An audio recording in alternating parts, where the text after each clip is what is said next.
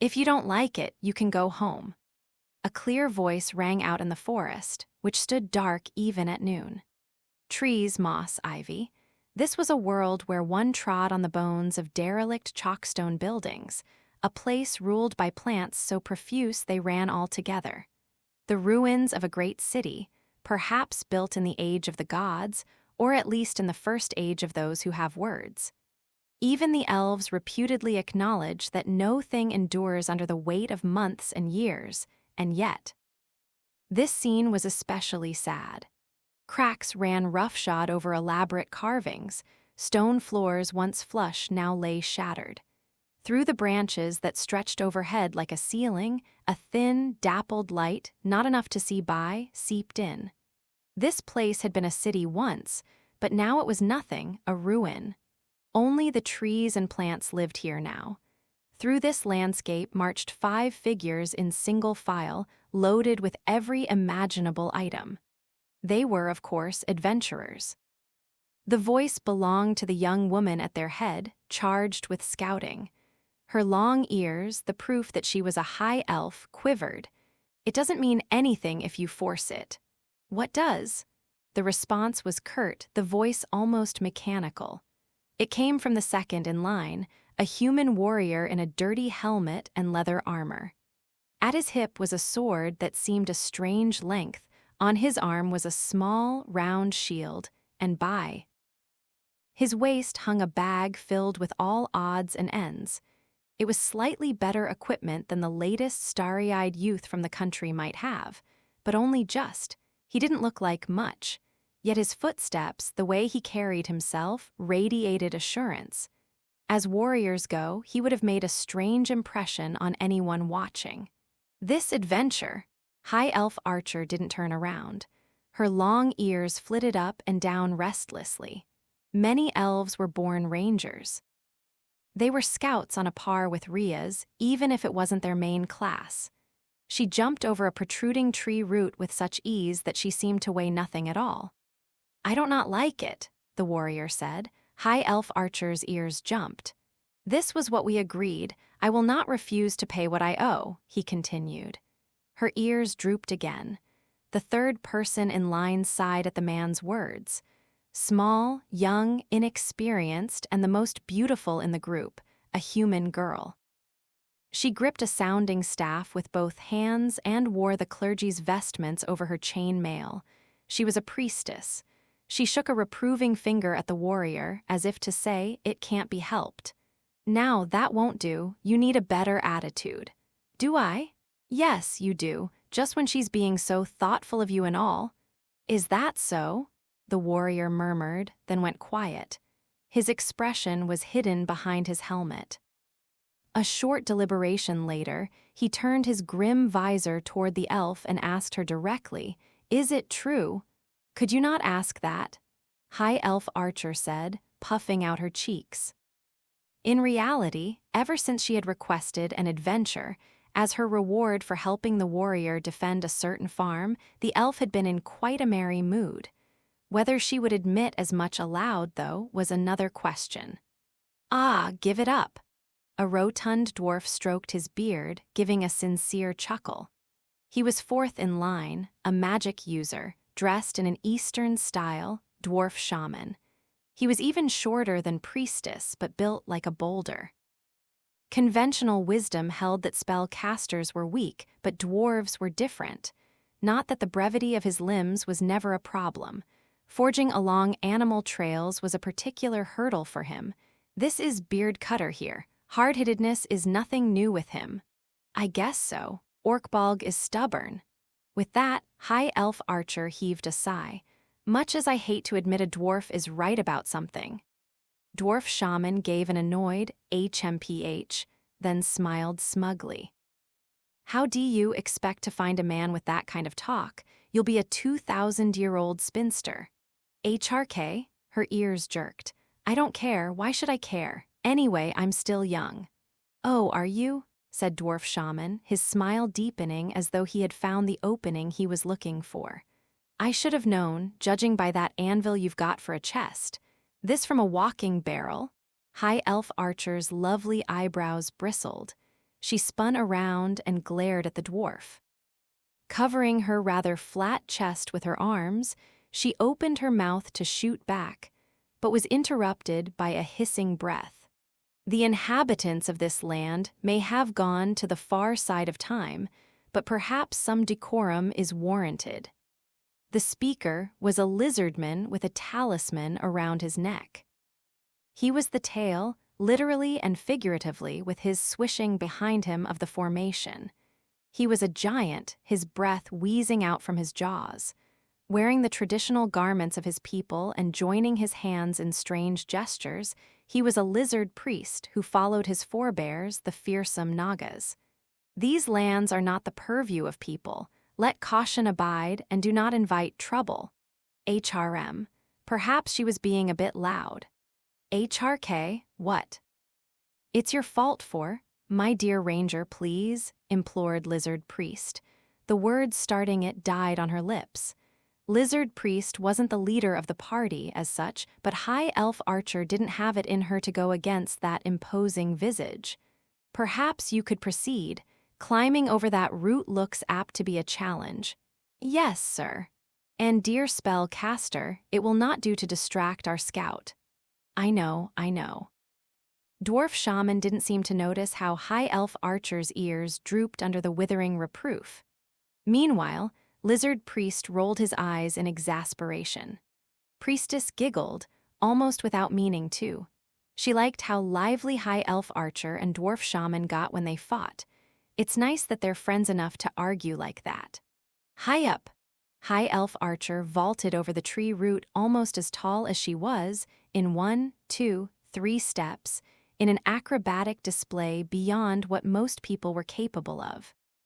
You're practiced at that, the warrior, who had been watching, said quietly. Oh, you can tell. Along with High Elf Archer's satisfied answer, a climbing rope sailed back over the obstacle.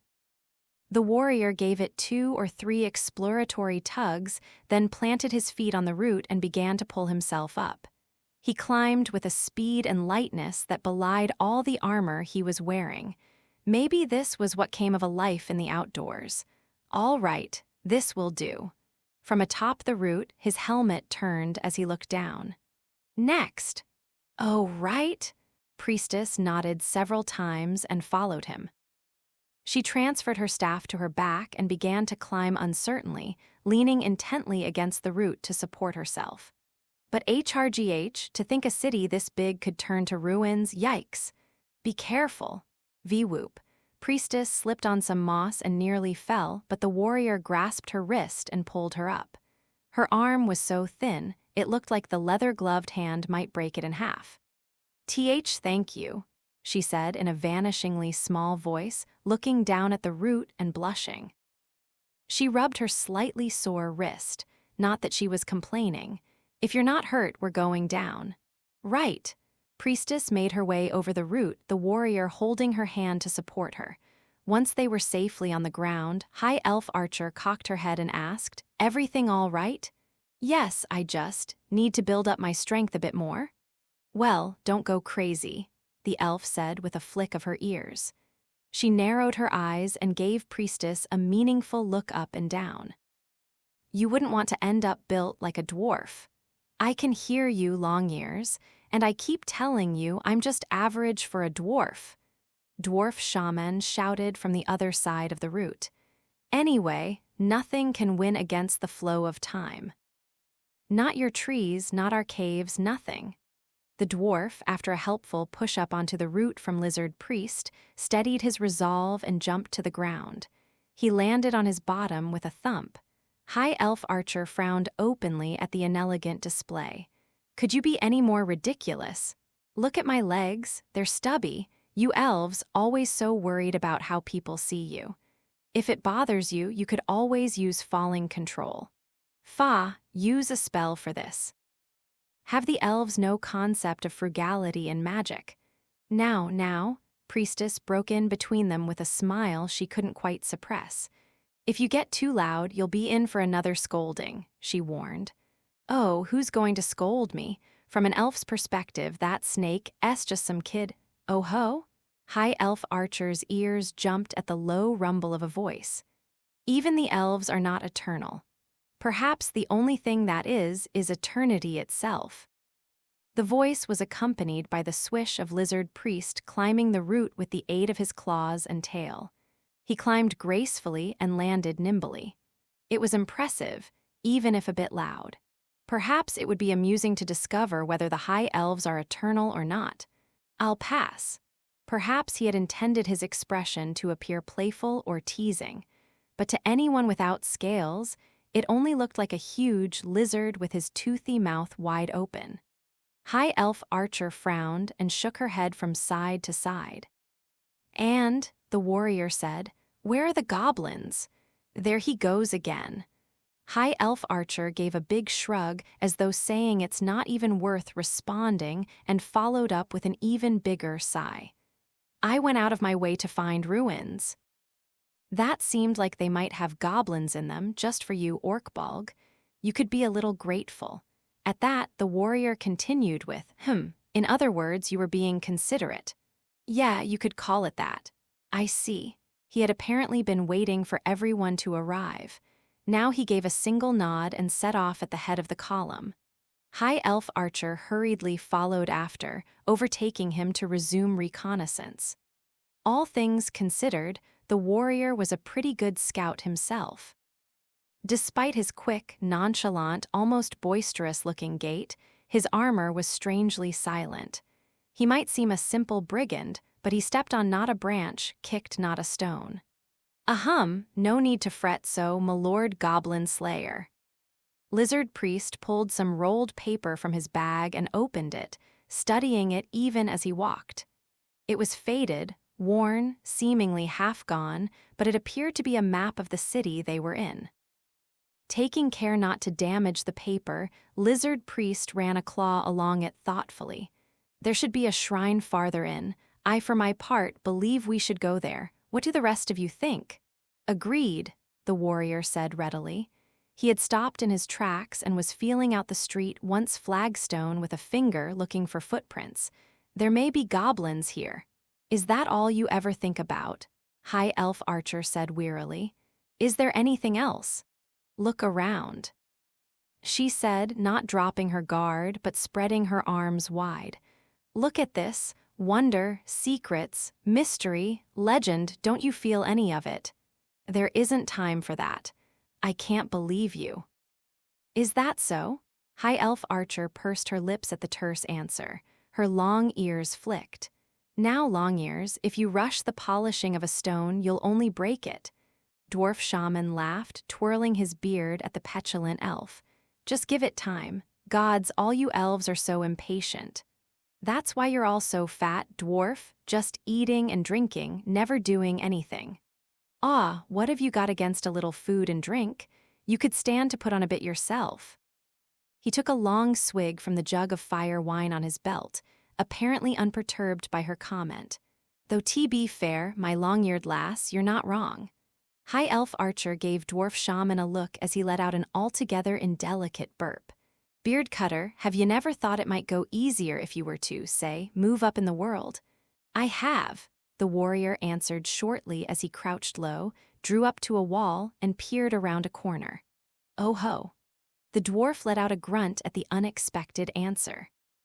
The warrior looked left, then right, then continued on ahead.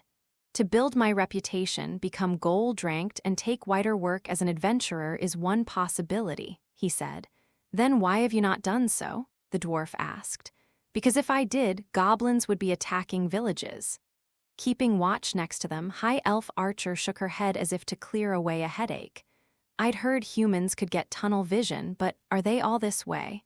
I think he's special, Priestess said with a what can we do? Smile.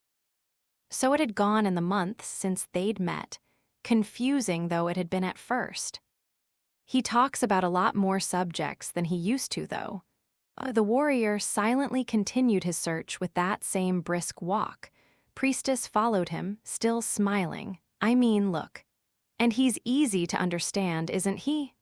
I get that, at least, High Elf Archer said with a nod and a chuckle. Dwarf shaman and lizard priest exchanged a glance, then a wordless smirk. They shortly came to the end of what seemed to have once been a broad main street and arrived at their destination, a large square and a gaping clearing in the trees. They could just see a white-walled opening, like the entrance to a cave. "Don't see any guards."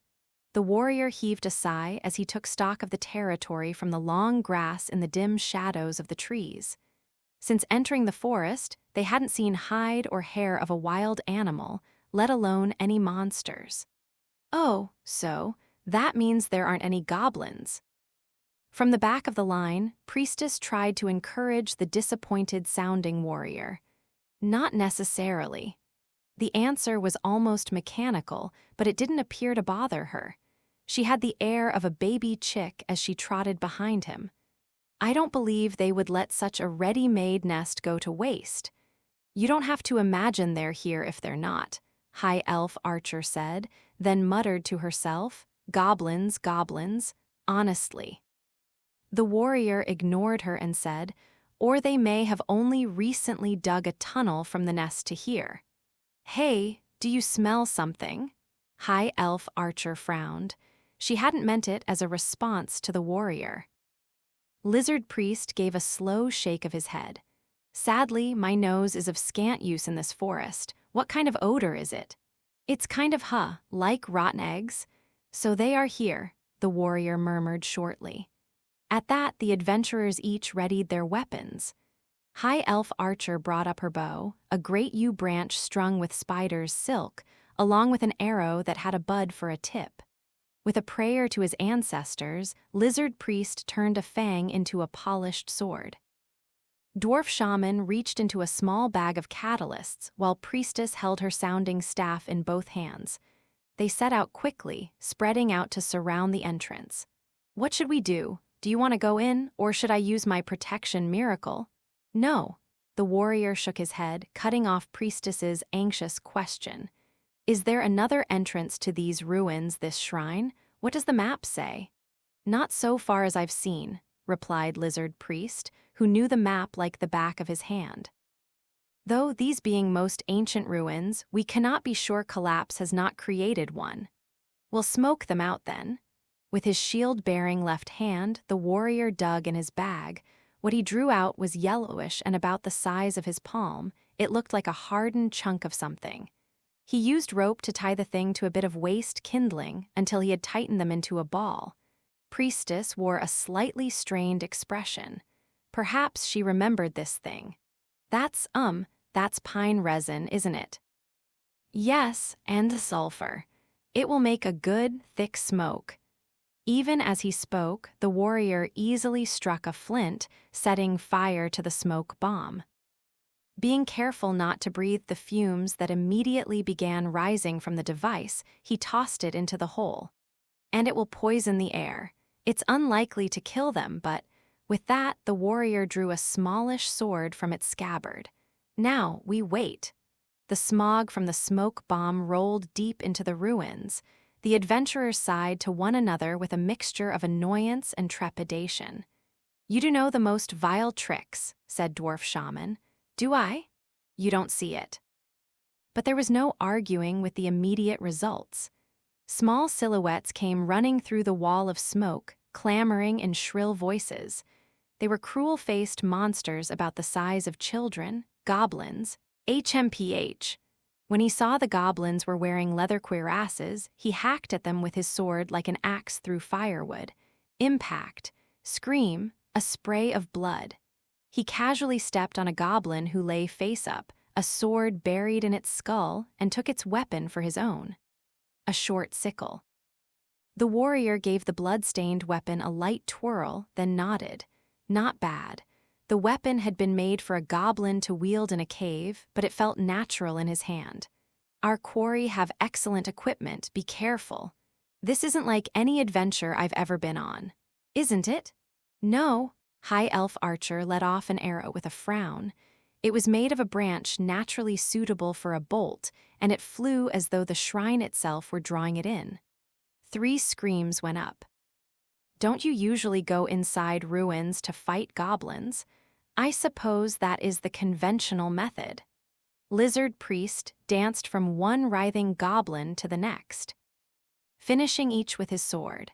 If one would join Milord Goblin Slayer on his hunt, preparations must be made for what is least expected.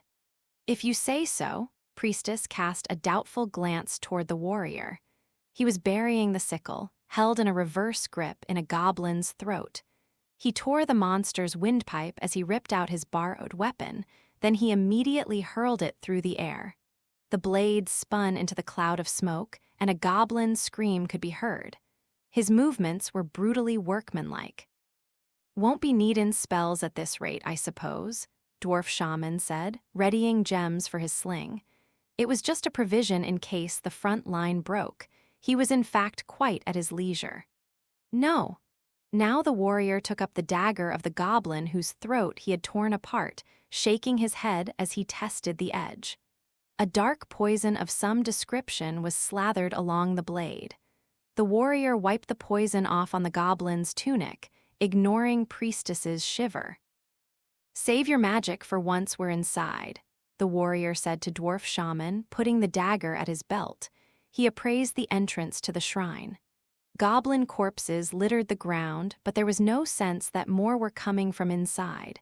Had they killed them all, or had some escaped? "They're tough." He pulled the sword from the body of the first goblin he had slain, wiping the viscera off the blade to refresh it. This would do. He unhesitatingly slipped the sword back into its scabbard, then nodded. "Once the bad air clears up, we move. Once again, not the kind of adventure I'm used to," grumbled High Elf Archer. "No, because it's not an adventure. This one doesn't count, okay?" "All right." That was all the warrior said as he headed into the shrine. The party followed him. A human warrior and cleric, a high elf archer, a dwarf shaman, and a lizard priest. The planets and stars had completed nearly half of their revolution since this unusual group came together. It had not been long since yet another fight in the endless struggle with chaos and disorder had come to an end. They went to ruins and caves around the cities of the frontier, searching each in turn. Many were the fortresses, shrines, ruins, and caverns that had gone forgotten in the long struggle. Allies of chaos might find respite in these places and wait for their time to come. One must always be on guard, but not only for monsters. The rulers of the land, who had bought enough time to resume their petty rivalries, left such business to those who lived in the wilderness. It was nothing. Adventurers would finish their fights and return to their daily lives. People became adventurers out of a curiosity about unknown lands. Their dream was to make their way in the world by slaying monsters and finding treasure. And if they could earn a reward on their way to doing so, so much the better. The warrior here cared little where the goblins dwelt, be it a cave or an ancient ruin. Orkbalg, Beard Cutter, Goblin Slayer, he went by many names. But even as he strode boldly into the cavern, he was not yet an adventurer. Find all the goblins, kill them. He was Goblin Slayer. Evening. The sun was well past its zenith and would soon begin to sink. The first one to notice his homecoming was the owner of the farm. A little road ran to town beside the fields, now colored with sunset. He walked slowly along it with his bold, nonchalant stride. As ever, he wore his grimy helmet and leather armor, his sword of a strange length, and his small, round shield. The owner had been out repairing a fence when he caught a whiff of rust and stood. "You're back," he said shortly. He nodded, walking up to the owner. "Yes, I finished my work." "I see." The owner shook his head at the other man's guileless manner and looked away from the helmet, which hid whatever the mysterious figure was thinking. The owner had nothing to say to this person he had known or thought he had known since the man's youth. In fact, the owner found it hard to deal with this man. He could understand the man, didn't want to dismiss him out of hand, but this was also not someone the owner wanted around. "You know how many years it's been?" he murmured without knowing it. When goblins attack your village, it is like a force of nature, like an act of the gods. Then the man had had only one choice, to run, but he had not only saved himself, he was now fighting back. Was that not enough? Yes, he nodded as if he understood. Then don't overdo it, I pity that girl. I will be careful, he answered with a touch of hesitation. This was what made him so difficult, the owner thought. If he was a man who cared about nothing, the owner would not have needed to care about him. Perhaps he sensed what was on the owner's mind, for he continued in his brusque voice. I'm sorry, I would like to rent the stable. It's the usual. Don't fret the details, just do what you want. He seemed to bear this curt response without concern and merely went on past the owner. Now on the farm proper, he went around behind the cattle barn, past a mound of dry grass just beyond. There was a stable so old it had been abandoned long ago. Boards had been pounded into the walls and ceiling to patch the holes in them. It was a rough thing, certainly, but it was the work of his hands, which he had done without complaint. Cowgirl, the owner's adopted daughter and his friend since boyhood, had insisted she would do it, but he felt that as the tenant, it only made sense that he should do the work. Oh, just as he went to open the door, a voice had sounded behind him with childish excitement. He turned and saw a young woman pointing at him, Cowgirl. She ran toward him, chest bouncing, waving her arms. Welcome home. Geez, you could at least tell me when you get back. I didn't want to disturb you. It's not disturbing me to say hello. Isn't it? He nodded calmly. Cowgirl poked an index finger at him.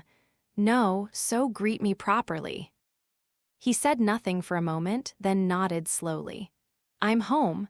That's better. Welcome home. Cowgirl smiled, and her face was radiant as the sun. I heard you the first time. He opened the ill-fitting door with a creak and went into the stable. Cowgirl followed him, squeezing through the door. He stopped and turned his head, looking at the face of his old friend. How is work? I'm kind of on break. Oh, yeah. He didn't seem especially interested. He tossed his bag on the floor. Then he took a flint and set light to an old lantern hanging from a beam. The stable floated into view, looking rather like a cave itself. A mat was stretched on the ground, and the room was home to some narrow shelves and an assortment of mysterious loose change. Bottles, herbs, a strange weapon shaped like a broken cross, old books written in indecipherable letters, the head of some beast, and many more things whose nature Cowgirl couldn't begin to guess at. She suspected even most adventurers would not be able to fathom what he did with many of those items. Be careful. Sure, right? He offered the words to her as she poked around the collection, then sat down heavily right in the middle of the floor. He took the sword from his hip and put it aside, sheath and all, then began noisily disassembling his armor. Cowgirl knelt next to him, looking over his shoulders at his hands. Hey, whatcha doing? Repairing the dings in my helmet, changing the hinges in my armor, mending my chain mail, sharpening my blade, and polishing the rim of my shield. The rest I get, but the rim of your shield, what difference does that make? At the right moment, it can help. His movements were diligent, dutiful. With a hammer, he worked off and replaced metal fittings, formed chain links of bent wire, and honed his sword and shield with a whetstone. A weapon could be replaced with something taken from a goblin, but armor was a different matter. It was exceedingly unusual to see a goblin in a metal helm that might actually protect its life. And even if he did find one, he wouldn't have the time to remove his own helmet and put on another. An unlucky hit on armor that was on its last legs had a very good chance of being fatal. That made this work his most important, his most life-saving. Cowgirl watched his every move with a squint and a smile that suggested she was enjoying herself. You find this interesting? I guess. I always like to see what you're up to. She giggled and thrust out her chest in a bit of theatrics. And, how'd your adventure go? She drew up to him, eyes shining. There was a sweet smell of milk on her. In a supremely indifferent tone, he replied, "There were goblins." "Oh, yeah?" "Yes," he replied briefly, still working. Then he added, "Quite a few." Cowgirl stared intently at his back then. "Yeah." He let out a breath as he suddenly felt something heavy and soft on his back. Cowgirl pressed up against him and mussed his hair. His hands stilled, he turned to her with a suspicious look. "What is it?" "Nothin', just want to congratulate you on a job well done," she said good-naturedly. "I'd be careful if I were you." "Ah, it's fine." "It is not fine." "Anything interesting happen? What kind of place was it?" He fell silent.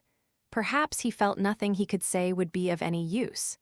He mounted his newly polished shield on the wall, then went to ransack the shelves. He pulled out several bottles, a bag, and a mortar that came rolling down, then unsealed one bottle with gloved hands. Inside were the remains of a snake. Ignoring Cowgirl as she muttered, from behind him, he put the snake in the mortar. "Don't touch it, you'll get a rash." "Sure, so, it was ruins in a forest." "Ruins, so you went to slay goblins?" "No," he shook his head. "I was invited by others." She nodded with a noise of interest as he added the contents of one bottle after another to the mortar. The snake, then a red powder, some sort of spice, dried herbs, all irritants. He didn't even make exact measurements. The process was just that familiar to him. He crushed everything in the mortar until it was all mixed together. "It seems it was once a city of some kind." "You don't know its name?" "Sorry, I didn't care." "Well, I guess there's plenty of them around here, this being the frontier and all." Once he was satisfied that the snake was completely ground up, he began rooting through a nearby shelf. He came up with an egg, the shell of one that came from the farm. They had chickens, but they didn't lay eggs every day. He carefully poured the powdered contents of the mortar into the egg through a hole in its top. As he did, he murmured, "Come to think of it, there was a big—" "Uh-huh," Cowgirl said with a nod. "A big tree root sticking out." "How big is big?" "About as tall as you. It was hard work to climb over." "Huh, that's really something." It was a childlike appraisal and, in its way, childlike wonder. She had lived most of her life on the farm, never going farther than the town. She had never seen such a thing. Now it was he who knew more of the world than her. That left her a little sad but happy, too. "And there were goblins," he added as he wrapped the filled egg in oil paper and sealed it. His tone was disinterested yet gravely serious. It was strange. They were unusually well equipped. Cowgirl tapped her chin thoughtfully before saying, "Do you think they fled the battle here?" "If so, they would have at least posted a guard." Well, if you don't understand, I'm sure not going to figure it out." She gave a groan, then stretched out both arms within. "Ah," and rolled onto her back on the floor.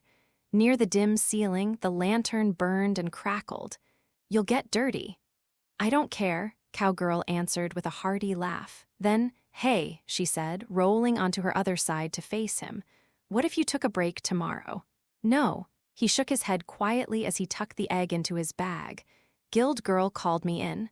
"Oh yeah, that's too bad." He nodded. "It may be goblin slaying."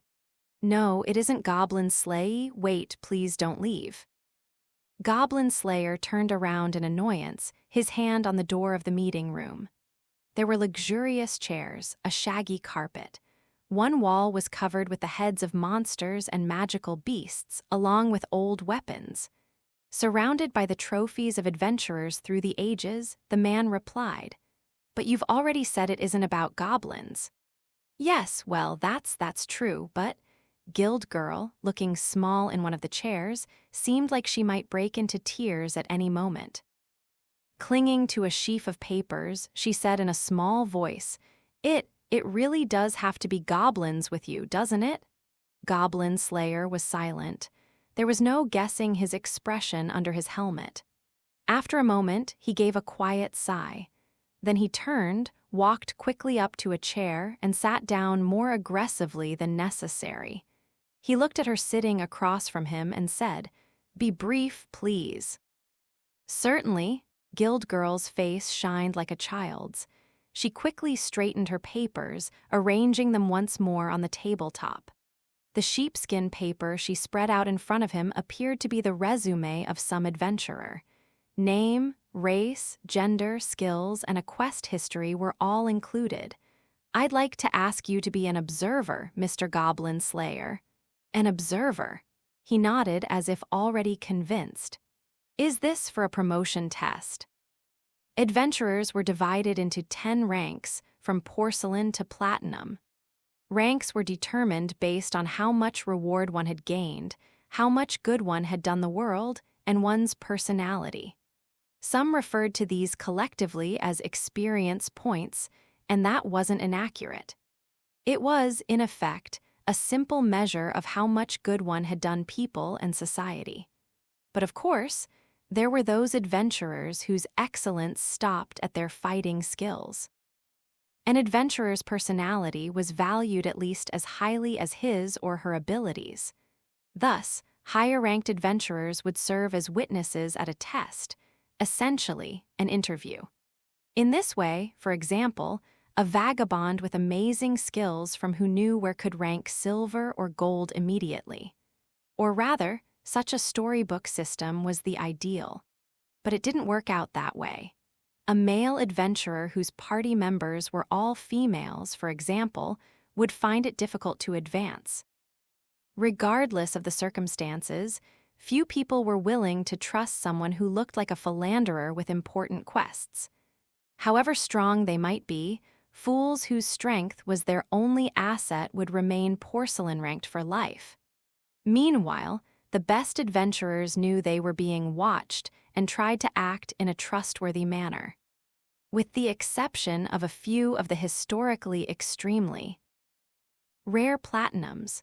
But Goblin Slayer sounded uncertain. It was an unusual thing for him. "Are you sure I will do?" "Heavens," Guild Girl answered as if it didn't bother her at all. "What in the world do you mean? You're silver-ranked too, you know." "The association decided that arbitrarily," Goblin Slayer said. "That just shows how grateful everyone is to you." Guild Girl sounded confident, as proud as if she were talking about herself. Goblin Slayer fell silent. For a moment, he looked up at the ceiling, but before long, he grabbed the paper. "Who's being tested?" Guild Girl gave a joyous nod the moment she realized he accepted, her braids bouncing. Thank you very much. It's several members of a single party, each moving from steel to sapphire, in other words from 8th to 7th rank. Please let it be this time, please let me advance this time." In the hallway outside the interview room, a prayer sounded among the waiting adventurers. The speaker was a middle-aged man dressed in rags, probably a monk, well, not just any monk. His body was shrunken with age. With him was a beaten wood staff, probably a kind of weapon. His forehead was shaven, but apparently he had no oil to put on it, and his pate was covered in thin hair. "Shut it, Gramps. You don't have to chant all the time just 'cause you're a monk. You're bugging the hell out of me." The critic was a young man with hard eyes who very much looked the part of a warrior. His words were harsh, but he himself fidgeted as if unable to stay calm. Each time he did so, his well-used armor and battle axe bumped into each other with a scrape of metal on metal. They weren't rusted, but they had seen better days. Not top-quality equipment. Damn, I should have at least polished them. Too late now. The old guy's the only person here with his own house.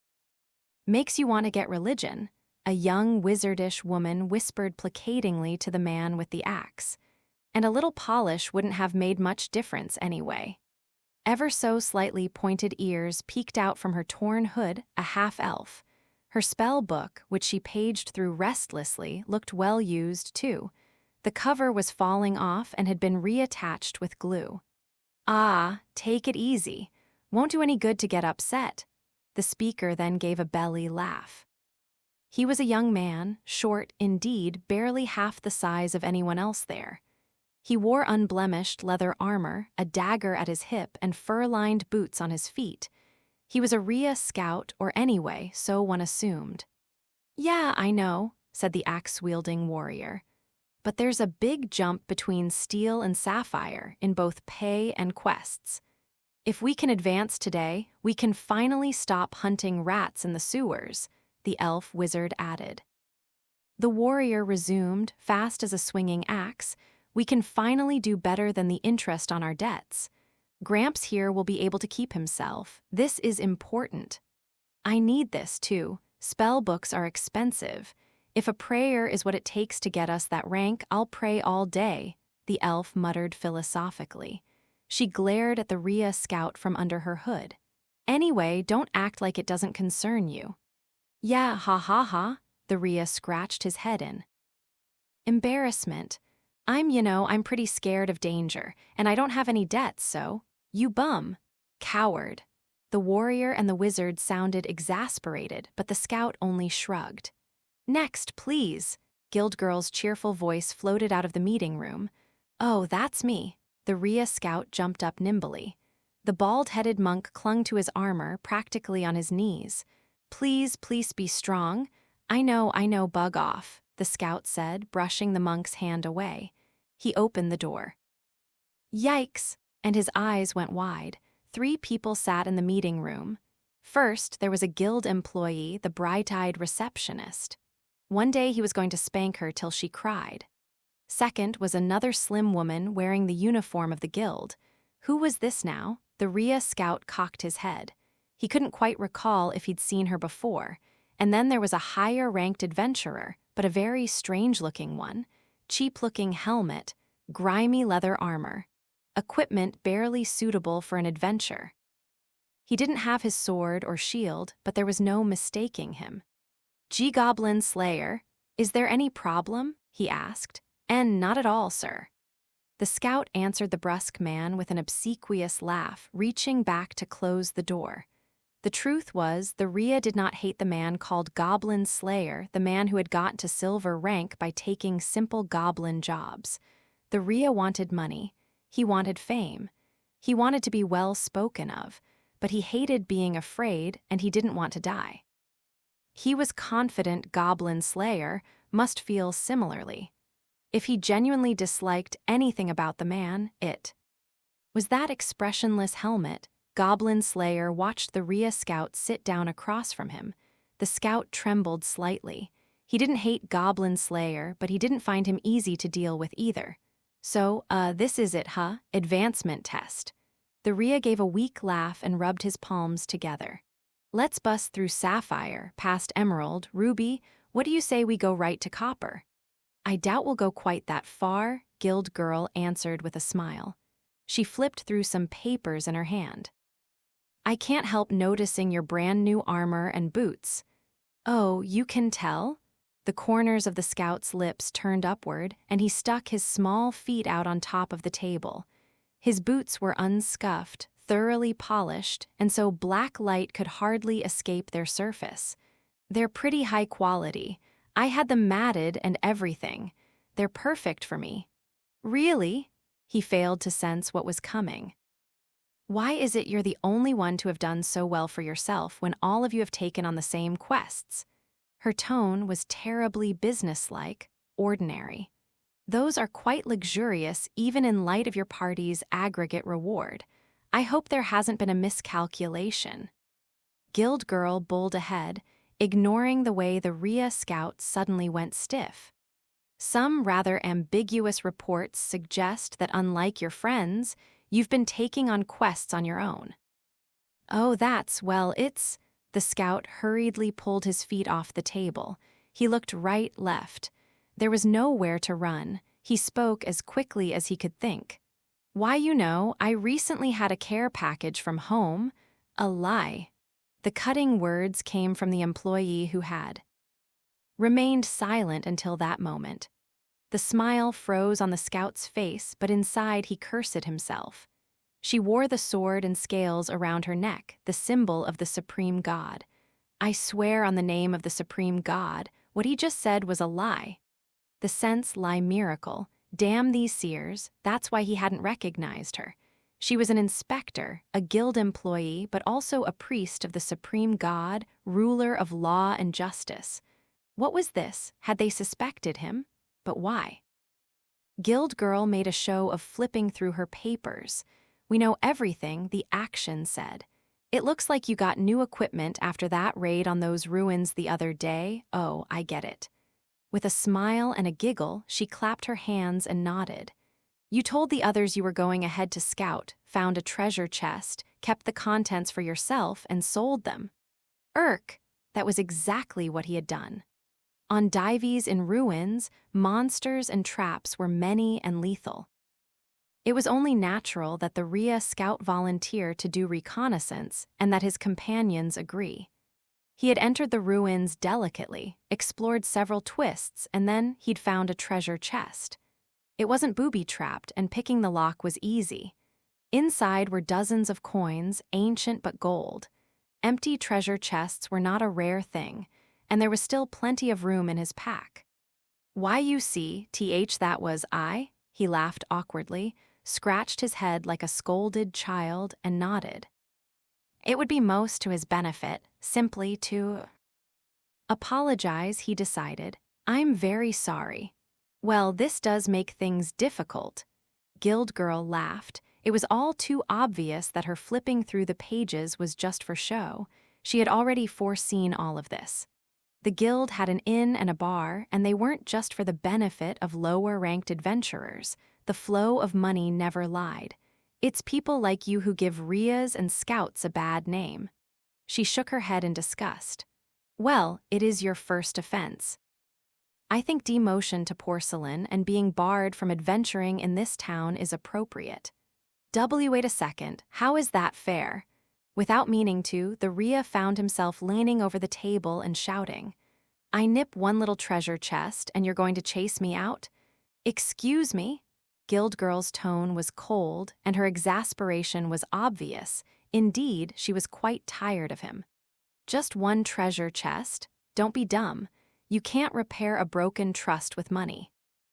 And one who would betray others' trust had no right to be an adventurer. Of course, being an adventurer meant fighting. No one asked about your history. There were uncouth people among the adventurers. There was no end of arguments, all the more important, then, that one be as sincere as possible. An adventurer who was not trustworthy was just a scoundrel. And the guild dealt in trust and trustworthiness. The Rhea was capable enough to be promoted and had just been granted clemency because this was the first time. Did he not understand that? You are hereby demoted on grounds of falsifying a reward. If you wish to stay here, though, you may. The Rhea scout was at a loss for words. He struggled to think of some way to turn this situation to his advantage. Everyone does it. No, that wouldn't get him out of his punishment. Maybe if he said someone had threatened him, forced him to do it, it won't help to try anything funny. She was right. The minister of the ruler of justice was watching him, eyes shining. His only hope, he turned to his one escape, the person in the room most like him. See, come on, Goblin Slayer, I'm asking you, as a fellow adventurer, beseeching eyes, ingratiating smile. Rubbing his palms together in desperate supplication. The adventurer, who had sat with his arms crossed silently throughout the entire scene, replied with a touch of annoyance, Fellow, his answer was point-blank. I am an observer, nothing more, nothing less. But you're an adventurer, too? Yes, I am. Goblin Slayer looked down at the pleading Rhea, just like the ones you tricked. The Rhea scout turned bright red and glared at the two of them. For a brief instant, he had a vision of himself drawing his dagger and leaping at Guild Girl. It was just possible. But he would have to go through Goblin Slayer, a warrior strong enough to solo goblin quests that normally demanded an entire party. How much chance did the Rhea really have in a hand-to-hand struggle? Feeling Goblin Slayer's gaze fixed on him from beneath that helmet, he swallowed heavily. He was as clever as any scout and certainly no fool. You'll regret this. His feelings flowed over into his parting words as he kicked back his chair and fled the room. Guild Girl let out a breath as the door slammed shut. Declined for promotion. Phew, that was terrifying. The smile perpetually pasted on Guild Girl's face finally came off, and she slumped in her seat. At the end, under the scout's glare, she had unconsciously begun to shake. She didn't know what might have happened had Goblin Slayer not been there. "Thank you very much, Mr. Goblin Slayer." She looked up at the steel helmet next to her, her braids hanging limply. "No," Goblin Slayer shook his head quietly. "I didn't do anything. Hardly. I remember how bad it was back when I was doing the association's training course in the capital." Still slumping, Guild Girl gave a faint smile. All those lowlifes who couldn't open their mouths without making a lewd remark thought they'd pick me up just because I was pretty and young. There are far too many of them, aren't there? Especially in the capital. The inspector gave a sigh of exasperation and gently stroked the sword and scales. "We have to take on people like that all by ourselves, so, you know." With a little nod, she put one hand on the desk and pushed herself upright. Her braids bobbed. "It really makes you feel so much better to have someone you trust as your observer. Does it?" "Yes, it does." She always showed such confidence when talking about Goblin Slayer. He must have understood because he quieted a little, then rose slowly from his seat. "If we're done here, I'm going back." "Oh, sure. If you stop by the front desk, I'm sure they can." "Get you your honorarium? All right." Goblin Slayer headed for the door with his bold, casual stride. Seeing him there, Guild Girl suddenly found herself speaking up. Now she'd done it. She de-said it. Guild Girl felt a twinge of regret. Goblin Slayer, his hand on the doorknob, turned slowly. "What is it?" Guild Girl hesitated. The courage that inspired her to call out had vanished as quickly as it had come. She opened her mouth, paused, then decided to say only what was appropriate. "Good work today." "Sure," he said as he turned the knob. "You, too." The door closed with a soft clack. Guild Girl, left behind, stretched out on the table again. "Phew." The surface of the desk felt good against her cheek. "Nice work." Her colleague, the inspector, patted Guild Girl on the back with a softening of her implacable expression. "I'm afraid that guy will just do something else." Well, living adventurers are a precious resource, and he didn't do anything clearly illegal. It would be much worse if he threw away the whole framework of adventuring and became a serious troublemaker. There are certainly all kinds of adventurers, from lawful good to chaotic evil. As long as they are adventurers, they're allowed to make that choice, anyway. Nice work. Not at all. It's simply my duty as a priest of the supreme god. The inspector smiled and waved away Guild Girl's gratitude, but she could only sigh again. "And from the perspective of the god of law was what I did just now, right? Many people misunderstand the god of justice, even the writers of our pageants." The inspector cleared her throat with an ahem, itself a rather theatrical gesture. "Justice is not to punish evil, but to make people aware of it. Law was a tool and order a way of living well, nothing more and nothing less. That was why the supreme god did not hand down revelations. The intent was not that they follow the sacred word of God, but that they think for themselves and use their own judgment." Guild Girl was still laid out gracelessly across the desk, her face turned listlessly toward her friend. "What a nice thought. If you can put it into practice, I'm still nowhere near Sword Maiden." "That's not a very fair comparison." Sword Maiden. 10 years had already passed since she had become a household name. Guild Girl had been 12 or 13 that year, when one of the demon lords had returned to life.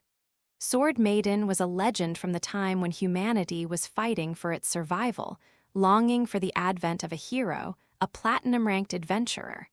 A party of gold ranks had made bold to challenge the Lord, and they succeeded. One of them was a humble servant of the supreme god, Sword Maiden. The inspector blushed slightly and sighed like a daydreaming girl. "I love her," she murmured. "Anyway, all I do is use sense lie. It's not hard. There's more work to do, right? Plenty of promotion interviews to hold, and I have to fill out the paperwork to demote that guy. You can do it, hang in there." Guild Girl's friend pounded her on the back again, but it wasn't comforting. Even so, it brought her back to herself a bit. "Right," she nodded and looked up. "So," a teasing grin came over the inspector's face. "Was that guy you like?" "Oh, was sense lie still in effect?" Guild Girl looked up at the ceiling, but the supreme god was silent. She couldn't quite meet her friend's gaze, but she nodded honestly. "Why, yes, he is so." Well, can't say I blame you. You've always had a thing for the helpful ones ever since the capital." "I was always looking for more of a, stoic adventurer type." She hadn't found one. At the time, she had been disappointed, but now it seemed a blessing. They had met each other after Guild Girl had finished her training and been assigned to this town on the frontier. A newly registered adventurer had met a newly minted receptionist, and they had known each other ever since. He had been completely focused on hunting goblins, ignoring everything else. For her, fed up with the leering swashbucklers in the capital, he was a breath of fresh air. "I admit, maybe this one's a little too stoic. It's great I can talk to him, but maybe he could at least ask me out for a meal or something, nah." Guild Girl shook her head. Him inviting her out for a nice meal after an adventure? She couldn't picture it. And she didn't have the courage to ask him herself yet, if only she could get a little push. "Well, you're happy, that's what's important." "So, how long can you afford to shirk your work?" "Good question. Time to quit daydreaming and get back to business." She slowly sat up, composing herself. She straightened the papers on the desk. There was much to do: the report on the Rhea Scout and the promotion of the axe-wielding warrior, the elf wizard, and the bald monk. She had been putting off a great deal of more quotidian work, too. Well, she would start with what was right in front of her. She took a pen resolutely in hand, opened the lid of her inkwell, and began to run the pen over the sheepskin paper. "Hey!" "Yee, what?" Guild Girl was completely startled at the voice so near, and her pen skipped along the page. As she tried to settle the pounding of her heart, she saw that expressionless steel helm. She hurried to straighten her hair and control her breathing and not spill the ink in the process.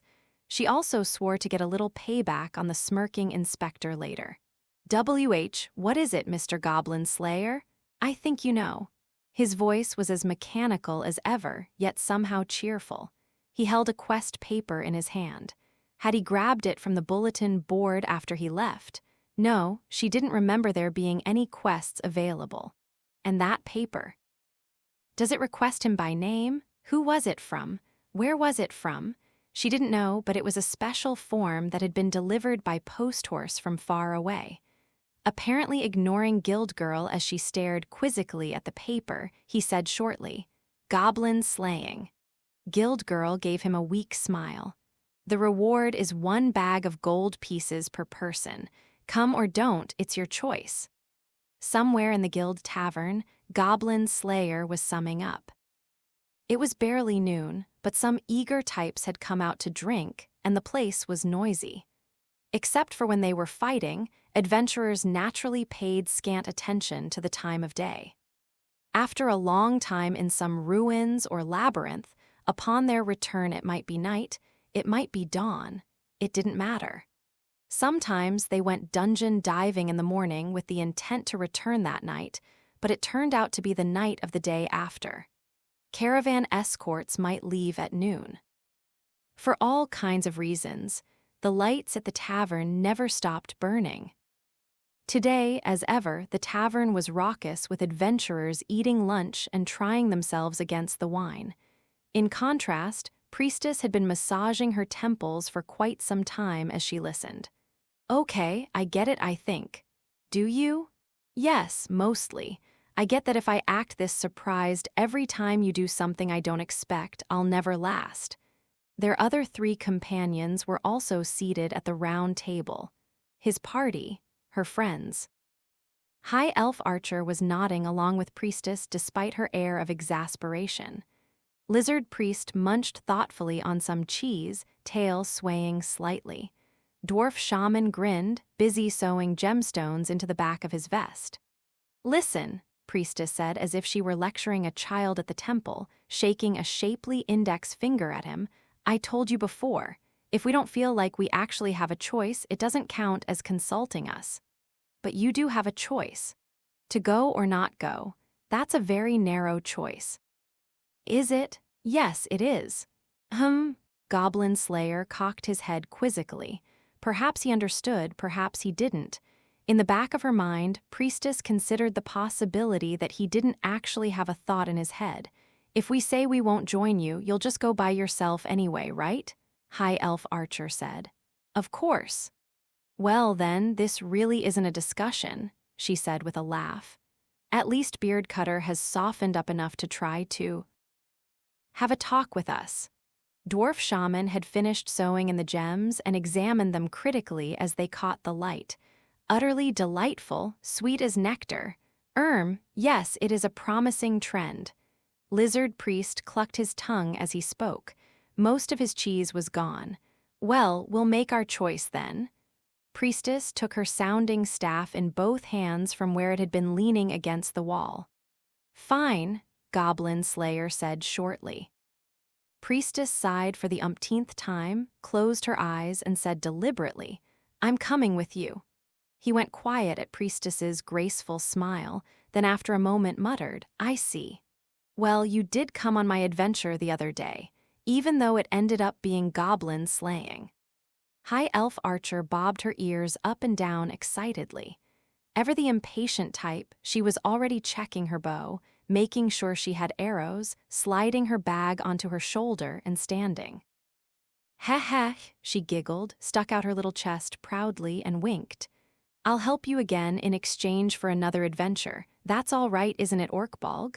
"Yes," Goblin Slayer nodded, "that's fine. And no poison gas bombs this time.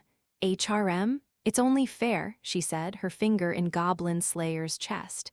After a moment he muttered, "But it's so effective." "Don't care. Also, no fire and no floods. Think of something else."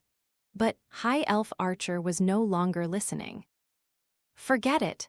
When those big ears start fluttering like that, whatever you say is going to go into one and out the other." Dwarf Shaman muttered, annoyed. Lizard Priest narrowed his eyes gleefully and touched his nose with his tongue. Even the snake-like cleverness of Milord Goblin Slayer is rendered moot in the face of such a barbarian. Nothing to be done, then. With hardly an attempt at a comeback, Goblin Slayer went quiet. If that was what High Elf Archer demanded to come with him, there was no questioning it. "He's a pretty straightforward person, isn't he?" thought Priestess as she met High Elf Archer's eyes with a soft smile. They nodded at each other. "Very well, then." Lizard Priest opened his jaws next. He mulled over his words carefully, as if to show how thoroughly he had considered them. "In that case, it seems you will need every spell caster you can get."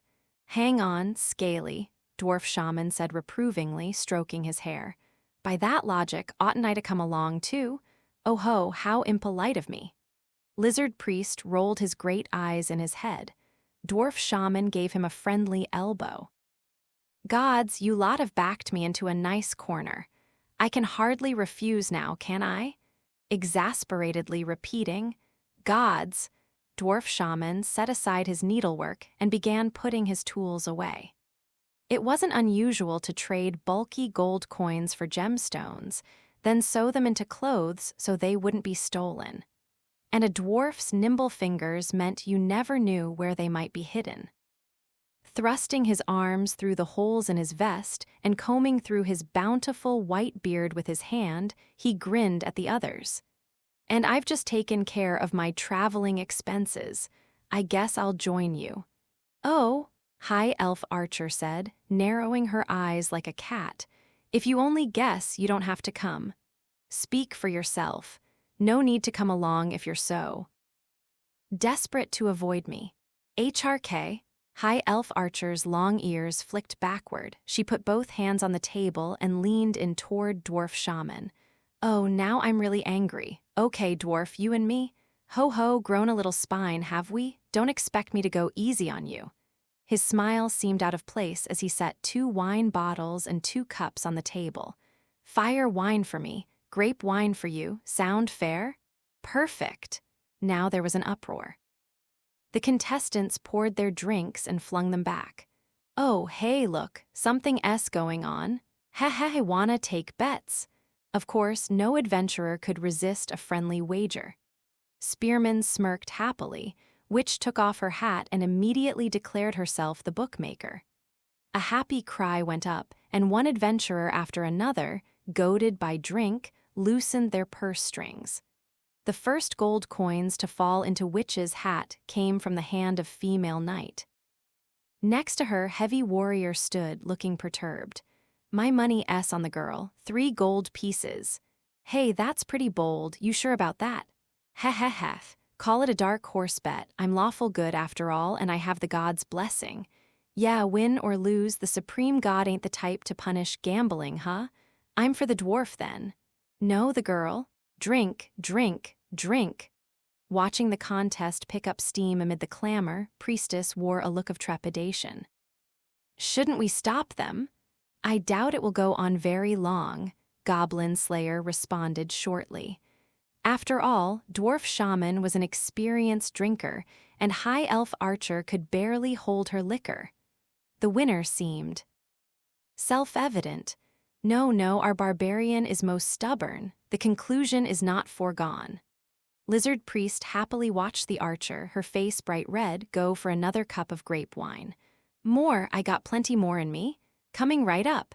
She hadn't begun to slur her words yet. Her eyes hadn't begun to drift. Cups smacked down onto the table. Glug, in went the wine. An appreciative noise went up from the crowd as she grabbed the cup and drained it in a single gulp. As moments in time go, this wasn't much. No one would remember it. Even so, they spent it merrily. Standing next to High Elf Archer, who lay drunk as a lord on the table, Dwarf Shaman raised his fists and roared in victory. He didn't seem to question how much prestige there really was in beating an elf at a drinking contest. All right then, me next, said female knight, but Heavy Warrior frantically stopped her. You're a mean drunk. The girl and the half-elf boy in their party laughed and jeered. Watching nearby, Spearman rolled up his sleeves, goaded on by Witch. Not to be outdone, female knight gave Heavy Warrior a shove. An arm-wrestling contest began next. The participants might have been unwilling, but once it had started, they weren't going to lose. A chant bubbled up. Dwarf Shaman came forward to be the referee, and Witch held out her pointed hat again. It seemed there would be no end. Who would win, who would lose? Again there was a hail of coins. Spearman won. Then Heavy Warrior won. Okay, me next, cried Novice Warrior, but he was met with an "Oh, stop" from Apprentice Priestess. Heavy Warrior nodded his approval at the boy's bravado, then grabbed him as he tried to run and mussed up his hair. 2 inexperienced young men were next to arm wrestle. With the onlooking adventurers cheering blithely for their favorite, Dwarf Shaman gave the signal to begin. Goblin Slayer, sir. It seemed like the appropriate moment. When Priestess looked up at him, the word right slipped out from underneath the helmet, and he nodded. 2, 3. HRM. He hefted the limp figure, who was somehow as beautiful as a branch. Goblin Slayer grunted at the weight, even though the body was so slim it looked like it might break in half. He glanced at Priestess. She was smiling. What can you do? Don't be mad later, he murmured so quietly no one else could have heard, then bent slightly and positioned himself under High Elf Archer. Then he rose, one hand on her behind, and hefted her onto his back with a motion that suggested a violent toss. Viwu wa, I have no idea what you're trying to say. Foo. Was it the common tongue she was failing to speak, or elvish, or was it simply the language of dreams? At Goblin Slayer's curt words, a smile melted across High Elf Archer's face.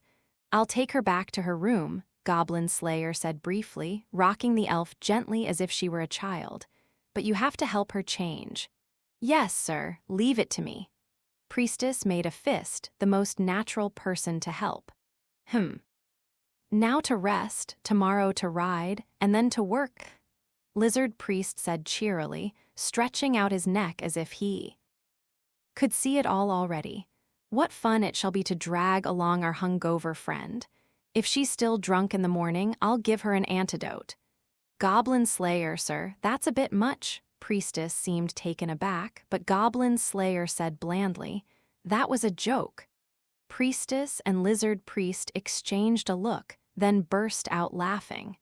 It wasn't the joke that made them happy, but the fact that he had made it. It was rare for him to be in such high spirits. Somewhere else, immensely far away, yet incredibly close. "Done." So saying, the goddess Illusion wiped the sweat from her brow.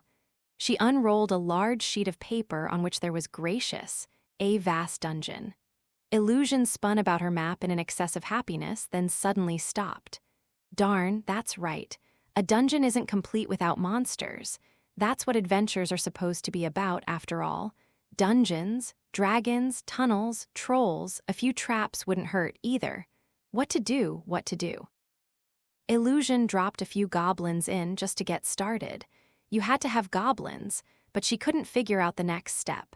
What to do? Strong adventurers need strong foes, and weaker ones need enemies to match.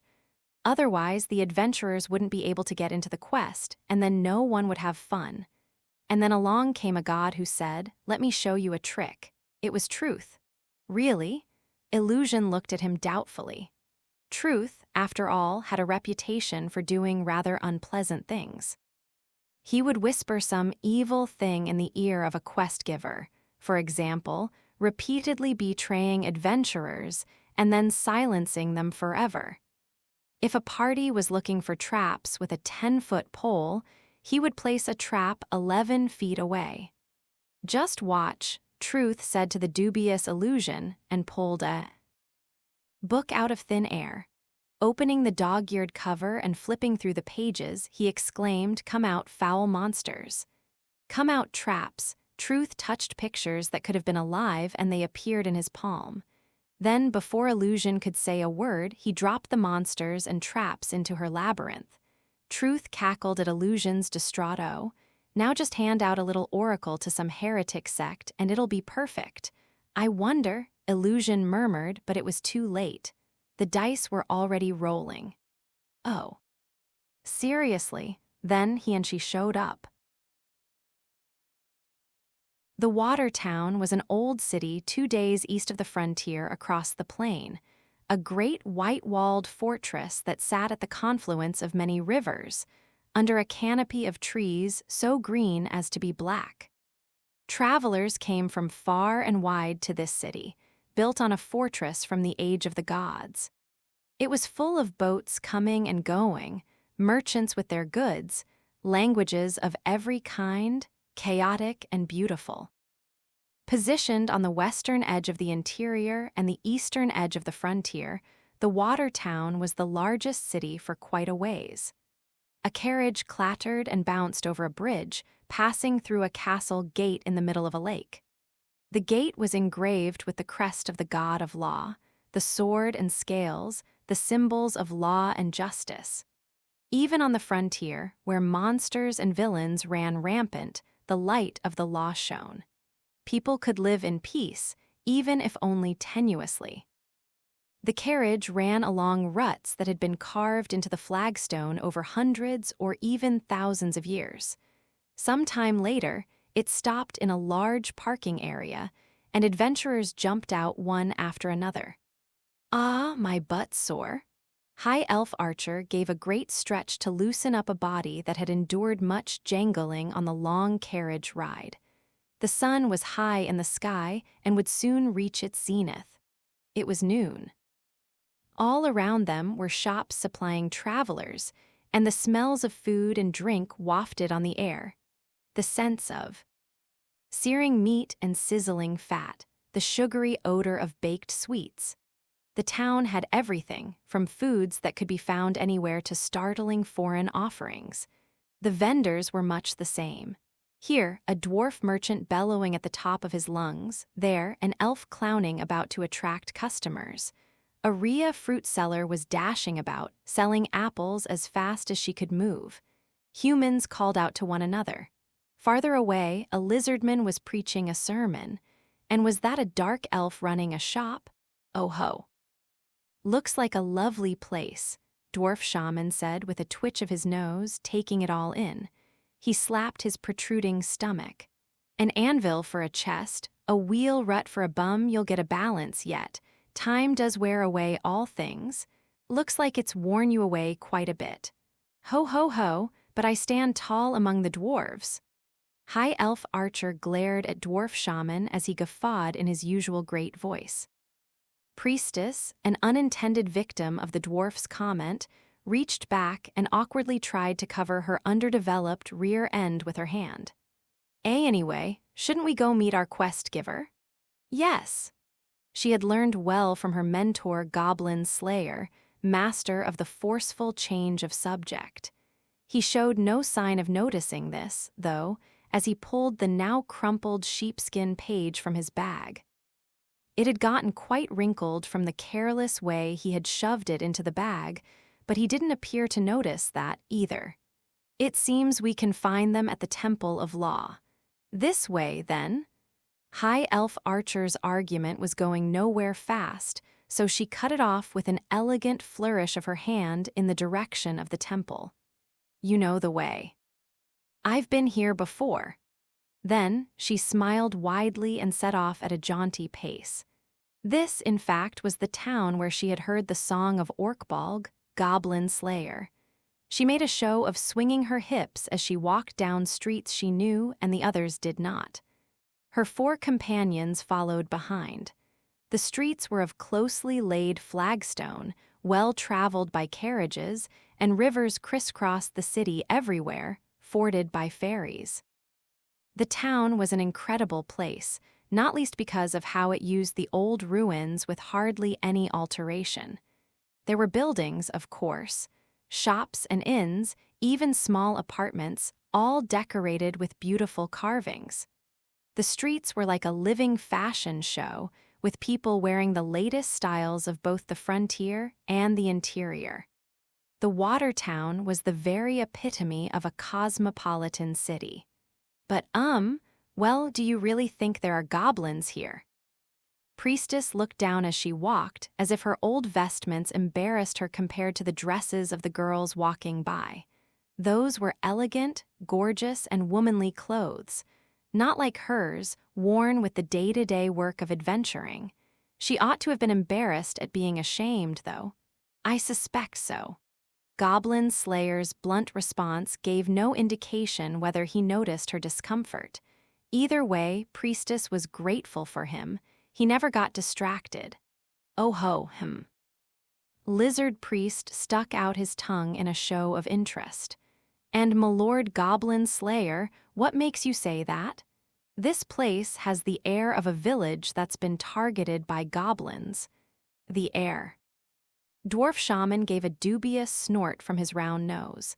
The only things he could discern in the air were the smells of water, stone, and the food at a nearby shop. There was no hint of the rotten stink unique to goblin lairs. Can't rightly say I follow. That's 'cause dwarves are so thick. As if you understand him any better. High Elf Archer snickered at Dwarf Shaman as he stood with his arms folded and his head cocked. She didn't seem to mind even when he fixed her with his most intent glare. She just waved her hand. Now, elves live in the forest, I don't expect to know anything about city smells. Dwarf Shaman was about to retort but was suddenly hushed. From behind High Elf Archer, Lizard Priest had let out a sharp hiss. The middle of town is not the place for your commotions. I know that. For someone so scaly, you sure are prickly. You're just soft, dwarf, the elf said. Lizard Priest clicked his tongue, and this time the two fell quiet. Priestess giggled at the scene. The elf and the dwarf didn't have it in them to argue anymore. They walked slowly through the sparkling town of water, taking in the sights. It was common here to see those who had words but were not human, as well as other adventurers. Only Goblin Slayer was constantly alert to their surroundings. I don't know about smells or whatever, but I really don't think goblins are going to jump out at us right here in town, High Elf Archer said with an annoyed sigh. You can't be sure. Goblin Slayer's response was sharp. I recall it happening once. Though his weapon was not drawn, he moved in much the same way as he did through a cave, with a bold but remarkably quiet stride. He was the only one who attracted odd looks from passers-by, an adventurer in grimy leather armor and a cheap-looking helmet, walking through town as though he were in a dungeon. Perhaps some took him for some new kind of performer. It was nothing he could help. And if High Elf Archer hid her face from embarrassment, well, he couldn't help that either. Despite all this, he was unlikely to change his ways. And where is this temple of ours? Lizard Priest's tail waved gently behind him. Look, you can see it already, right over there. High Elf Archer pointed with a slim finger to a building across the river. It was a stunning shrine made of white marble, featuring countless pillars. Even those seeing it for the first time understood that it was a temple. The temple of light and order, emblazoned with the scales and sword that represented law and justice. Wow, Priestess breathed at the sight. The temple of the Earth Mother where she had grown up was hardly a poor building, but this place practically screamed that it was the home of a god. Her face relaxed with happiness, her cheeks a touch red with excitement, and turned back. Goblin Slayer, sir, it's incredible. Is it? He couldn't have offered a more blunt response. Perhaps they just had different ways of looking at it. It was clear to everyone that he was evaluating the temple as a possible goblin nest. Gosh. Priestess puffed out her cheeks, even though she knew it was childish. Come to think of it, she realized she had forgotten to ask the most important thing of all. Goblin Slayer, sir. What? Is the quest giver a priest of the supreme god? No, he answered as if it meant nothing to him, then said, it's the archbishop. At that, Priestess's enthusiasm evaporated. Why-at? She would never have imagined the quest giver might be her. Priestess gripped her sounding staff with both hands and let out an inadvertent cry. The person responsible for the law all across the western frontier. No, more than that, for she was known as Sword Maiden. There were many visitors to the Temple of Law. In part, it was not just believers in the supreme god who came to supplicate there. The building was also a court, where judgments were made in the name of God. Cases ranged from simple, everyday disputes to matters of life and death. There was a ceaseless flow of those who wished to have their cases heard in the merciless light of God. Deeper into the temple, they passed through a waiting room full of such people. Past the courtrooms where cases were heard, past hallways narrow with bookshelves to the innermost place, silent and lined with marble pillars. In this deepest part of the temple was a worship hall where an image of the supreme god in the form of the sun was revered. It was like something out of a myth. The sunlight slipped down between the pillars in great golden sheets. There was no out-of-place noise. The silence was absolute. This was a holy place, and at the altar knelt a woman, long staff in hand, praying. She wore white robes over her robust figure. Her golden hair glittered in the sun. Her staff, which depicted a sword from whose hilt hung a set of scales, showed the equality of justice and law. She was so dazzling one could only think that if the supreme god were to be incarnated as a woman, this would be her. Distressingly, her eyes were hidden with a black kerchief. Not that it in any way impugned her beauty. The cloth may even have made it all the more striking. Suddenly, she looked up. The sacred silence had been shattered by bold, casual footsteps. Goblin Slayer, sir. Please try to be quieter. This is an urgent job. If they don't mind our entering, there's no reason to wait. I thought you seemed like the impatient type, Orkbolg. Everyone's impatient compared to an elf. Such clamor is unbecoming. Be it a foreign deity or no, we are in the house of God. Loud, lively, rough, robust. To her it was tremendously nostalgic. The edges of her mouth softened ever so slightly, and the sleeve of her garment moved like a wave on the ocean.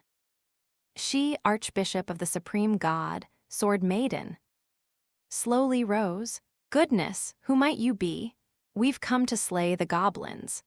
Goblin Slayer answered dispassionately in a clear tone and with what sounded like a quiet smile. His attitude flirted with insolence, but he didn't sound flippant. It was a tremendously adventurer-like way to speak. Priestess stood beside him, goggling, painfully trying to figure out how to make her greeting. This is Sword Maiden here, the Archbishop beloved of the Supreme God. The gold-ranked adventurer who, 10 years before, had been the demise of the Demon Lord. Not a hero of legend, but a unique presence who had emerged from humankind. She was vastly beyond priestess, freshly promoted to obsidian. The difference between them was like the gulf between a goblin and a dragon. When she had been an acolyte, priestess probably could not have brought herself to be in this awesome place at all. It's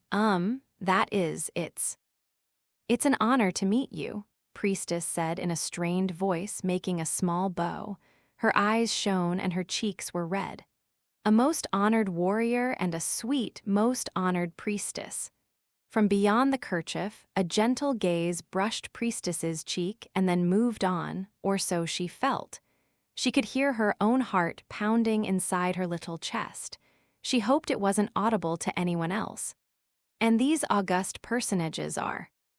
They're compatriots, they're party members, Lizard Priest said when the gaze settled on him. I venerate the most fearsome Naga, but rest assured, I shall give you all my support. His unusual palms-together gesture was solemn. Of course, his gesture differed from the way clergy of the Supreme God showed respect to one another. But that was not the point. What was most important was that he show his intention to respect others. Everything began from that point. Without a flicker in her smile, Sword Maiden drew a cross in the air with her finger. Welcome to the Temple of Law. I am honored to receive you, O Scaled Priest. High Elf Archer and Dwarf Shaman, for their part, evinced little interest in the goings-on. They gave slight bows from behind Lizard Priest, but they had their heads together, whispering to each other.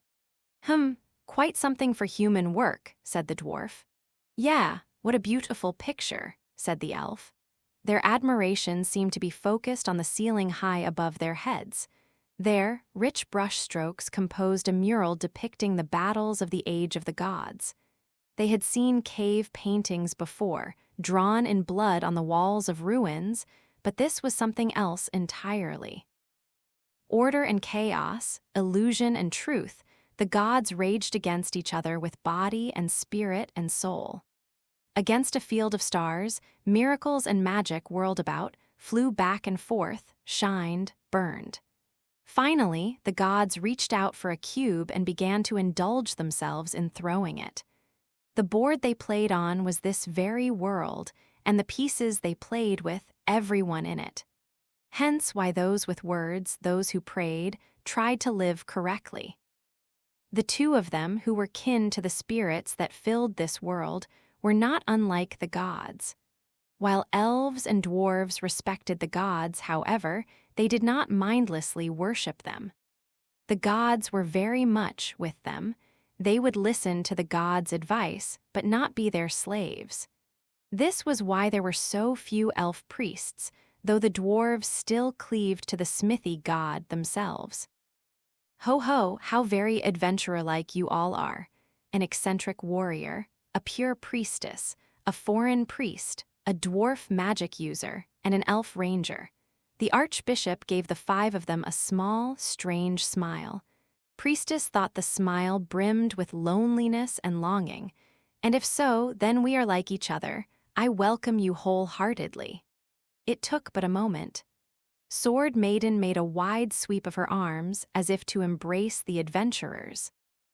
The gesture evoked a loving mother yet beguiling like a harlot urging someone into her bedchamber. An average human man would have given a heavy swallow right about then. Goblin Slayer, however, ignored all of this. Enough complimenting each other. Tell us the details of the quest. He was oblivious to the mortified look that came over Priestess's face. Now just a minute, Goblin Slayer, sir. Too much was too much. Priestess grabbed his gauntleted hand and pulled him close. You can't talk that way to the Archbishop. I don't care. But Sword Maiden was gently shaking her head. I am most pleased that such a hardy adventurer has come to me. Are you? May I ask, out of personal curiosity, she murmured, if kin of yours were to join with chaos, could you kill them? No, Goblin Slayer replied bluntly. I have no living relatives. Is that so? Goblin Slayer watched the bright red lips from inside his helmet as they whispered. So, where are the goblins? Behind him, the other adventurers sighed. It began about a month ago. Sword Maiden nodded to the others to sit on the floor, then sat with her feet together, looking forlorn. Late one night, I sent an acolyte girl to deliver a message from this temple. Was she killed or kidnapped? Asked Goblin Slayer. She didn't come back that night. The next day, her body was found in a back alley. A look of grief came over her face. Goblin Slayer cupped his chin in his hand, thinking. According to the person who found her, she appeared to have been cut up while she still lived. Sword Maiden's words were calmness itself without a moment's hesitation. But behind them was a slight tremble. Was it terror, intimidation, or perhaps profound pain, sadness? Priestess couldn't be sure. That's awful, Priestess said. The very fact of murder is sad enough, though it happens from time to time. While still alive, Goblin Slayer muttered quietly. At that location? Yes. Was any part of her eaten, or was she merely killed? Do you have any other details? Come on, Orkbalg. You're being insensitive even for you, High Elf Archer said, pursing her lips with a frown. She had. Notice Sword Maiden's clouded expression. Goblin Slayer fell silent for a long moment, then said, Please go on. It was truly a terrible incident. Yes, terrible. The Temple of Law was here, to be sure, but this was still the frontier. Not long ago, it had been a lawless expanse, home to monsters and bandits. It could hardly now be without crime. Though the light of the supreme god shone abundantly, it was not enough to reach into twisted human hearts. Law and order. It is said they have continually been the weaker in the struggles of this world. Sword Maiden continued, in a murmur, though evil has not triumphed in this world, neither has it been vanquished, and joined her hands, offering a brief prayer to the god she served. Waiting for her to finish, Lizard Priest stuck out his neck as if paying particular attention. So, is this to say the investigation has yielded no results? Yes, I am ashamed to say it, but it's true. Perhaps an agent of chaos was involved, or a follower of the dark gods, or something else. Amid a slew of hypotheses and conjectures, the Town Watch had immediately launched an investigation. For a city whose streets bustled day and night, there was surprisingly little evidence. And without evidence, there was nothing to be done, no matter how badly one wished to catch the criminal. In the midst of all this, the water town experienced a dramatic rise in crime. Petty theft, random attacks in the streets. Violence toward women, kidnappings. Goblin Slayer snorted as Sword Maiden mournfully related the state of things. I don't like it. You don't like anything, Beard Cutter, Dwarf Shaman said, well accustomed to his companion, and gave sword. Maiden a wave as if to say, don't mind him. He rested his chin in his hand and his elbow on his folded knees. He didn't even feel like having a drink of wine.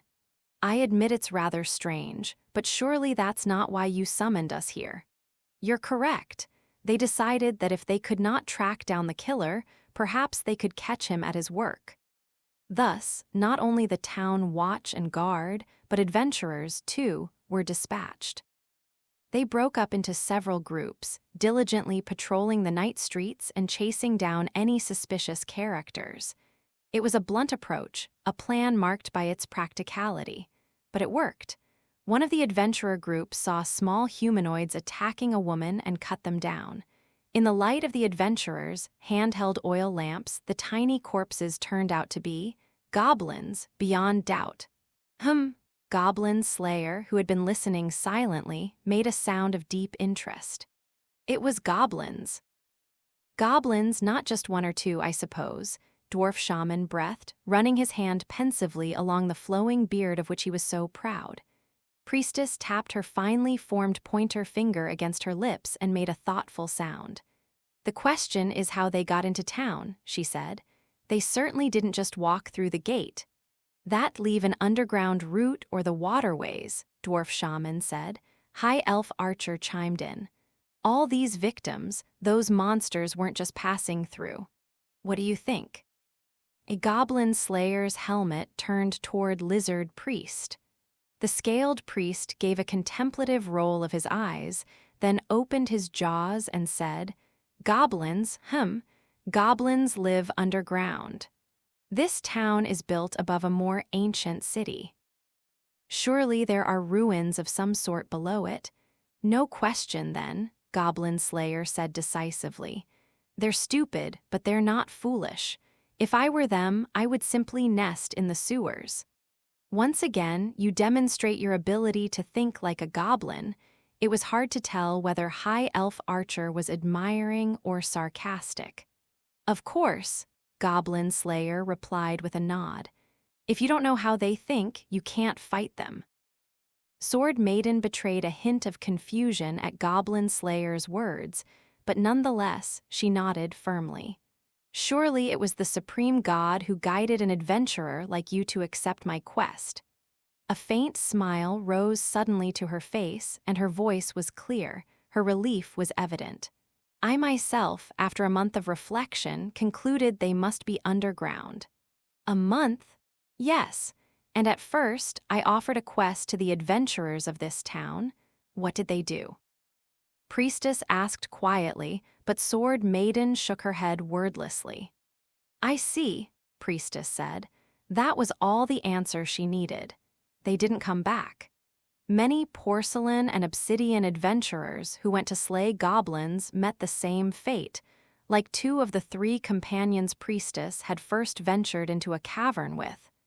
Once the disturbing scene had been unexpectedly revived in her memory, it was not easy to wipe away. Priestess almost thought she could catch the dank, rotten whiff of the cave and scrunched up her face a little. It was then that I heard a song of Goblin Slayer, hero of the frontier. A song? Goblin Slayer said, uncomprehending. What do? You mean, you didn't know? You're a ballad orcbolg. High Elf Archer drew a circle in the air with her pointer finger. Turns out it doesn't have much to do with the real you, though. I've never heard of such a thing. But surely you know, Lizard Priest said, narrowing his eyes. Wherever there are bards, they will sing of valorous deeds. To what end? Don't tell me you don't see the connection, Beard Cutter. Not that he wasn't interested. Dwarf Shaman pounded his belly at Goblin Slayer's display of perplexity. When word of your doings gets around, everyone will want you to slay their goblins for them. Sword Maiden's eyes, hidden behind cloth, briefly met Goblin Slayer's, hidden behind metal. She bit her lip, then with a look of determination, bowed her head. Please, I beg you to save our town. I don't know whether I can, Goblin Slayer said frankly, but I will kill the goblins. It was simply not how one spoke to an archbishop, let alone a former hero. Priestess said, Goblin Slayer, sir, and tugged on his arm, lips pursed. You must find a better, way to talk. It's the truth, isn't it? That's why it's so important to be careful how you say it. HRM. Goblin Slayer let out a harsh snort, but even he could only fall silent. Lizard Priest gave a jovial wave of his tail at the sight of his flummoxed friend, but his tone was serious. If they're in the sewers, our usual tricks won't work. I'm kind of sick of our usual tricks anyway, High Elf Archer said dejectedly. They're weird. She gave him a gentle jab with her elbow. You know what he means, right? Yes, Goblin Slayer nodded. We have to go in and destroy them, but the underground area is large. It would be troublesome if some escaped. No, being in the sewers means we'll be right below everyone who lives here. Get it? She didn't know why she was surprised. Orkbog had been this way as long as she'd known him. Burning down fortresses, making people douse themselves in guts, killing goblins in the most terrible ways, drowning them using human wave tactics. No fire, no water, no poison gas, no entrails. I told you I have no intention of using any of those, he replied in a tone he normally reserved for scolding priestess, bringing High Elf Archer up short. Her long ears jerked in annoyance, but she was the one who at last said, "Fine," and desisted. Lizard Priest ignored her mutter of "What's with this guy?" and said, "But why can't your town watch or your army handle these creatures?" He slapped the stone floor with his tail to emphasize his doubts. "I am not acquainted with the situation of this town, but surely this is not beyond their jurisdiction. They, no doubt, told you there was no need to involve the military for something as trivial as goblins," Goblin Slayer said brusquely when Sword Maiden hesitated. Sword Maiden looked down slightly and her lips trembled. A most elegant answer. It wasn't hard to understand. The adventurers went in precisely because the town watch and the military did not get involved. The town watch took money to train and equip, and their families lived in town. If they were injured or killed, a pension would have to be paid to their relatives. How different it was with adventurers who took responsibility for everything themselves. Above all else, the resurrection of the demon lord in the spring was still fresh in their minds. "Can't be helped, I suppose," Dwarf Shaman said with a sigh and a stroke of his white beard. "Plenty of those demons still running around the capital. I guess this is what adventurers are for. MRRM. Two sure founts of trouble are human money and human politics," Lizard Priest said. "I am most ashamed to admit the truth of your words," Sword Maiden said, as if confessing a sin. Tragedies in this world were many and endless. As Sword Maiden had said, ever since the world's inception, law and order had been lesser lights. No one had the power to change that, not even slightly. Even the Earth Mother, who offered salvation to those who were broken, her salvation was only for those who wished, asked, and prayed for it, hence why monsters were known as the unpraying. And yet, I do not much care for such things, Sword Maiden whispered, turning her face aside. She sounded like a young lady who had done some embarrassing thing. "I don't care." Goblin Slayer cut through it all with a few curt words. "How do we get underground?" Sword Maiden's hidden eyes played across his helmet as if seeking some expression. "Hey! Oh, yes, excuse me." The voice that answered his call was somehow distant, almost delirious. Sword Maiden reached into the neckline of her thin garment, withdrawing a piece of paper from her generous bosom. The folded sheet looked quite old. It seemed to be a map of the sewers. "I think it would be best for you to enter the sewers via the well in the back garden of this temple." Her slim, white fingers caressed the map as she spread it out on the floor. The wrinkled sheepskin made a rustling noise as she unfolded it. "Hence, during your investigations, I offer you this temple as lodging." Goblin Slayer made a soft sound as he studied the map. It was discolored, already chewed by insects, but it spoke to the sheer size of the sewers. Perhaps it had made some sense to the ancient architects, but now, "It's like a maze," Priestess said anxiously, looking at the map over Goblin Slayer's shoulder. Goblins work their way completely through this underground labyrinth to attack humans. Facing them would be much harder than fighting other monsters, even poorly. Maybe I'm just nervous. Had he noticed her quietly shift her gaze to him?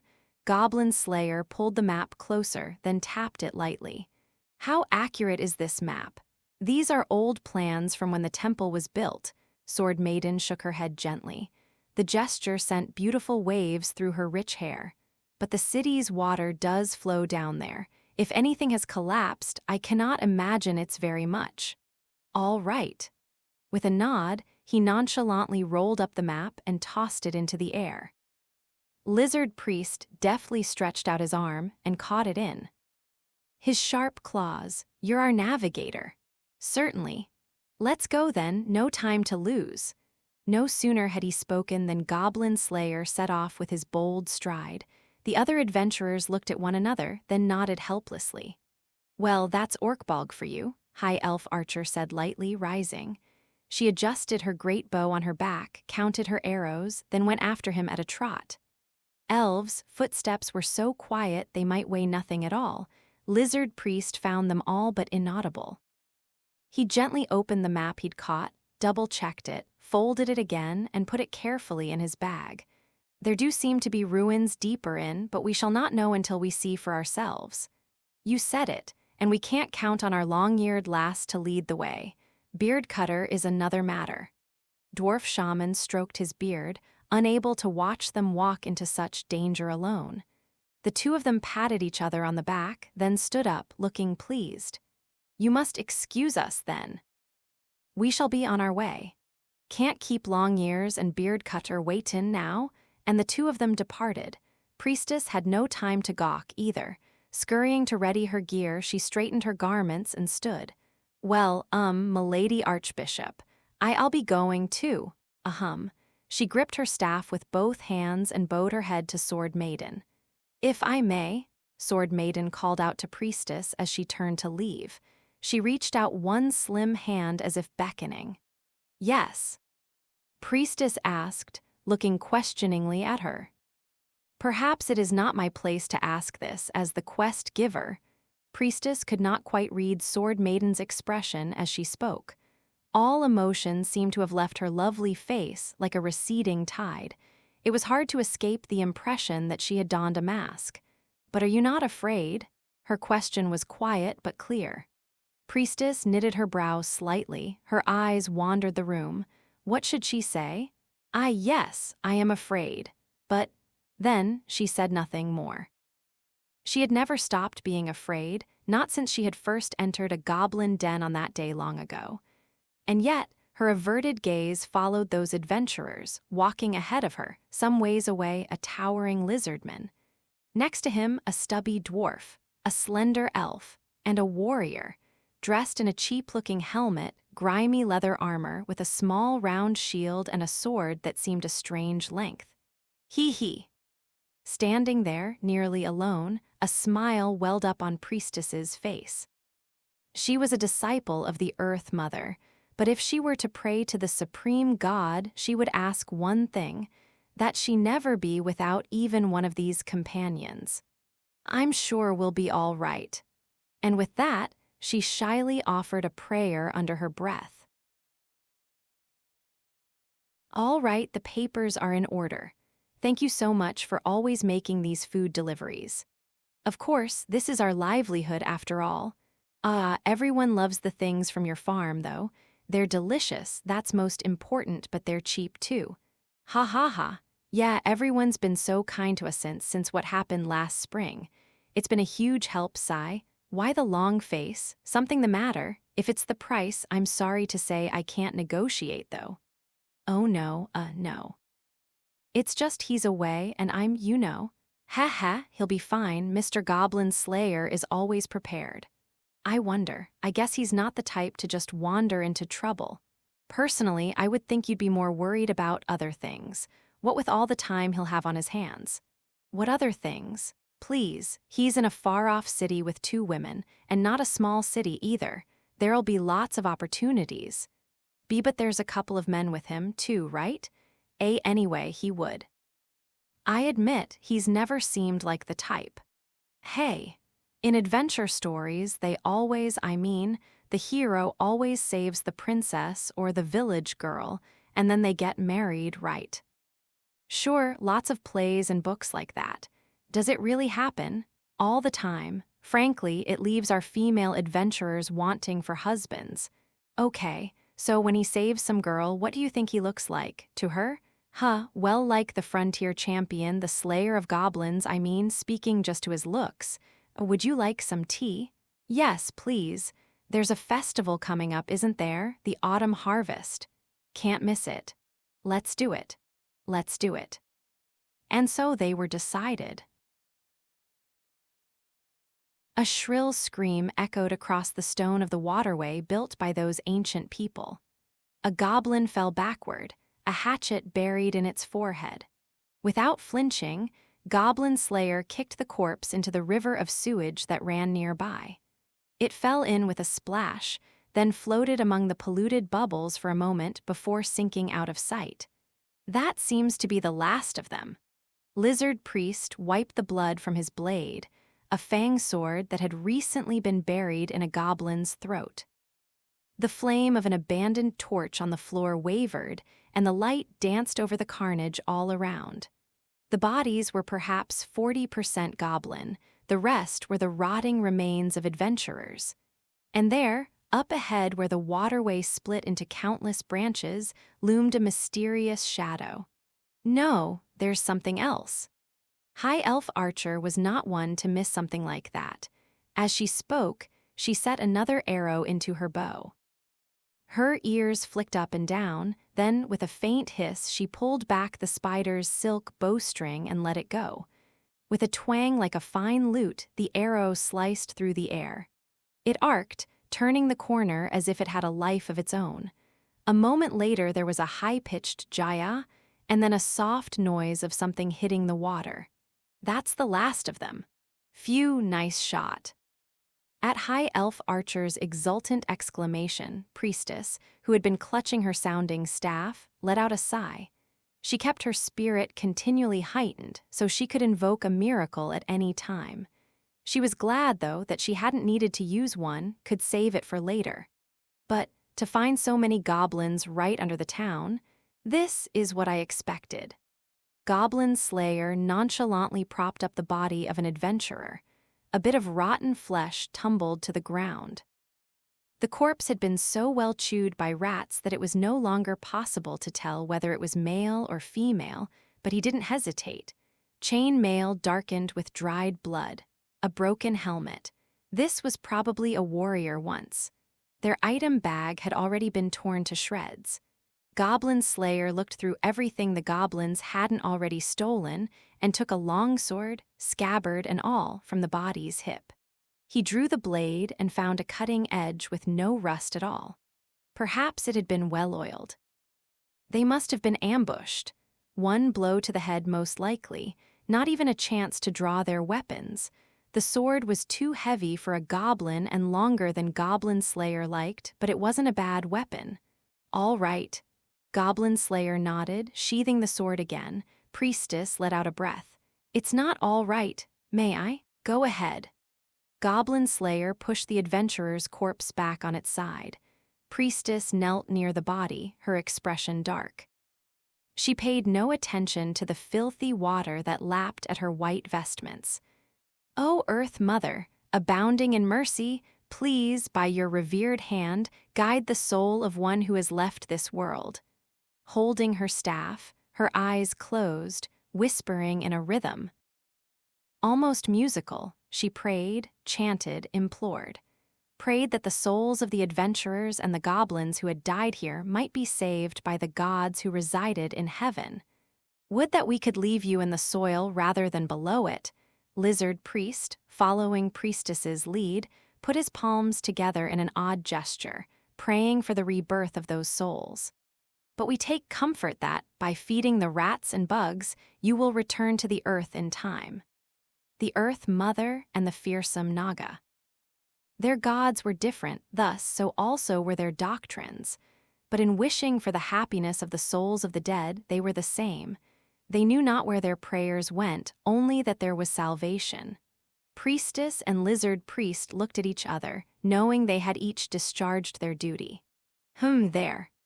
Keeping half an eye on the two of them, High Elf Archer pulled an arrow from a goblin's corpse. She checked the butt at the tip and, satisfied that it wasn't damaged, returned the bolt to her quiver. Just so you know, I'm not going to do like you, Orkbolg. She fixed her eyes briefly on the armored adventurer with the inscrutable expression. V-Whip went her ears as if to show her mood. It looks like this could be a long fight, and I don't want to use goblin arrows. They're so crude, she grumbled. Goblin Slayer's eyes flitted to her. Are they? Yeah, they are. I see. Gracious me, Dwarf Shaman sighed, stroking his beard. He had had his hand in his bag of catalysts, ready with a spell, but he was looking far away, into the black beyond the light of the torch. As dwellers underground, they could see well in the dark. Makes you wonder just how many there are. But even his sharp eyes didn't catch sight of any goblins. It had been 3 days since they'd begun their exploration of the sewers, and this was the 5th time they'd been attacked today alone. The sewers of the water town had been completely transformed into a goblin nest. Adventurers who entered the place soon found themselves attacked by the little demons.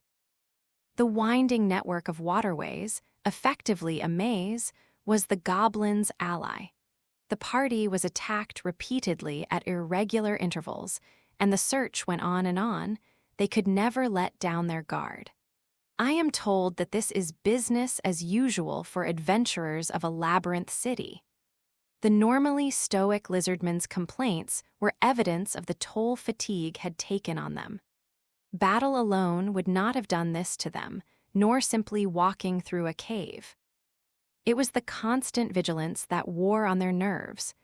Anxiety was clear on Priestess's face as well. Even her footsteps seemed somehow uncertain. Stay calm. Goblin Slayer, examining every inch of their route closely, was as blunt as usual. He had taken a fresh torch out of his knapsack and lit it and was now tapping insistently on the walls. This is a stone wall. It's unlikely they'll ambush us. Through it, please don't bring back bad memories. Priestess frowned and shivered. The terror of that first adventure still haunted her. I'm sorry. It's all right, was all she said in response to Goblin Slayer's quiet murmur. Perhaps Dwarf Shaman sensed what was going on between them because he chuckled quietly and said, "At least with this much garbage around, we don't have to bother to hide our scents." Please don't bring back bad memories, High Elf Archer said with a weary wave of her hand. She stuck out her arm and took a sniff of her hunter's outfit.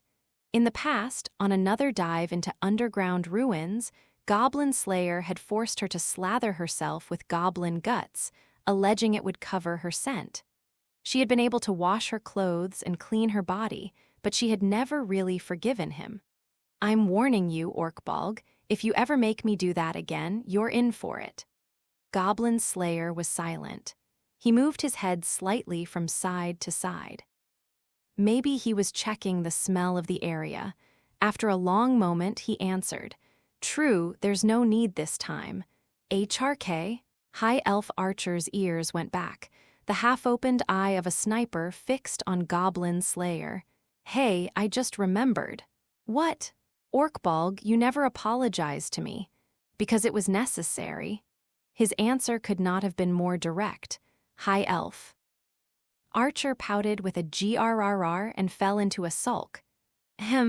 Suddenly her ears bounced up and down, and she looked at the ceiling. What is it, Longears? Asked Dwarf Shaman. Something feels strange, and I hear the sound of water. Above us? Just then a droplet fell into the waterway splish. Ripples ran through the sewage. 1, 2, 3. HRM? Lizard Priest stuck out his tongue doubtfully and licked his nose. Ploop, ploop. More droplets fell. Soon they were coming down nonstop. Is this rain? Priestess frowned, looking at the faraway ceiling. The surface of the riverine waterway was full of tiny waves. High Elf Archer raised her hand uselessly to shield herself from the drops. How can it be raining underground? she asked in confusion. The rain's probably up above. It's coming down here through the grates or the river, said Dwarf Shaman, stroking his beard. He looked at Goblin Slayer. What do you say, Beard Cutter? If we lose our light, it will be a problem. Goblin Slayer was holding his shield above the freshly lit torch to protect it. Useless torch that it could go out so easily. In this respect, lanterns were better. Well, there were pros and cons to everything. Goblin Slayer clicked his tongue in annoyance. Footing will be more treacherous, too. The rain will chill our bodies, Lizard Priest added with a grim nod and look at the party. I propose a brief rest. Opinions? The rain prevented them from either moving forward or going back. There were no objections. Once they had decided, the adventurers acted quickly. Since the rain had only just started, surfaces were still relatively dry, but if they dawdled, they would end up sitting somewhere wet, and they would only get colder. They hadn't brought some canopy with them, but any adventurer worth their salt had rain gear in their kit. Once they had all put on their worsted overcoats, they sat in a circle together. Then Priestess transferred the flame from their torch to a covered lantern and set it in the middle of their circle. It didn't warm them much, but it was better than nothing. Hey, Orkbog, why don't you like lanterns? High Elf Archer poked at the light in perplexity, then brushed at it as if to wipe away some soot. You can just hang them from your belt. You don't need to use a whole hand to hold them. A torch can be a weapon, Goblin Slayer said. A lantern is useless if it breaks. Huh. High Elf Archer seemed disappointed by his answer. She pulled her knees up to her chest. Goblin Slayer looked at the waterway, ignoring the droplets that dripped from his helmet. Priestess gave him a compassionate look. You should probably at least take off your helmet, don't you think? You never know when or where the enemy will attack. You know, Beard Cutter, I've always thought you were a little rough on your equipment. You ought to repair them. Yes. Dwarf Shaman, sitting cross-legged, pulled a wine jar from his bag of catalysts. Breaking the seal, he poured cups of clear fire wine, then quickly handed them to the rest of the party. The damp smell of the air mixed with the wafting aroma of wine. Drink up now, can't do aught with a frozen body. But I know, just take a sip, one mouthful. I know that's all you can manage, I won't hold it against you. High Elf Archer took the cup reluctantly, indeed fearfully. She took a dainty sip, wincing as it burned her throat. Oh, still a young'un when it comes to drink, aren't you? Are you all right? Priestess asked. Why, yeah, but a drunken ranger won't do anyone any good. High Elf Archer nodded at Priestess, who urged her not to force herself. Then again, Priestess herself was rather unaccustomed to fire wine. She just pretended the potent wine was medicine and took a quiet sip. The powerful flavor burned on her tongue. Her eyes darted around desperately. Well, I shall have a cup too, then, said Lizard Priest. Of course, drink up. In contrast to the others, Lizard Priest, tail wrapped around his feet, took the brimming cup Dwarf Shaman handed him and poured it all at once into his massive jaws. Truly a surpassing flavor. I could drink a barrel full of it. Even with my tricks, I can't bring a barrel along. Have a splash, Beard Cutter. Goblin Slayer drank the wine through the opening in his visor, never taking his gaze off the waterway. The rainfall changed from steady to downpour, and the sewage water churned, bubbling violently. After a while, each of them lapsed into silence. The patter of raindrops on their overcoats, the slosh of wine being drunk, their own shallow breathing, there was sound everywhere, yet the place seemed strangely hushed. We should put something in our stomachs, Goblin Slayer said shortly in a quiet voice. A partially empty stomach keeps the blood from pooling, but too empty and will slow down. Well, if something simple will do, Priestess dug in her bag and came up with something wrapped in oil paper. Oh ho! Dwarf Shaman was tickled having sensed food coming on and gave High Elf Archer a grin and a poke with his elbow. I knew it. Long ears, see how your skills are lacking in certain areas? Why you? But she had no comeback. Maybe I'll learn to cook, she muttered, at which Priestess offered to teach her and smiled. Their meal was hard-cooked bread and a bottle of watered-down grape wine. It was made to keep a long time, but it was flavorless and cold. These were simply field rations, meant to fill their bellies and moisten their throats. The adventurers chewed on the bread without pleasure, but also without complaint. I was hoping I could make something a little less tough, but... Priestess said apologetically, shifting as she wiped a bread crumb from her cheek and put it in her mouth. I don't think anyone feels much like eating anything too elaborate right here, anyway. True enough, High Elf Archer shrugged and made a show of holding her nose.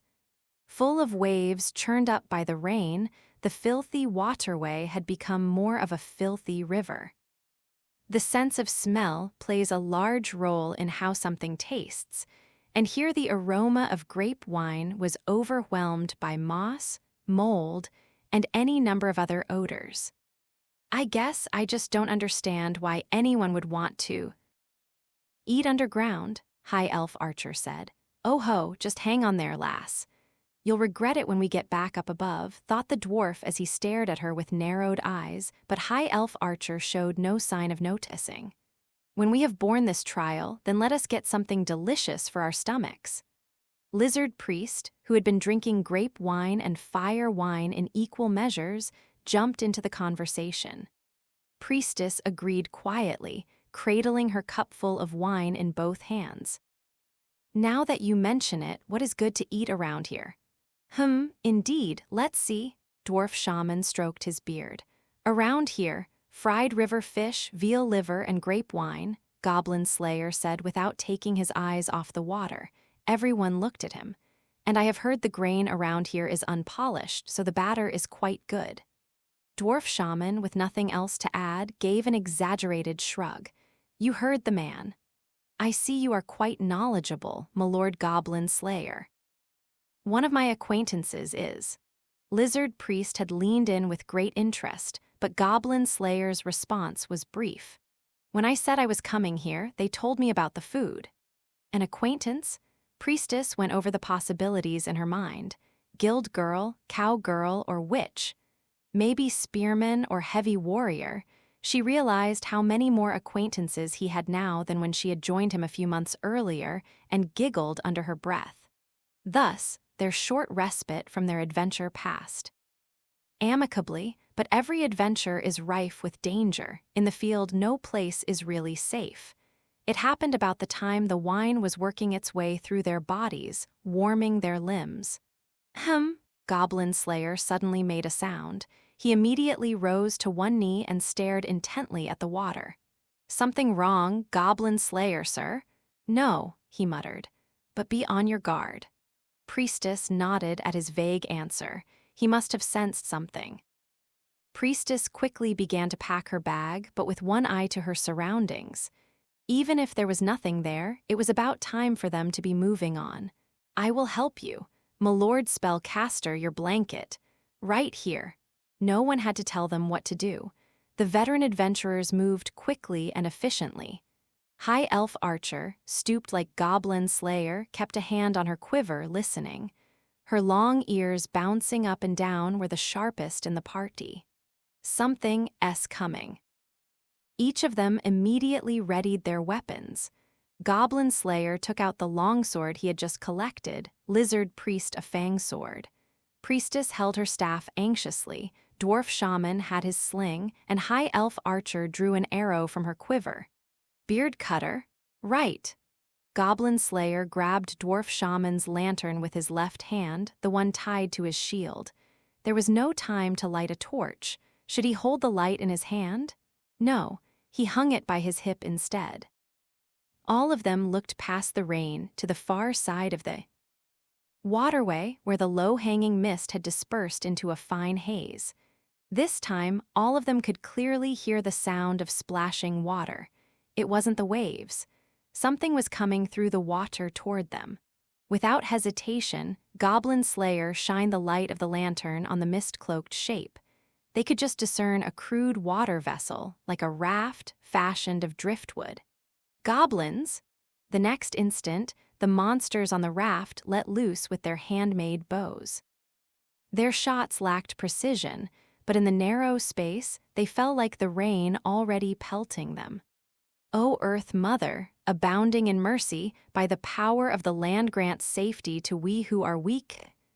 Not just the arrows, but even the drops of water miraculously stopped falling on them. The impassable barrier gave off a faint glimmer. At its center stood Priestess, clutching her staff with both hands. The prayer had cost some of her own spirit, but it had reached heaven, and the all-merciful goddess had granted the miracle of protection. I can't hold it for low. It's enough. Priestess was beginning to sweat, but Goblin Slayer reassured her briefly. The longsword was already in his right hand, and his shield was on his left. How many? He asked. I can't count them, yelled back High Elf Archer as she knocked another arrow into her bow, and the bowstring sang as she loosed. What are you going to do? What I always do, Goblin Slayer said, unmoved by the hail of arrows. He spun the longsword in his hand into a reverse grip. Kill all the goblins. He held the sword above his head, and then, almost too fast to see, he flung it. Since there was no intent to harm Priestess, the blade could pass through the protection barrier, as per the rules. The sword cut through the incoming arrows and pierced the head of the goblin that appeared to be the chief. He didn't even have time to cry out as he collapsed into the sewage, and the staff he had been holding hit the water with an impressive splash. Groorb. Garororor. The goblins began to howl at the loss of their shaman, and for a moment the attack faltered. That's one. How many spells do you have left? Plenty. I've been saving them. Dwarf shaman answered as he put a gemstone in his sling and loosed it. Tunnel then, make us a hole. His eyes widened at the frank instruction. Don't be silly now. You want to destroy that town up there? Not up, down. Goblin Slayer reached into his bag. Dig under the waterway and drain it, he said, as if it was the most obvious thing in the world. But a city is like a finely wrought machine, Dwarf Shaman shouted. Upset even one thing and the sewers might overflow? It's not fire, it's not water, it's not poison gas. His puzzlement would have been comical at any other time, but now High Elf Archer shouted at him, something else. HRM. Goblin Slayer went quiet, then started to dig through his bag. The goblins, of course, were not standing idly by. They fired arrows as quickly as they could, their raft drawing ever nearer to shore. Priestess, her hand still on her staff, gave a cry. I can't hold it any longer. You don't have another one of those gate scrolls, do you? Dwarf Shaman said. If I did, I would have brought it. The tactic he had used against the ogre was still fresh in their minds, but a gate scroll was a very valuable item and not easy to obtain. Part of what made Goblin Slayer unique was his willingness to use something so precious without a moment's hesitation. After all, he had presumably intended to use it against goblins at some point. As he spoke, Goblin Slayer pulled something from his bag. You have a strategy? Lizard Priest inquired. We attack the moment protection wears off, Goblin Slayer replied. Of course. Goblins or raft, which is best? Raft, I suppose. All right. With that brief exchange, Goblin Slayer turned to Priestess. The girl was clinging to her staff with all her might. She could hardly spare the effort to look his way. Goblin Slayer glanced up for a moment. What to tell her? Cast protection again, solidify our defense. Why, yes, sir, Priestess nodded firmly. Goblin Slayer let out a breath. His empty right hand worked open and closed. He needed a weapon. Maybe he could at least find a knife somewhere, but a moment, Milord Goblin Slayer. Lizard Priest produced a beast S-fang from his pack and grasped it with a strange gesture.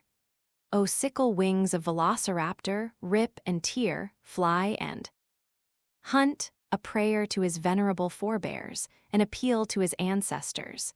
His two scaled hands ran across the fang, imbuing it with the power of the fearsome naga. As he spoke, it grew and sharpened into a sword claw. I believe this is the length of blade you prefer. Oh, but try not to throw it, if you can. I'll try. Goblin Slayer took the proffered blade in a practiced hand. Not bad. Only a little longer. The invisible barrier was beginning to groan under the ceaseless arrow fire. The groan turned to a crack, and then the shield shattered into dust. Close your eyes and mouths and don't breathe. Here goes. In the next instant, Goblin Slayer flung the egg in his left hand directly at the raft. G-A-R-A-R-A-O-B? G-R-O-R-R-R? Screams. Ground-up pepper and snake bits mixed with shattered eggshell in the air. Goblin's eyes ran. They choked on the mixture and flailed about with the pain. Slicing through the red haze, Goblin Slayer and Lizard Priest leaped aboard the ship. The raft swayed with their weight, sending one or two goblins into the muck. A loud splash and a spray. Droplets rained down. HRM. Goblin Slayer grunted as he laid into the creatures struggling to maintain their footing on the rocking vessel. As he did, a goblin seized the moment to grab him from behind. With his shield, he gave it a resounding smack.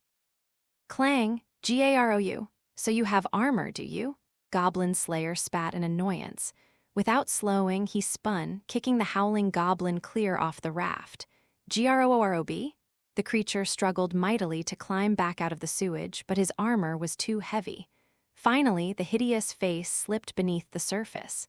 A few bubbles came up, and then the goblin, like a piece from a game board, was gone. In a single motion, Goblin Slayer struck a nearby monster with the flat of his sword. The goblin and the grimy tears he had been crying went helplessly overboard. G-A-R-O-R. It's easiest just to push them off. Oh, fearsome Naga, see your child's deeds in battle. Lizard Priest's only response to Goblin Slayer was to bellow this prayer and leap at the goblins. As the goblins began to recover their sight, they tossed their bows aside and frantically drew their swords. But they were too slow. They fell to claw and fang and tail, to sword and shield, fist and foot. With nimble movements and long-studied tactics, the two warriors worked their way from one end of the raft to the other. Goblins were weak, after all. In a toe-to-toe battle with experienced adventurers, the average goblin didn't have a glimmer of a chance. A couple of the creatures jumped into the sewage in their panic. Having forgotten they couldn't swim, they promptly drowned. 16. Even so, the goblins had not lost their chief advantage. But we may be in difficult straits. They are many. Which was to say, numbers. Where one was slain, two more appeared. Where two drowned, 4 came forward. 4 became 8. 8 became 16. 16 became 32. How many goblins could fit on the little raft? G-O-O-R-B? G-R-O-B? G-O-O-B-R? The two adventurers met the mass of goblins and slew one after another. But there was no end to them, though the adventurers were more than two themselves. G-R-R-B? A bud-tipped arrow flew through the air. Focused entirely on the threat in front of him, the goblin missed it until the shaft was buried in his eye and he was tumbling to the ground. An elf doesn't even need her eyes open to make her shot. It was, of course, High Elf Archer standing on shore. Her ears stood straight up, and she fired arrows faster than the eye could see. Quick, so quick that everything else seemed to pale. Among those who had words, there was none who could shoot better than an elf. Even in the furor of battle, her arrows hit only her targets. In a breath, she had emptied her quiver, but that didn't mean she was out of arrows. With a distasteful cluck, High Elf Archer picked up some of the goblin's bolts from earlier. These things are so crude. But crude or no, even if the arrowheads were made of stone, the elf would not miss. One goblin, growing impatient, picked up a bow again. He stooped down, using his friends as a shield, playing dirty, as goblins were wont to do, and readied himself to take a potshot from the shadows. Actually, for a goblin, his aim was fairly careful. ORGGGG. His target was that impertinent little elf. The rough bowstring made a squeaking sound as he drew it back. An elf.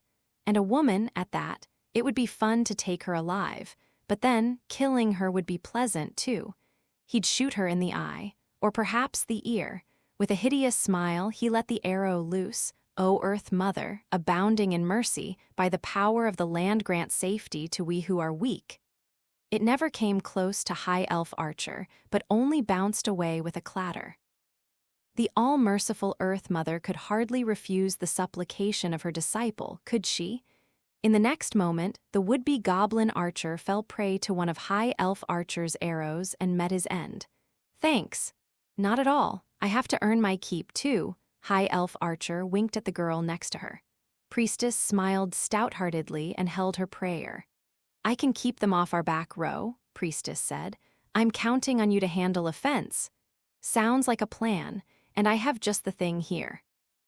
It was Dwarf Shaman who answered her, scavenging in the bag of catalysts he had so carefully conserved until that moment.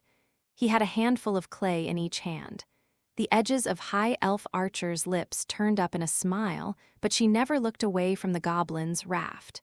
We know already, just get on with it. Dwarves take forever to do anything. Put a rock in it. You've your fighting style, and I've mine.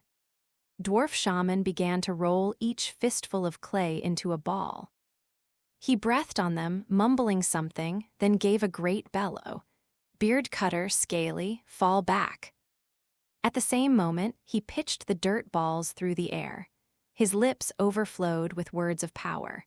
Come out, you gnomes, it's time to work. Now don't you dare your duty shirk. A bit of dust may cause no shock, but 1,000 make a lovely rock. As they watched, the little balls transformed into massive boulders and smashed into the boat. Stone Blast enhanced with an influx of spiritual power to be even more impressive than usual. M'lord Goblin Slayer? Right. The two adventurers on the raft exchanged a quick glance, then shoved through the fleeing goblins, making a huge leap to shore. Behind them, there was a roar, and sewage surged up like a geyser. Droplets of the filthy stuff rained down on Goblin Slayer and Lizard Priest as they rolled onto solid ground. The raft sank to the bottom of the sewer, goblins and all. A few monsters had escaped by the skin of their teeth, but their armor dragged them down and they disappeared. No one spoke as they watched all this happen. The rain had never abated. It felt cold as they stood still, flushed with the heat of combat. Their breath fogged, the stench of blood and sewage rose around them. High Elf Archer asked in a somewhat strained voice, "So, what do we do next?" "Give me a break," Dwarf Shaman said morosely.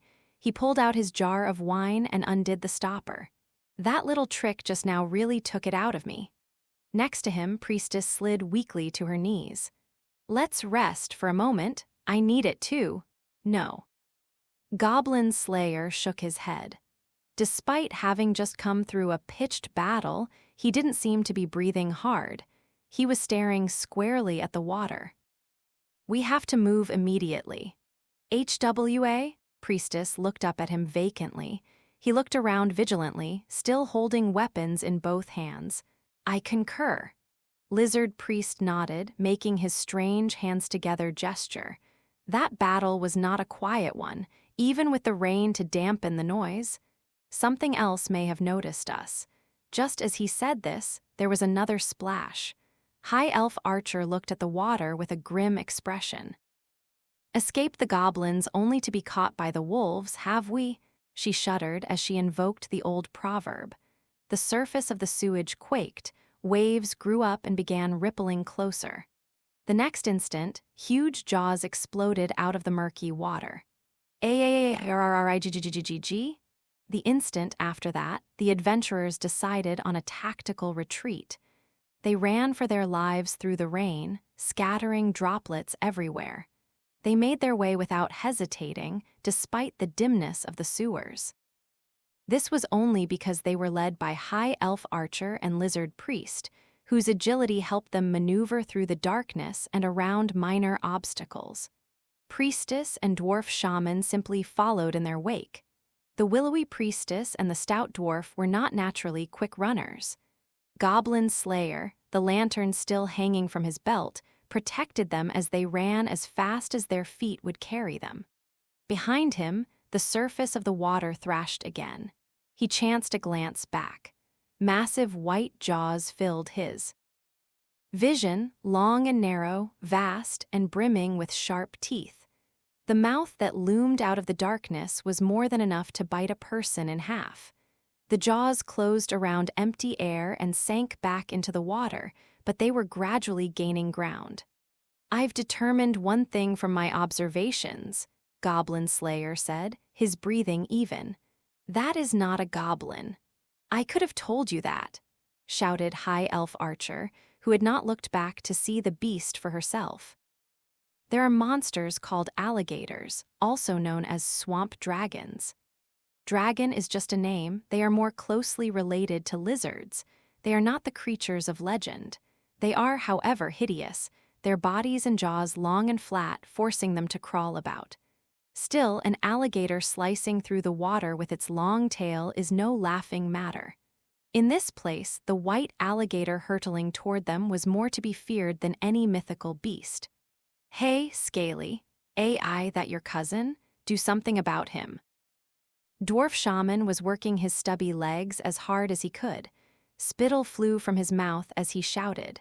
"Most unfortunately, when I entered the clergy, I had to abandon all ties to my family." "What, don't you ever even go home?" "It is quite far." With a harsh breath, Lizard Priest took Dwarf Shaman's feet out from under him with a sweep of his tail.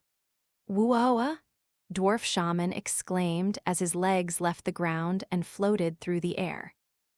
At about the moment he expected to be back on the ground, he found a great, scaly arm wrapped around him, holding him.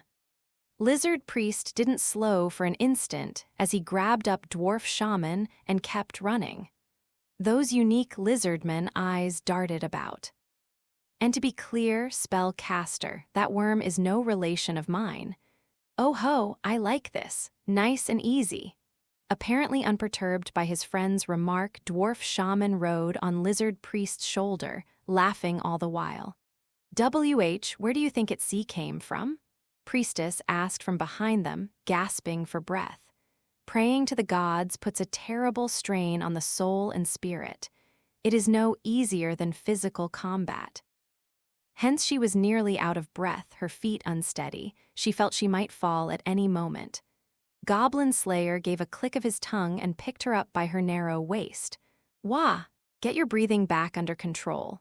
Priestess yelped, startled, but after Goblin Slayer's short response, she found herself caught up under his arm.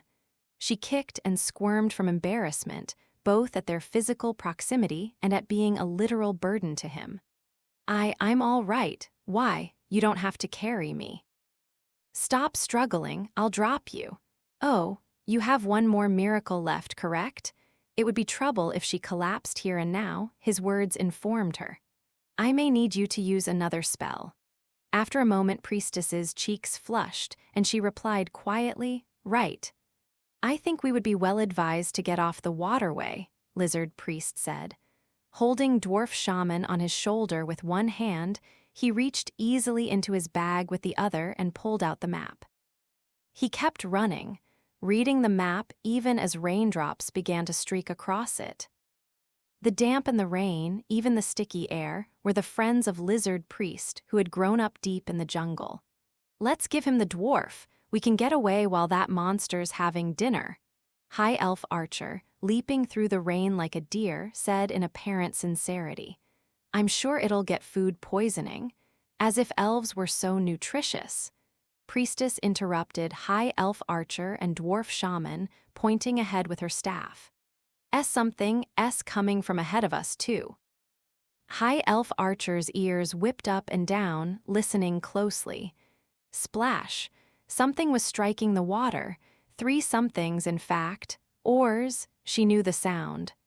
"More goblins," she said tiredly. She seemed to be feeling their earlier battle. Another boatful of goblins was approaching along the dim canal. What do we do? Priestess looked up at Goblin Slayer with frightened eyes. He said nothing in response, but instead doused the light of their lantern. Priest, he said, does the path branch anywhere up ahead? I assume so. These sewers are rather labyrinthine. Lizard Priest scratched a claw along the map as he answered.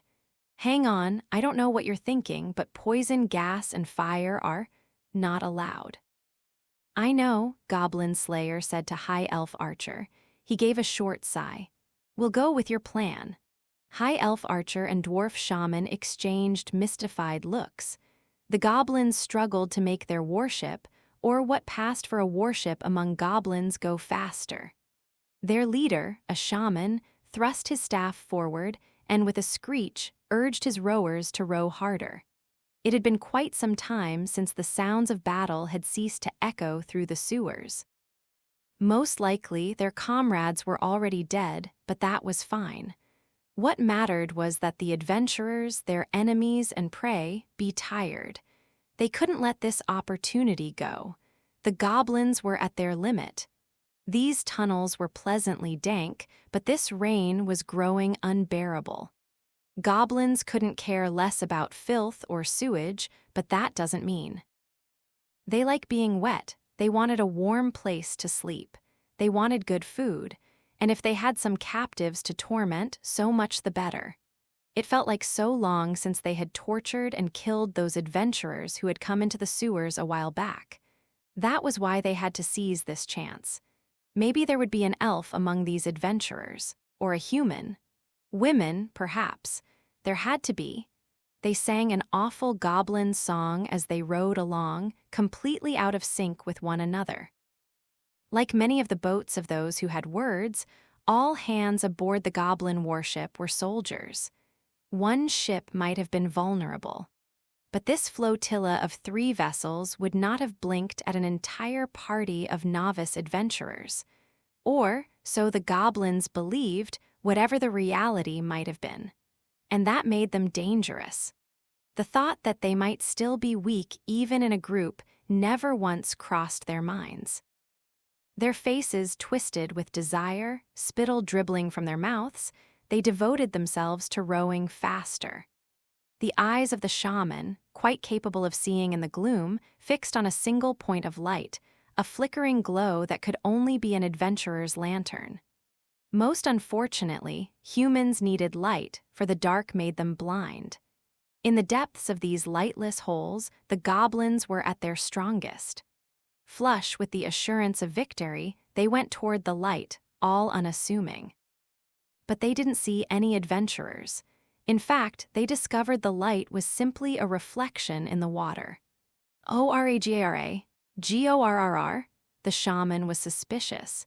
He gave one of his subordinates a smack with his staff and a jabbering rebuke. The goblin, who had simply had the bad luck to be near at hand, gave the water a searching, desultory poke with his oar. Then, Oraga, the goblin was missing his head. The pale jaws of some monster exploded out of the water. Gorrrb, Gorrrb, Groab. The goblins set up a clamor as they rushed to their battle stations. In the grip of panic, some jumped overboard and tried to escape. Others stood and fought. It didn't matter. The goblins closest to the water were the first to be torn to shreds. The shaman angrily waved his staff and began to chant a spell. Looks like they have the numbers, but not the advantage, Lizard Priest observed. Can't say I feel sorry for them, Dwarf Shaman replied. The adventurers watched everything from the darkness of a side path. O Earth Mother, abounding in mercy, grant your sacred light to we who are lost in darkness. Priestess prayed to the Earth Mother, protected from the rain by Goblin Slayer's shield. In response to her prayer, the all-compassionate goddess sent the holy light miracle upon the alligator's tail. If I can't use gas or fire or water, this is the best I can do. Goblin Slayer sounded more than a little annoyed. Watching him wearily, High Elf Archer tried to comfort him. Whatever. We survived, that's what counts. This is what adventures are supposed to be like. She sniffed and pushed out her thin chest. She was quite pleased, as was obvious from the jovial bouncing of her ears. I can't believe they fell for a little trick with some light, though. They've learned adventurers move by light. Really? I don't know when, but at some point it became conventional wisdom among them, Goblin Slayer said, watching the battle in the sewer unfold. They're no more than scavengers. They have no concept of making things. He was right. Goblins made clubs and stone tools or perhaps shaved down other equipment to fit themselves, but that was all. Items, food, livestock, they stole what they needed rather than producing it. And why not?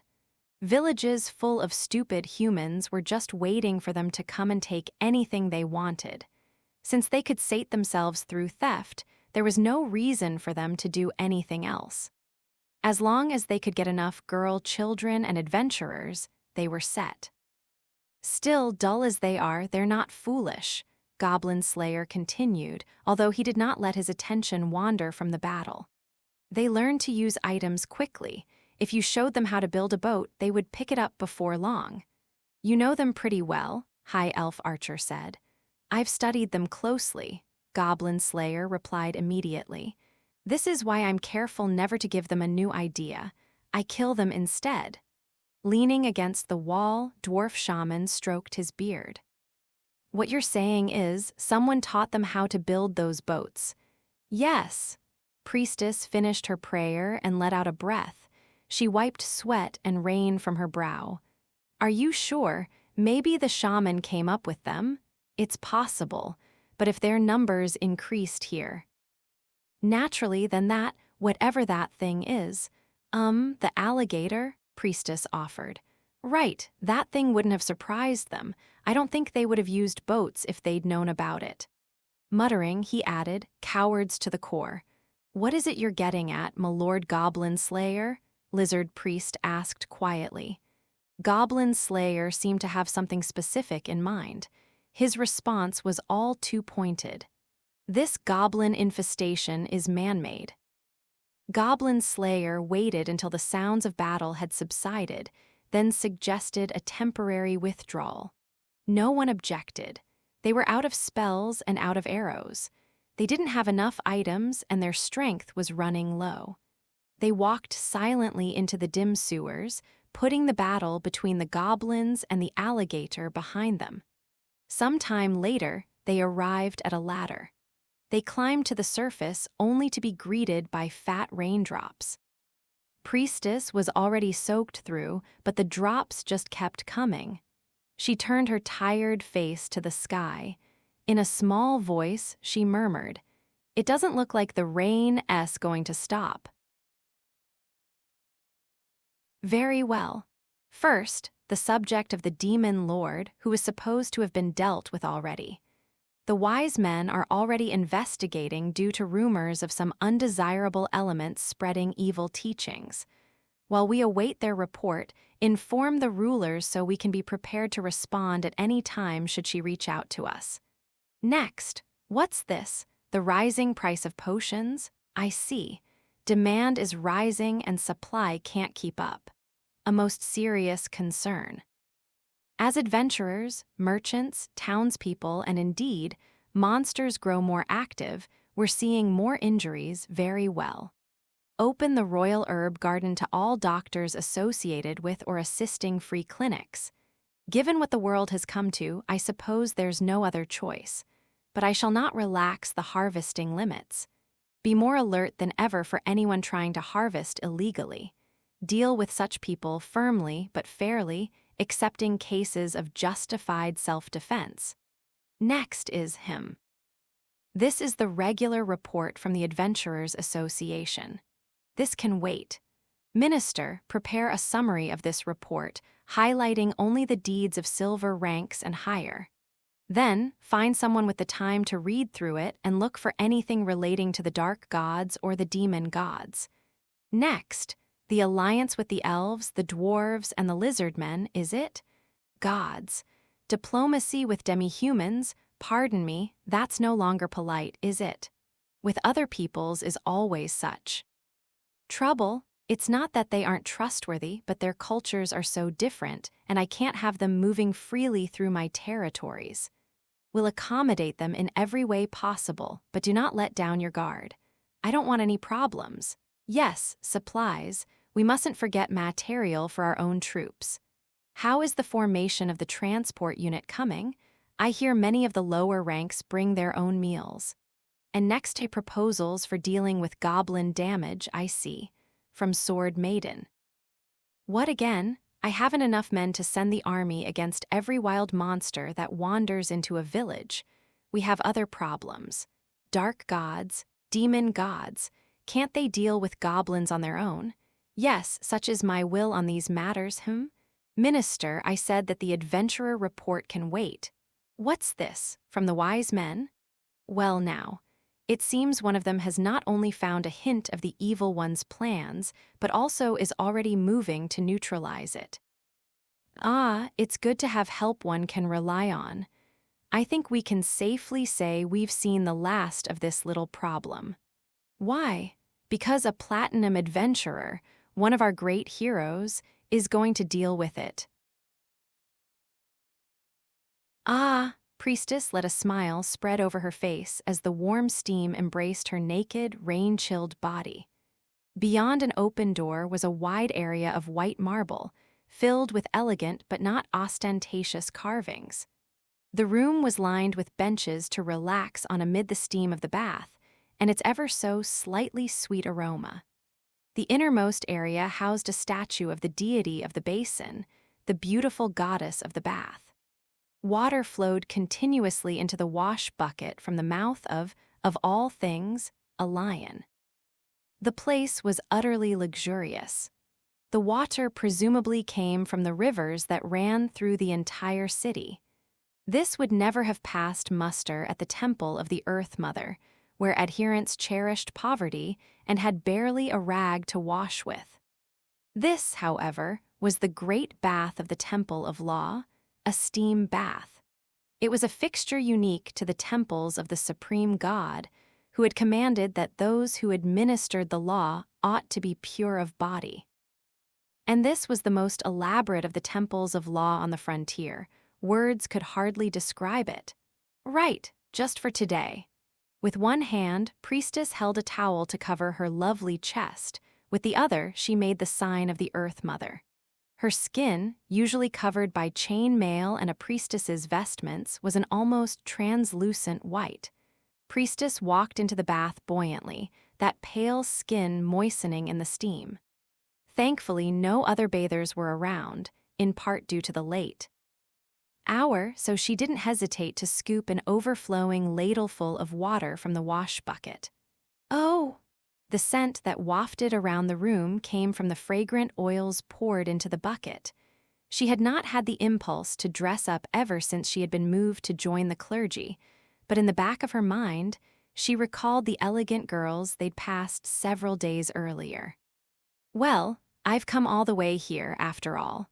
It's all right.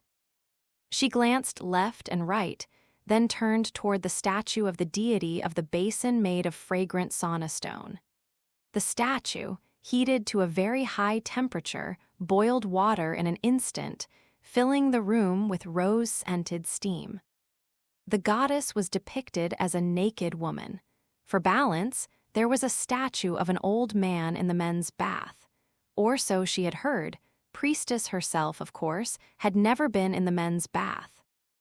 The deity of the basin was said to tell bathers their fortunes, but she didn't have a temple of her own, nor followers. Or perhaps it could be said that every bath was her temple and every bather her disciple. Priestess, cloaked in steam, was quite thankful to be among the deity's followers. She sat on a bench with a quiet thump. Next, she took up an accoutrement found in every bathhouse, a branch of white birch. She struck it against her body very gently, almost as if patting herself. Her muscles, gone stiff and fatigued from long hours underground, began to relax. A few minutes later, when she had finished with the birch, her bare skin glowed a faint pink.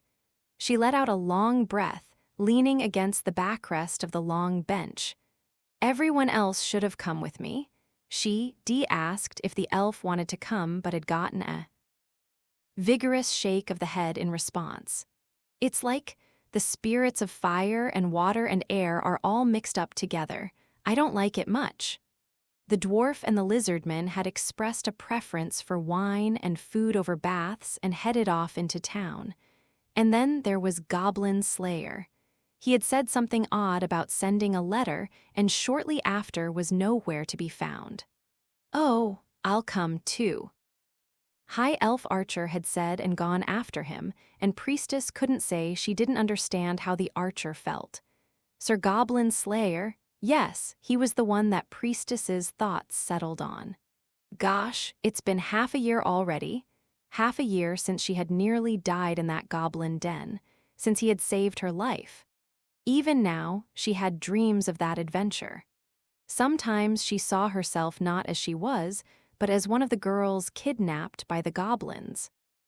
Sometimes she had a fleeting dream that she and the other 3 novices had come through the adventure safely. Both had been within the realm of possibility for her. What should she have done? That day, that hour? What was she supposed to have done? If she had finished her first adventure successfully, she certainly wouldn't know any of the friends she had now. And then what would have happened in their fight in the underground ruins or with the Goblin Lord? What would have happened to the city, the people on the farm, all her friends, everyone she knew, all of the adventurers? And him, Goblin Slayer, would he have survived? Priestess was not egotistical enough to believe she had saved his life, but he's not such a bad person. She brushed her hand over her waist, where he'd wrapped his arm around her not long before. Compared to his arm, hers looked thin and fragile. He looked like a hero, and sometimes an avenging demon, but he was probably neither of those things. At some point, Priestess had pulled her feet up onto the bench and curled up in a ball. Her head was pleasantly floaty from the steam, and thought after thought drifted through it like bubbles on the surface of the water. Surrendering herself to them, she felt an unusual combination of comfort and impatience. It was like waking up earlier than usual on a day when she didn't have to work. She could just fall asleep like this, but maybe it would be better for her to get up and move. She had to do something. She felt there was something she had to do. What should I do? About what? Yikes! When a gentle voice answered her dejected mumble, Priestess jumped up so quickly the bubbles went scattering everywhere. Her eyes darted up to see a body as plump as ripe fruit. Hee, the blood's going to rush to your head at that rate. Pardon me, I was just thinking aloud. Priestess hurriedly bowed her head to the archbishop standing before her sword maiden. That's quite all right, she said, with a shake of her head that sent long waves through her beautiful golden hair. On the contrary, I apologize for startling you. My duties kept me late. Priestess found herself charmed by the woman. She didn't wear so much as a thread of clothing, but she did not try to cover herself, nor show any concern at her nakedness. She was so well endowed, not even a woman could quite bring herself to look away. Her sole covering, the cloth over her eyes, somehow only made her more alluring. The atmosphere was almost reverent. Her body, dappled in sunlight and shadow, made her look different and freshly beautiful at every moment. What was more, steam on her body brought out the flush in her skin, such that even Priestess found herself swallowing heavily. But, are those? Priestess's voice faltered. Faint white lines ran along Sword Maiden's otherwise perfect body. Many of them layered upon one another. Some narrow, some thick, long, and short. Some ran straight as an arrow, while others made patterns as though they had been tugged and pulled. The slight pink tinge to her skin made them stand out all the more. Tattoos? No, they couldn't be. These were... these. The archbishop traced a crooked line that ran across her arm with a slim white finger. As her fingertip pressed into the soft flesh, she almost seemed to be stroking it lovingly. Priestess had only seen these in books, but still she looked down self-consciously. She couldn't bring herself to keep looking at them. The marks of a mistake. Sword Maiden smiled, speaking of the scars all over her body as though they were hardly worth noticing. The expression seemed to bubble up of its own volition. They hit me on the head from behind. That was more than 10 years ago now. Oh, I. Priestess understood now all too well what that meant. What should she say? How should she say it? Her voice grew strained, and she didn't look at the other woman. Are you all right now? Sword Maiden stopped moving for just a second. If her eyes hadn't been hidden, surely Priestess would have seen her blink. You're quite a kind person, aren't you? She said softly, and her expression faded until she looked like a carving. Most, when I tell them, say that they're sorry. I just couldn't think of anything else to say, Priestess thought, but the words caught in her throat. She could hardly say that to Sword Maiden. He, you shouldn't worry. Sword Maiden reached out and picked up the birch branch. Her movements were so elegant and precise one would never have thought her eyes were covered. Then she slapped the branch against herself like a whip, a soft escaping her lips. Priestess averted her eyes, but couldn't help glancing. Sword Maiden finally stopped working herself over with the branch, as if she knew Priestess was watching. With these eyes, Sword Maiden murmured and put her face close to Priestess S. Priestess gulped quietly. With these eyes, I see many things, a great many things. Priestess let out a single strangled breath through her nose. A mildly drunk feeling came over her, not unlike when she had smelled the sweet, flowery aroma. Things you cannot imagine? Oh, then just like that, Sword Maiden left the overawed Priestess and withdrew into the billowing steam of the bath. She cloaked herself in the clouds like a shy girl.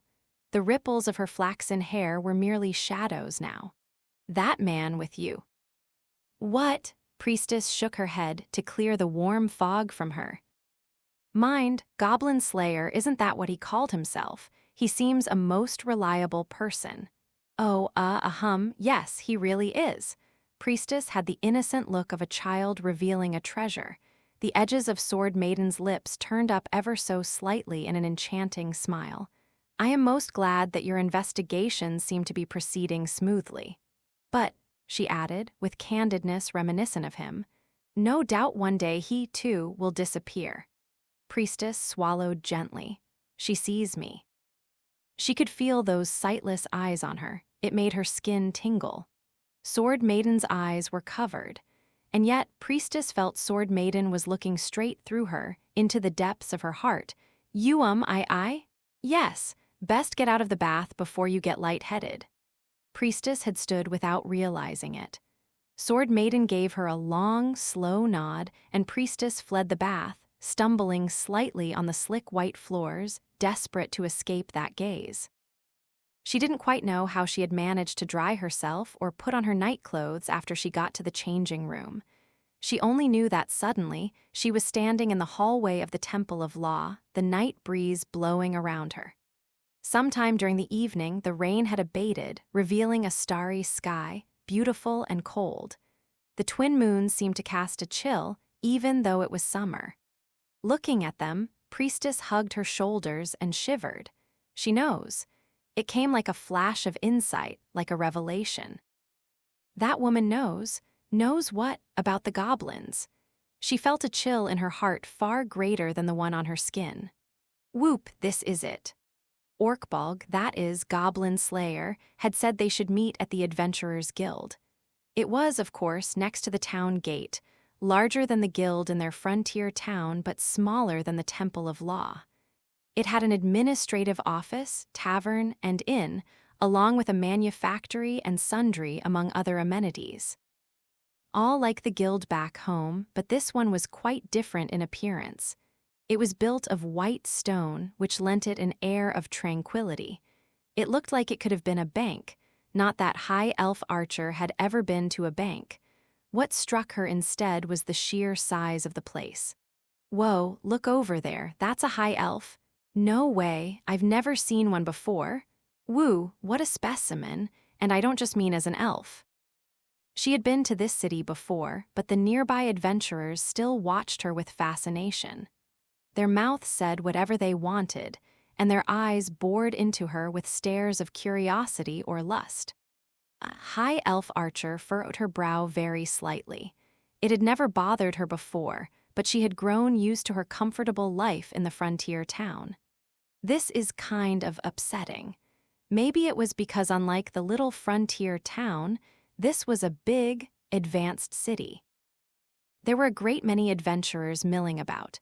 High Elf Archer looked around with a flick of her ears. Let's see, where Orkbolg? Ah, there he is. There was no mistaking that cheap-looking helmet and grimy armor. Goblin Slayer was sitting heavily on a bench in a corner of the room, arms crossed. It was how he always sat, if not the usual place he would be. But there were other things that were different from usual. A party whispered together, clearly mocking him. Perhaps they thought he couldn't hear them, but to High Elf Archer's long ears their voices were as clear as if they'd been shouting. Geez, what's with the filth?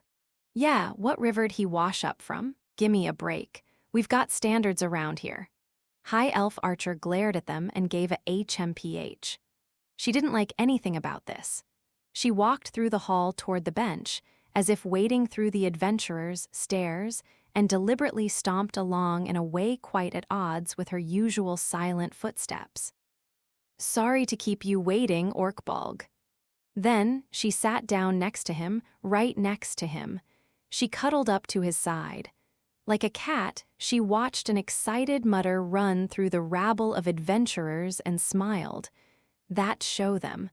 High Elf Archer chuckled under her breath. Sorry, I kinda fell asleep. Were you able to send your letter? Yes, he answered blandly. Well, it didn't seem like he was mad at her for oversleeping. That helped her relax just a bit. She didn't have to worry about it either then. Whether or not he knew what she was thinking, he showed his receipt to High Elf Archer. It boasted a wax seal indicating the letter had been accepted. I found an adventurer going the right way, so I asked him to do it. I've already paid him as well. There was a post system. Anywhere the roads went, a post horse could go. Most mail went that way, but with a bit of money, you could also hire an adventurer. After all, adventurers were just roughnecks with armor, weapons, and strength. If you paid them enough, they'd see your letter got to its destination, especially handy in emergencies or if the letter had to reach some remote place the postal system couldn't go. And if you filed the quest through the guild, they would confirm when it was completed. That helped prevent couriers from running away with your item or just throwing a letter away and pretending they delivered it. Of course, one would never entrust an unknown young tough, however strong he was, with an important delivery. One of the advantages of the guild ranking system was knowing who to trust with your packages. Come to think of it, I've never written a letter, High Elf Archer said, adding a hem as she looked intently at the quest form. What'd you write? Reporting back that you made it here safe. Yes, in a way.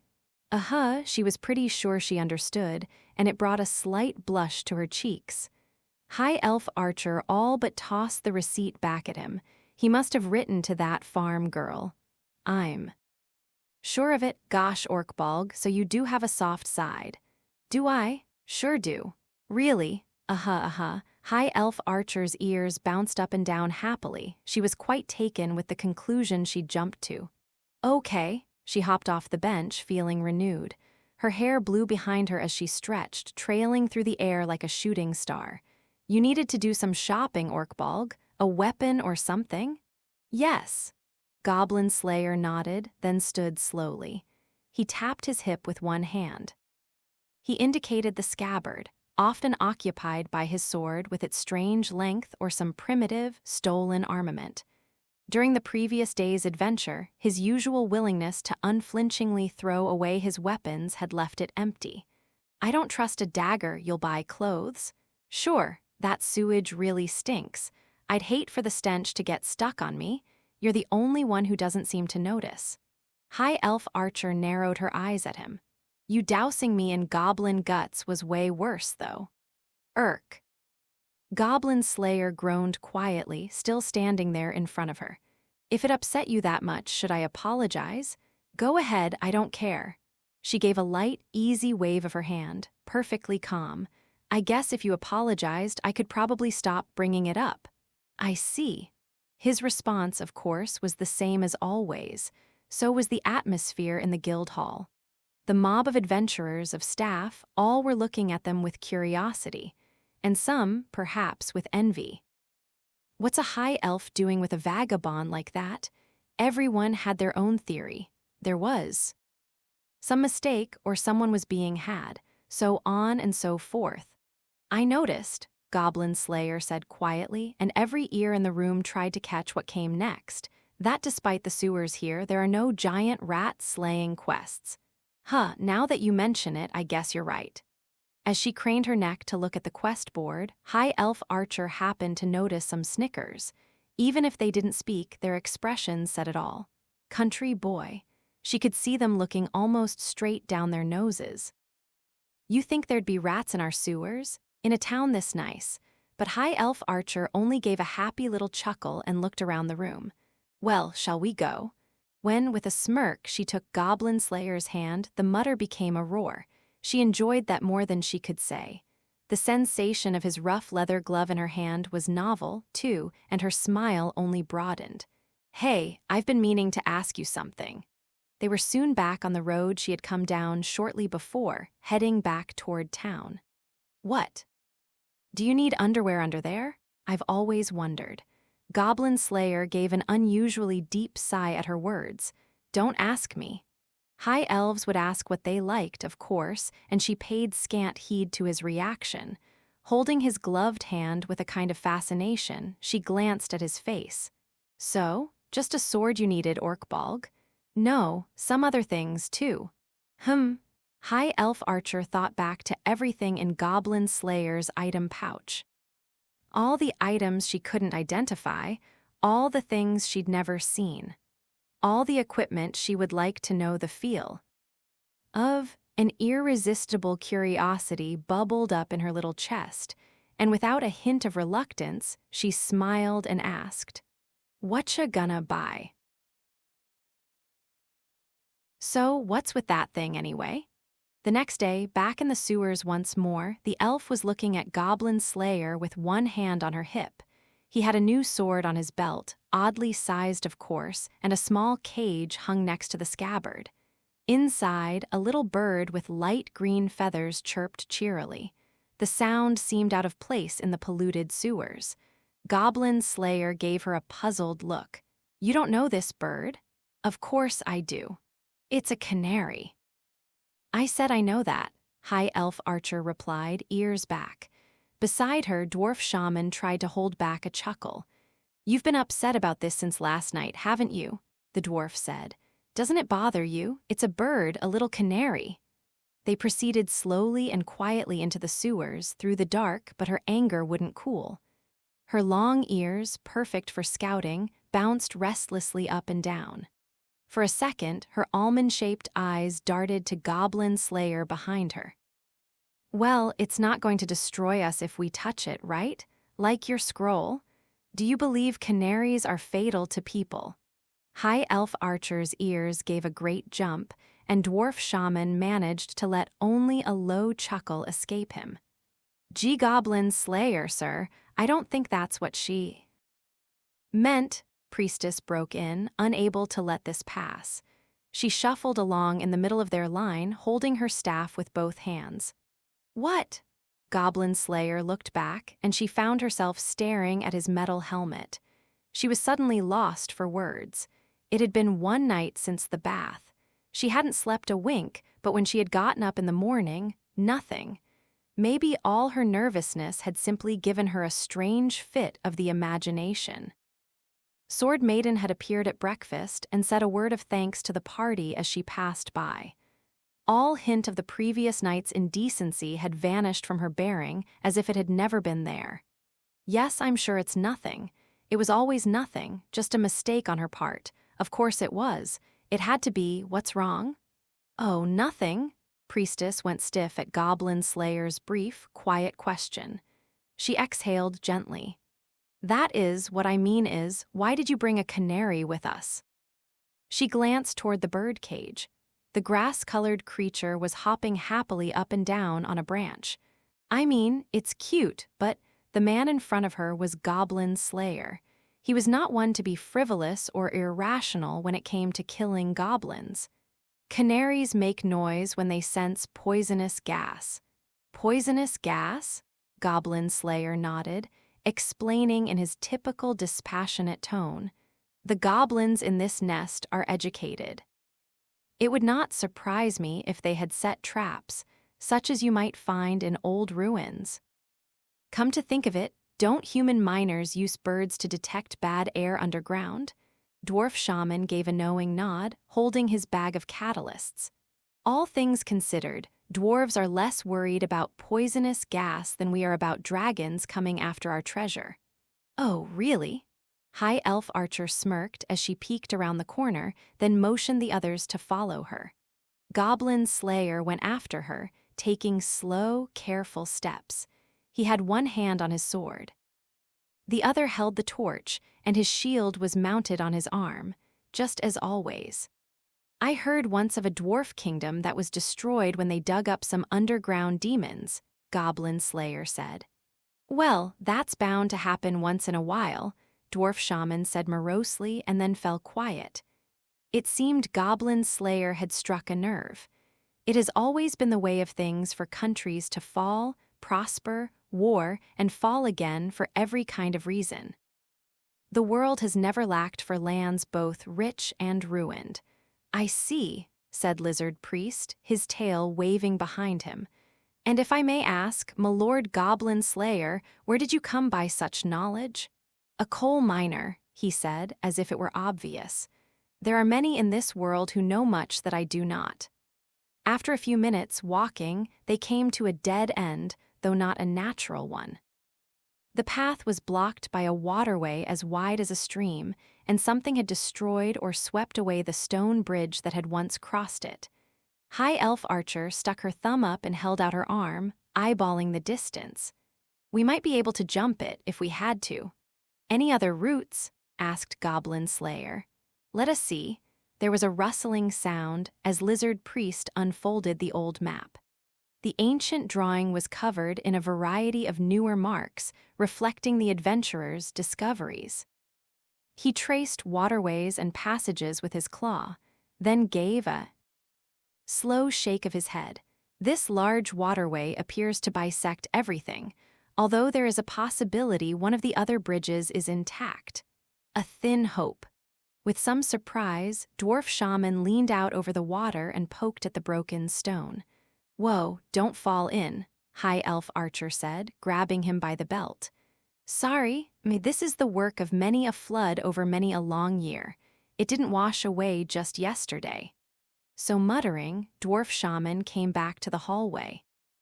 He showed everyone a bit of debris he'd collected, then crushed it in his hand.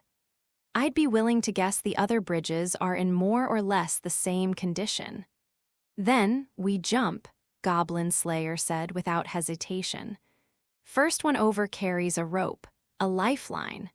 I have a rope, Priestess said gallantly and pulled a coil of rope, complete with grappling hook, out of her bag. It was just like her that it should be neatly rolled up. And it was a testament to her real strength that it appeared never to have been used. Ah, the adventurer's toolkit, High Elf Archer said fondly as she narrowed her eyes and peeked into Priestess's bag. It was a bit of equipment aimed at novice adventurers, containing everything they might need on the job. Rope with grappling hook, several lengths of chain, and a mallet. Tinderbox. Backpack and water skin. Eating utensils, chalk, a dagger, etc.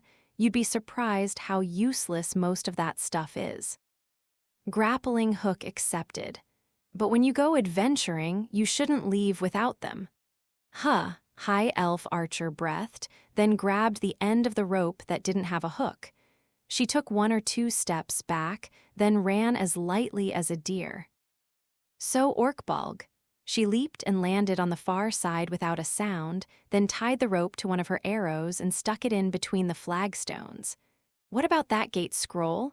You learned that from someone too. I heard once of someone who tried to use gate to go to a sunken ruin, and the water killed them. That woman, that is, witch back at the Adventurers Guild, must have told him the story.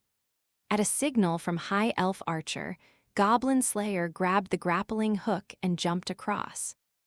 He made a heavy, dull sound on landing, as one might expect from a person in full armor. "Impressive," he said as he handed the hook back to High Elf Archer, who tossed it back to the far side. "You really will do anything to kill goblins, won't you?" "Of course," was all he said. He must have decided the interview was over because he fell silent and began looking all around the hall. "Can you jump, lass? I'll be getting Scaly's help myself." "Oh, right. Well, I'm next, I guess." At the urging of dwarf shaman, priestess, who had been gazing around somewhat vacantly, hurriedly picked up the hook. She stepped back for a running start, then jumped across with a little shout, her expression darkening just a bit. He set traps and killed children without hesitation. He was clever and merciless. To her, he looked very much like a goblin. Maybe he knew that better than anyone. No doubt one day he, too, will disappear. The thick, honeyed voice came unbidden to her mind, ran through it like a river before slowly fading away. Their investigation of the sewers went more smoothly than it had the day before. This was partly because they had a better grasp of the pathways, but more than that, they had changed their philosophy. Goblin Slayer had determined to completely avoid any encounters with goblins. He walked with his unconcerned stride, holding the torch and sneaking along like a cat. High Elf Archer seemed to be taking after him. Her footfalls were as light as a feather. Sometimes they would slip past goblin patrols. At others, they chose routes with no goblins. Priestess, dwarf shaman, and lizard priest followed after them through the hallways. "I never thought I'd see the day when you would let a goblin go Orkbog," High Elf Archer whispered. "I am not letting them go," he replied, pressing himself against the wall and peeking around a corner. "First, we cut off the head. We slaughter the rest after that." "I wonder if it's another goblin lord or ogre," Priestess murmured anxiously, but Goblin Slayer only shook his head and said, "I don't know." Goblins were at the bottom of the monster hierarchy. Almost any kind of creature might be leading them. A dark elf, some kind of demon, even a dragon. I suppose it will do us no good to stand here wondering about it. Lizard Priest took the folded-up map from his bag and opened it nimbly with his claws. Thanks to his excellent night vision, inherited from his forebears, he could read it even without a light. "I should think we have not yet glimpsed even the shadow of the tail of the one who is behind this."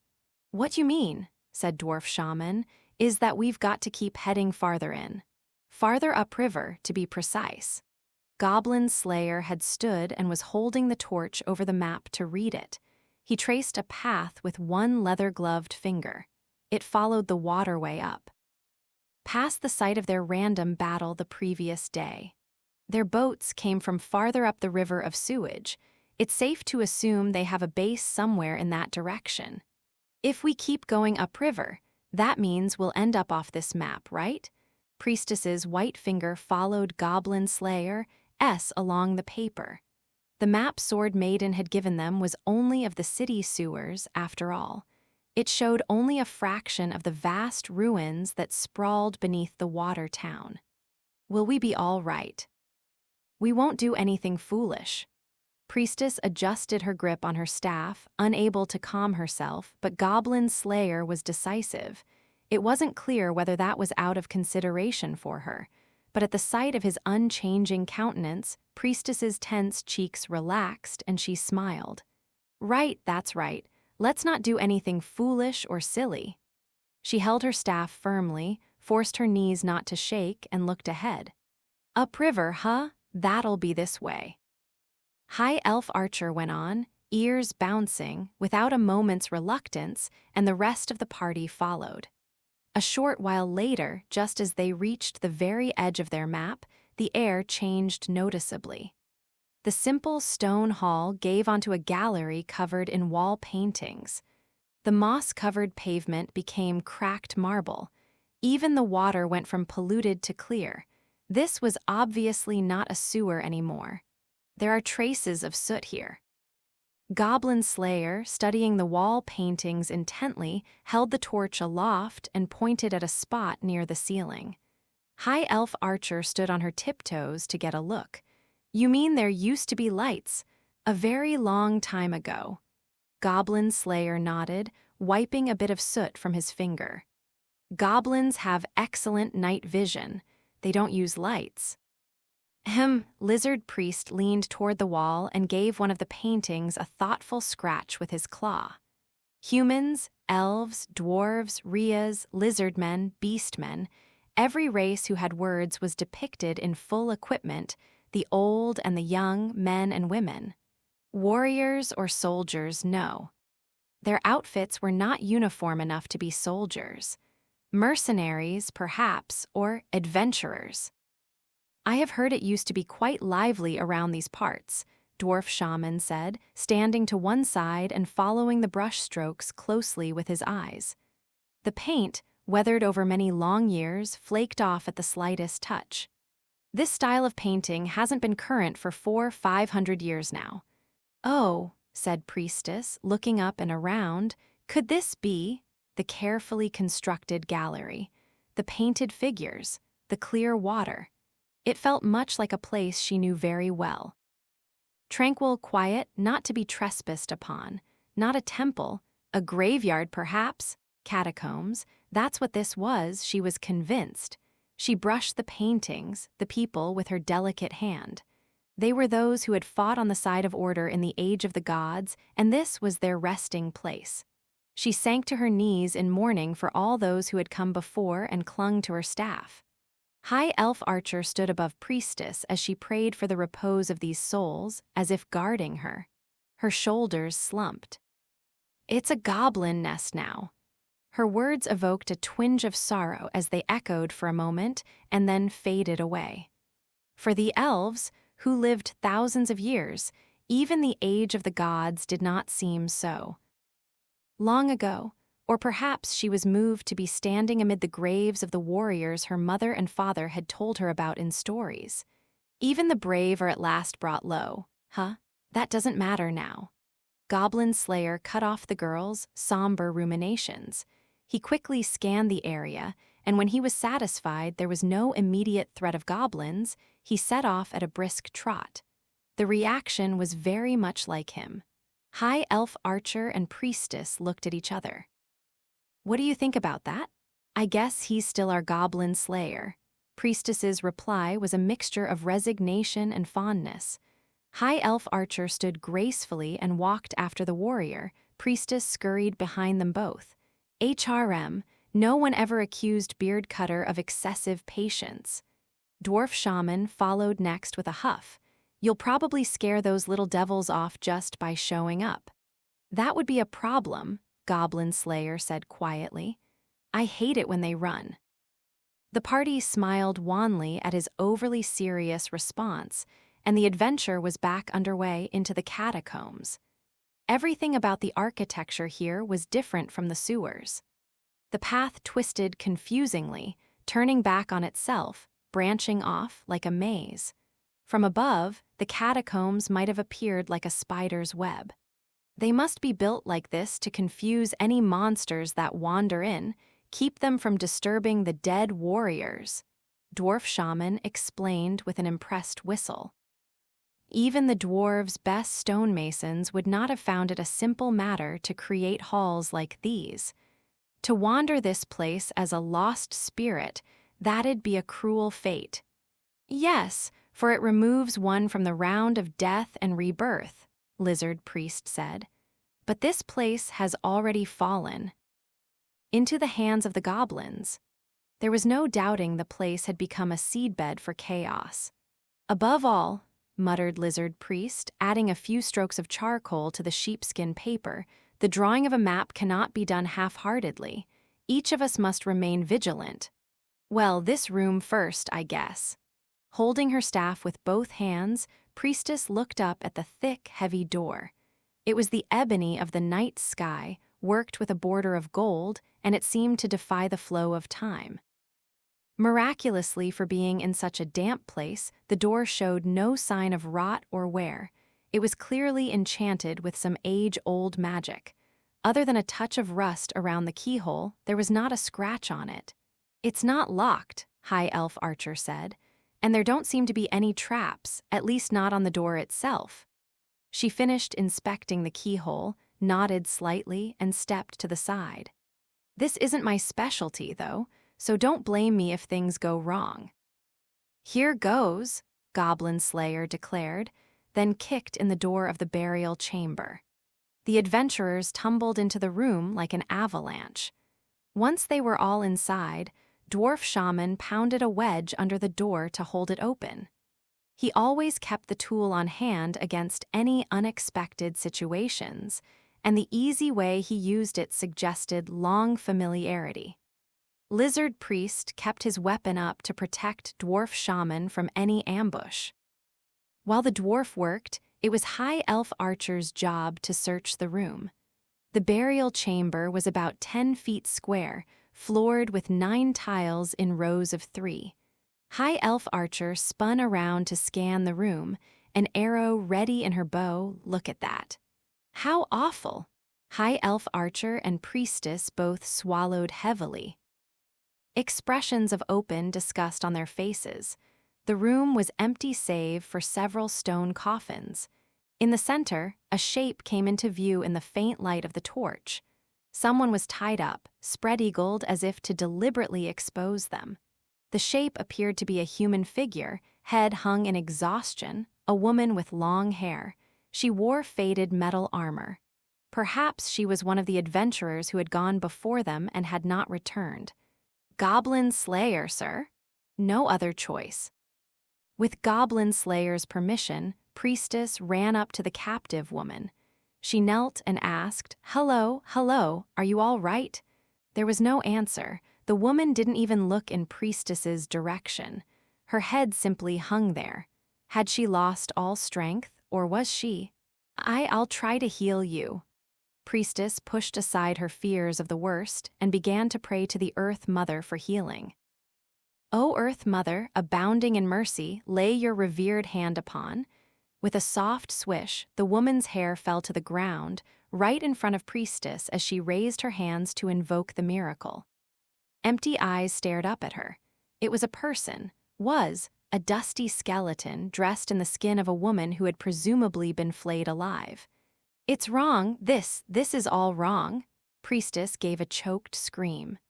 At the same instant, the entryway sealed with a crash. The wedge clattered across the floor, mocking them. "HRR," Lizard Priest immediately charged the door with his shoulder, but it didn't budge. "This is trouble. I think the door has been barred. Come here, Scaly, maybe you and I together." Lizard Priest and Dwarf Shaman slammed into the door with all their might. It groaned but didn't give. It showed no sign of opening at all. "GROROROROB. GORB. GORRRB." Cackling voices echoed from the other side of the stone wall, mocking the adventurers' futile struggles. High Elf Archer bit her lip. "Goblins? So they got us." Goblin Slayer spat in annoyance. They should have expected it. The goblins could hardly miss a party of adventurers trespassing in their home. Cornering cautious prey was difficult. It was much easier to ambush them, to set a trap. The goblins knew no adventurer would leave a woman in trouble. Every once in a while, all the cruel wit in their little heads could outfox even a human. This, along with their fertility, was what had allowed them to survive for so long. No, they were trapped. The reality of it rendered Priestess speechless. Her knees shook, her teeth chattered, and she thought her legs might give out. The tragedy of that first adventure sprang to life in her mind. "Calm down." The rebuke was as dispassionate as ever. It wasn't meant to support her in her fear, but break through it. She nodded fiercely, as if clinging to his words. Her face was pale, and something gleamed at the corners of her eyes. If he hadn't been there, or if she had been alone, she surely would have fainted. And that would have meant death, or something far worse. But beside her stood Goblin Slayer, his guard up, his weapon at the ready. "We're still alive." The canary began to twitter noisily. "Gas!" No one was sure who said it first. "GROB, GORRB, GROROB, GORRRB." The tweeting of the canary mingled with the screeching laughter of the goblins on the other side of the door. A white mist had begun to seep into the room through several holes that had been bored in the walls. The adventurers packed into the center of the burial chamber as though surrounded. They were certainly in dire straits. "We're in trouble now. They'll finish us all in one fell swoop. Not all gas is deadly, but I'm sure it means us nothing good, whatever the case."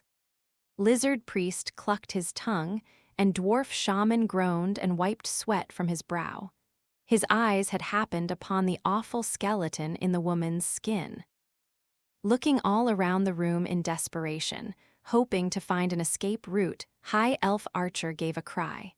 "It's no good, there's no other way out. What are we going to do, Goblin Slayer, sir?" Priestess still had not received the cure miracle, which could neutralize poison, and even its effects would only last for a short while. When it wore off, that would be the end. With no idea how long the gas would keep coming, all she could do was to buy them a little time. Priestess looked imploringly at Goblin Slayer, her eyes bright with tears. He made no response. "Goblin Slayer, sir?" He was rummaging silently in his bag.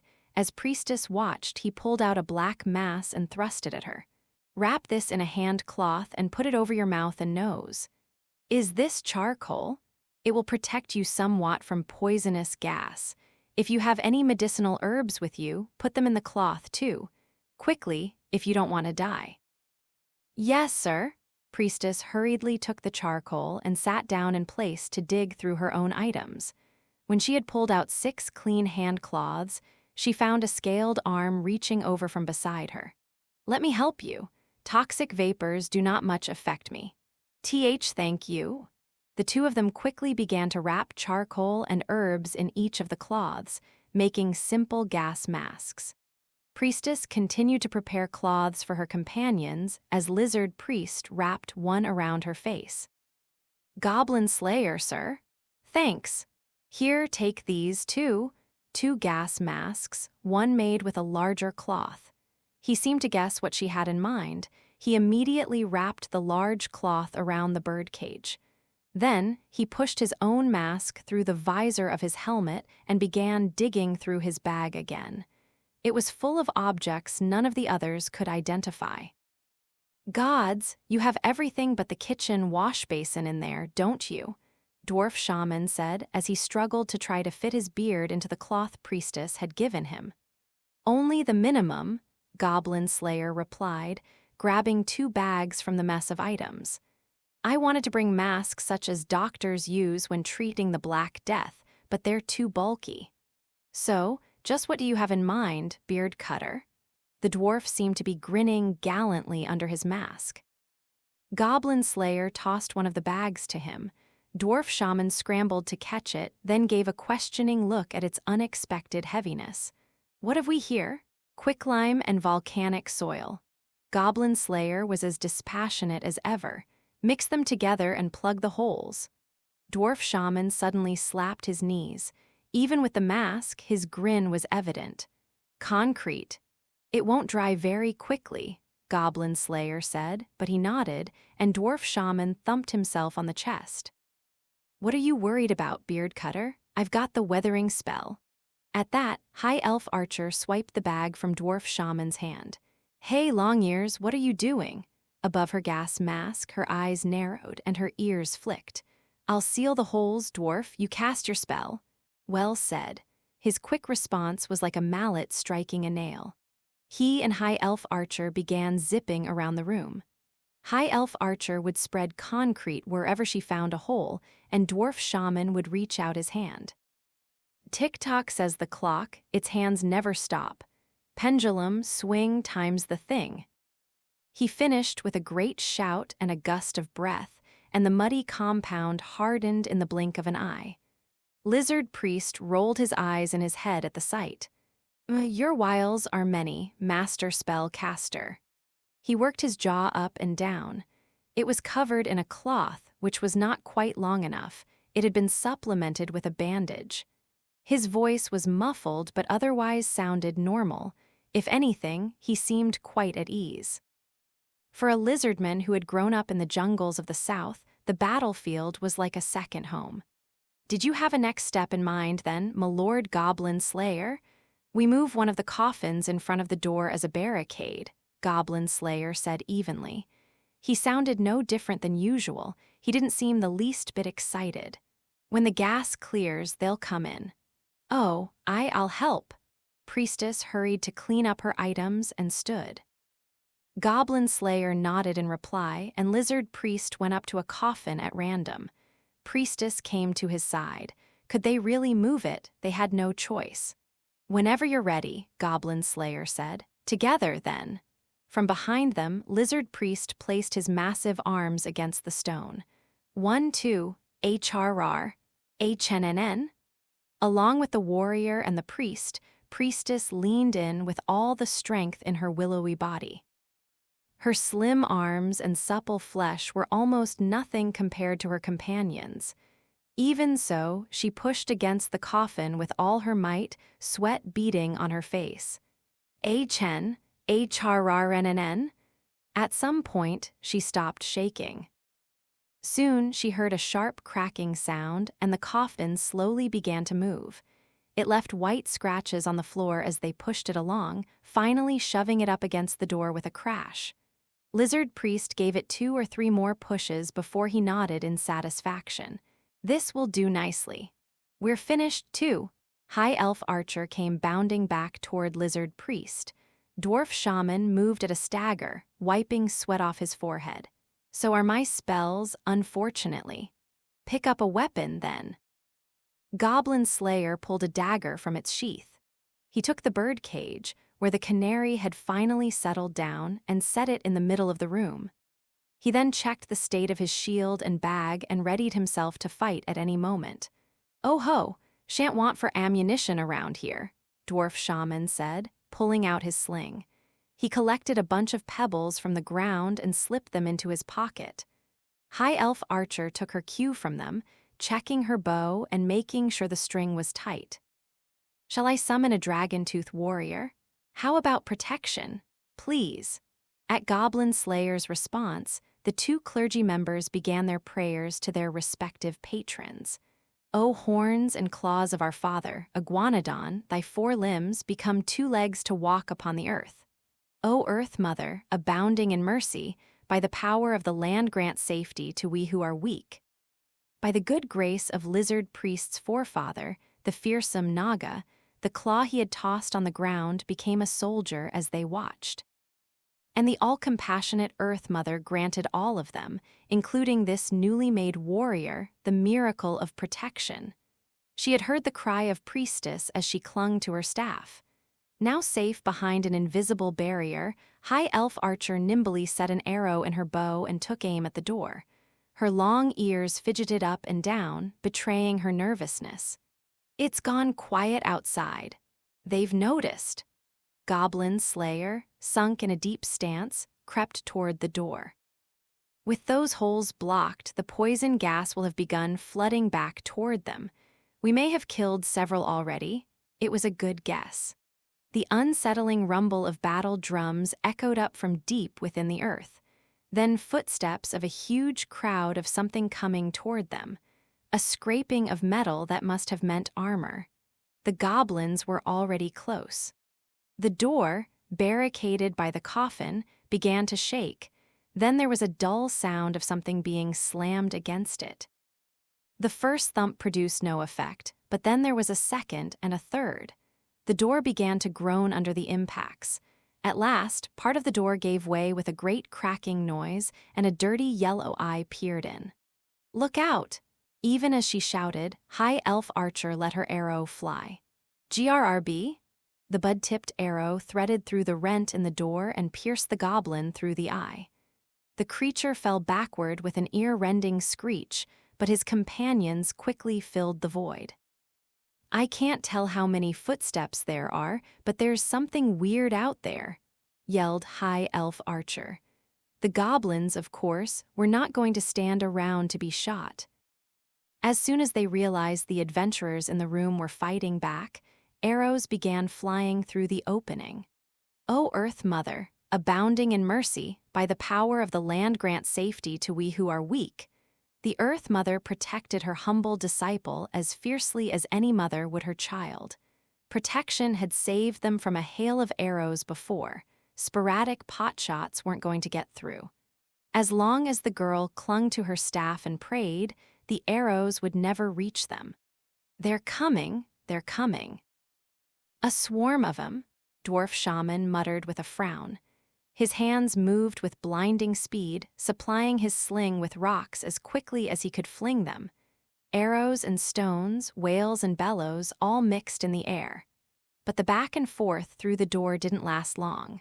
The ebony door may have been ancient beyond memory, but even it could not stand forever against crude weapons and brute strength. Despite the bracing of the stone coffin, it finally gave a great death rattle. GORORB. GROOROB, goblins flooded into the room amid a shower of wood splinters.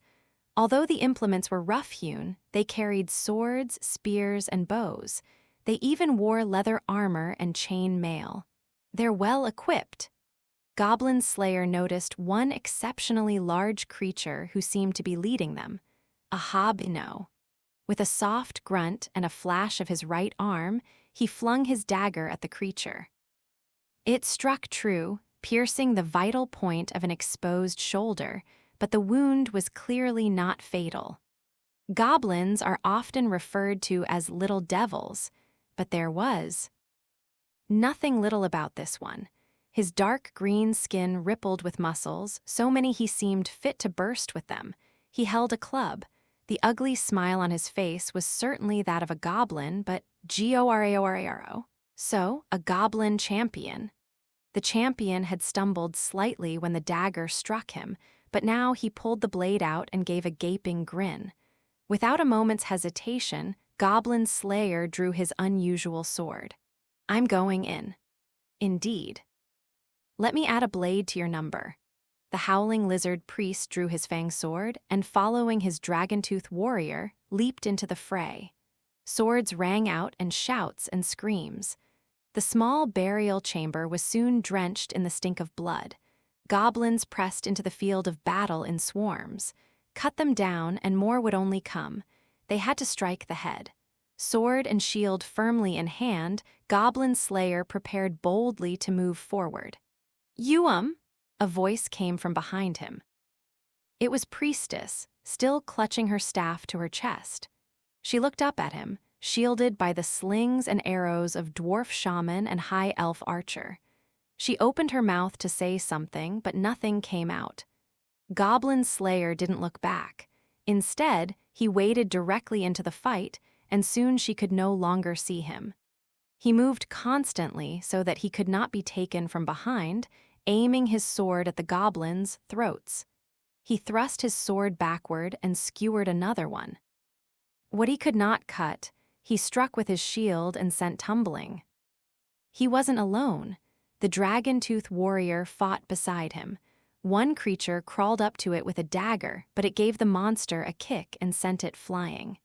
Its claws crushed the goblin's jaw. Goblin Slayer spun and threw his sword at a creature armed with a spear. He picked up a club at his feet. ORARAGA? 5. If he was forced to cross swords with every monster in the room, he would probably wind up as mincemeat himself. There was no telling how many goblins there were in this horde, and to deal with them all squarely would leave him exhausted. Well, he wouldn't deal squarely with them then. Goblin Slayer was willing to use any and all tactics. Give them everything you've got, he said. Gladly, bellowed Lizard Priest. See my deeds, my forebear. With his tail, he swept aside an enemy approaching from behind, then grabbed one in front and spun it around before flinging it into a wall. G-O-R-A-R-A. G-R-O-O-R-O-B-B? Claws and fangs and tail. Lizard Priest's whole body was a weapon, his fighting as brutal as a whirlwind. Their foes were legion. All 4 of his limbs lashed out ceaselessly, seeking something to strike.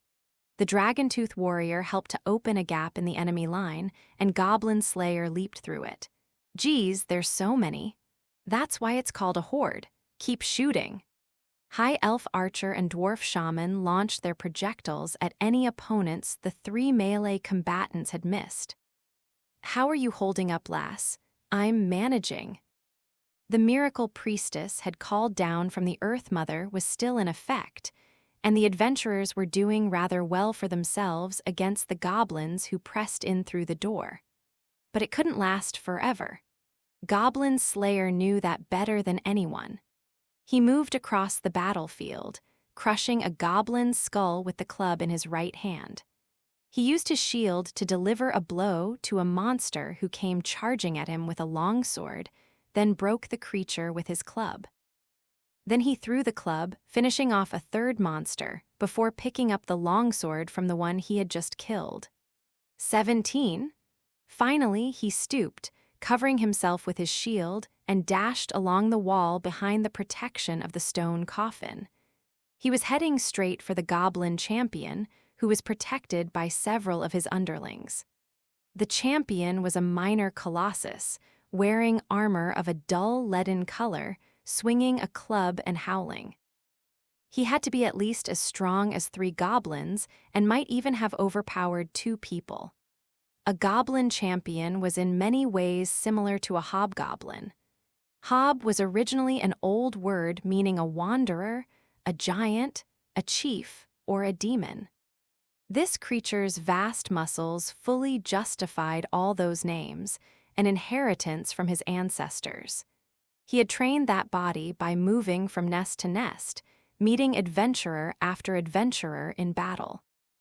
It was like an adventurer with abundant natural talent who had gained a great deal of experience points, the goblin equivalent of a platinum rank. That, in a word, was a goblin champion. One such creature had taken on the inexperienced heavy warrior and female knight together at the farm. Most likely, this creature was quite an experienced warrior. In the end, though, goblins are goblins. This was not to say Goblin Slayer was underestimating the creature. He never underestimated a goblin. O-R-G-O-R-O-R-B? The champion shouted something intimidating to its trembling henchmen to encourage them to greater feats of valor. Goblin Slayer, who had successfully slipped around behind the creature, lightly adjusted his grip on his sword. An old story held that a certain Rhea had once knocked off the head of the Goblin King with a single stroke of his club. Goblin Slayer had no idea whether the legend was true, but that wouldn't stop him from trying something similar. Specifically, killing the creature in one blow. He intended to stab it in the back, straight through its vulnerable brain. He readied his blade to strike. O-R-O-A-G-A? He felt the yielding answer of flesh, saw the geyser of blood, HRM, but Goblin Slayer suddenly grunted. He had pierced something certainly. But it was a different goblin, one that had been thrown toward him. G-O-R-A-G-A-G-A? The champion had used one of his allies as a shield. Not that this was surprising. Goblin Slayer found it perfectly normal. There is nothing in this world so selfish as a goblin. All they wanted was to win. If that meant sacrificing their companions or their horde, even their entire race, so be it. This was one crucial point of difference between the thinking of goblins and of those who had words. This tendency, combined with the altogether unjustified anger they felt when their companions were killed, made them quite unpleasant. G-O-R-O-R-O-R-O-B. He had pierced the goblin through the stomach, in between the pieces of the creature's armor, and the beast yammered something as blood erupted from the wound. "Feh!" Goblin Slayer immediately pulled his sword out and prepared for the next attack. The champion's dirty yellow eyes saw the adventurer who had meant to ambush him. Perhaps he recognized the man who had thrown the dagger at him earlier, for an ugly smile spread over his face. Groorb. His powerful arms brought his club up from below in a scooping motion. HRGGH? Metal, flesh, and bone twisted. There was an awful rending sound. Weightlessness, impact, nothingness. A warmth that rose up from his innards. Pain. In an instant, Goblin Slayer took in the situation. The shield he had instinctively thrown up to protect himself had been sent flying, and he himself had slammed against one of the coffins that lined the room. The stone shattered with a great crack, dust flying everywhere. The lantern tumbled from his hip and broke, freeing its flames. "Goblin Slayer, sir?" Priestess called out to him from where she watched over the battle in the back row. "Orkbolg, are you all right?" High Elf Archer and Dwarf Shaman both looked toward him at Priestess's shout, but there was no response. "No, Goblin Slayer, sir." Her legs trembled under her as if she were on a rocking ship. He was all right, he had to be. He had even come back from the blow from that ogre. He would say, "We won't do anything foolish or silly," just like he always did. But he only lay there in the cloud of dust like a discarded doll. With a hacking sound, thick blood came out of the visor of the metal helmet. There was no mistaking it, it had been a critical hit. Her staff rattled weakly as it slipped out of her grasp and fell to the floor. She brought her shivering hands to her face. Her delicate features twisted. "Erig, Goblin Slayer, sir, Goblin Slayer, GORB, GRROB. GROROB?" The girl's weeping echoed throughout the room. The goblins cackled horribly. That was one of their favorite sounds. The vanguard was wounded. The magic user's spirit was broken. The hated protection would vanish as well. The party had lost its leader. That was what mattered. The goblins, of course, would not let this moment pass. This was how they had buried many adventurers before. "What is this thing?" Lizard Priest cried, even as he battled with the sort of strength only a lizardman possessed. Though it had killed quite a number of the goblin horde, the dragon-tooth warrior was suddenly struck down. Lizard Priest would soon be cornered. The three defenders had become one. Even if he held his ground and used all his strength, he could not hold off an entire goblin army. "Stay calm, keep your concentra, GRK." Thus, High Elf Archer became the first catch of the day. She had been firing her arrows without pause, and no goblin had been able to get near her. But when her pace slackened for an instant, just the blink of an eye, a goblin took advantage of it to jump toward her. Elves are inherently elegant, slim creatures. Their agility is immense, but they lack brute strength. She struggled to shake the goblin off her back, but it was a futile gesture in the face of the encroaching horde. "Lemme go, get off, She was dragged to the ground, and with a scream she vanished under a black mountain of goblins. For a second, one thin leg stuck out from under the mound, kicking at the air. Long years. Dwarf Shaman was the first to notice what was happening and the only one able to respond. He tossed aside his sling and with a yell took a hand axe from his belt. "You little beasts, by the gods, get off her." His judgment was beyond question. There hadn't been time to use a spell. If Dwarf Shaman hadn't leaped in immediately, High Elf Archer might well have been carried off to who knew what fate. But without any ranged attacks to support the lone close combat fighter, there was nothing to hold back the goblin onslaught. This was critical. Now there was nothing between Priestess and the goblin champion. No, oh no. Her teeth chattering and her entire body quaking with fear, she could barely stand. There was a soft thump as she slid to the ground. Then she felt something warm and wet spread across her legs. GROB, GROORB, GORRRB. The smell of it caused the goblin champion to grin mockingly at her. It would be so much easier if she could just lose consciousness. Ironically, It was all the experience she had gained that refused to let her do that. The champion's meaty arms stretched out and grabbed her waist. HRR, ah, she groaned as the creature crushed her internal organs. She was terrified. What if he simply squeezed until her bones broke? HRR, WHWA, Wyatt. But that wasn't what happened. The champion pushed his face close to her. His breath reeked of rotting flesh. Uriarg. And then he took a great bite out of her shoulder, vestments and chain mail and all. Blood gushed out, running red across her white skin. She had never known such pain. She was at the limits of her endurance. The color drained from her vision. She couldn't speak, but only wept like a child.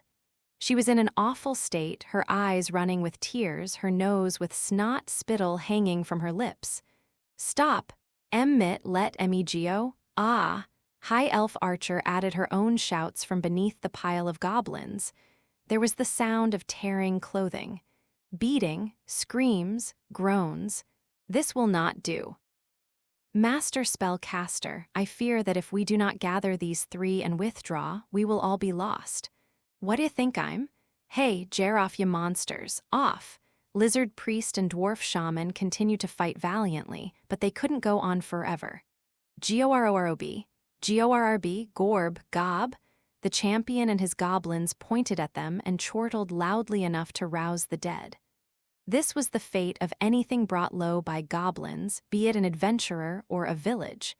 Its fate, its destiny. Due to chance, a roll of the dice, horseshit. All of it resonated with something deep inside him.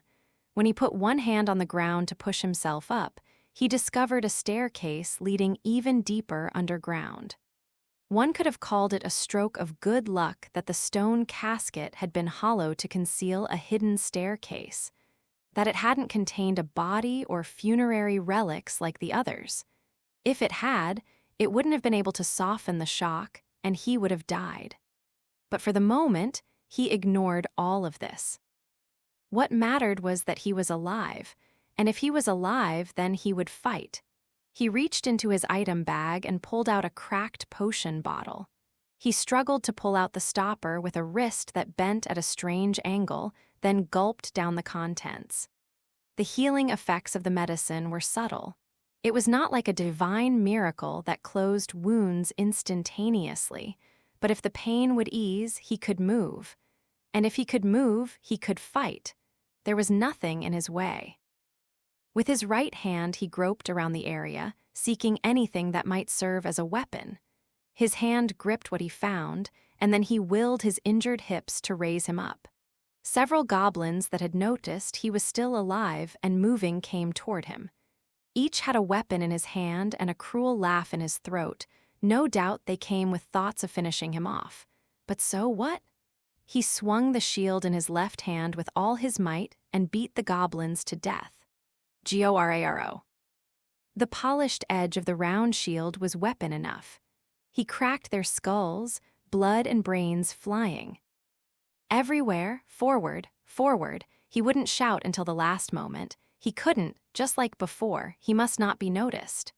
The goblin champion was focused on tormenting his new catch. He seemed oblivious to the fact that the interloper he had thrashed earlier was standing behind him. Priestess had gone limp in the demon's embrace, only twitching now and again. Her lips, turned even redder by the blood that flowed down from her white neck, moved 2 or 3 times. No voice came out. Was it save me, or oh God, or mother, or father, not run away? That would have given him away. Him, Goblin Slayer, why yeah. Goblin Slayer leaped on the champion from behind. At first, the champion surely had no idea what was happening. Something wrapped around his neck, the spinal column and skin of the woman, which had tumbled to the ground during the fighting. The creature reached up in annoyance to brush away what had been, for him, only bait. But in the next instant, the thing was pulled tight against his throat. Gorrrrbbbb? He could not quite get the scream out of his throat. The champion scrabbled at the bones, unable to breathe. A few hairs broke, but it didn't change anything. He could no longer see the priestess he had been about to have his way with. She had rolled onto the ground like an abandoned toy. Ah, the thinnest voice. She was still alive. And that was all Goblin Slayer needed to know. Ha-ha!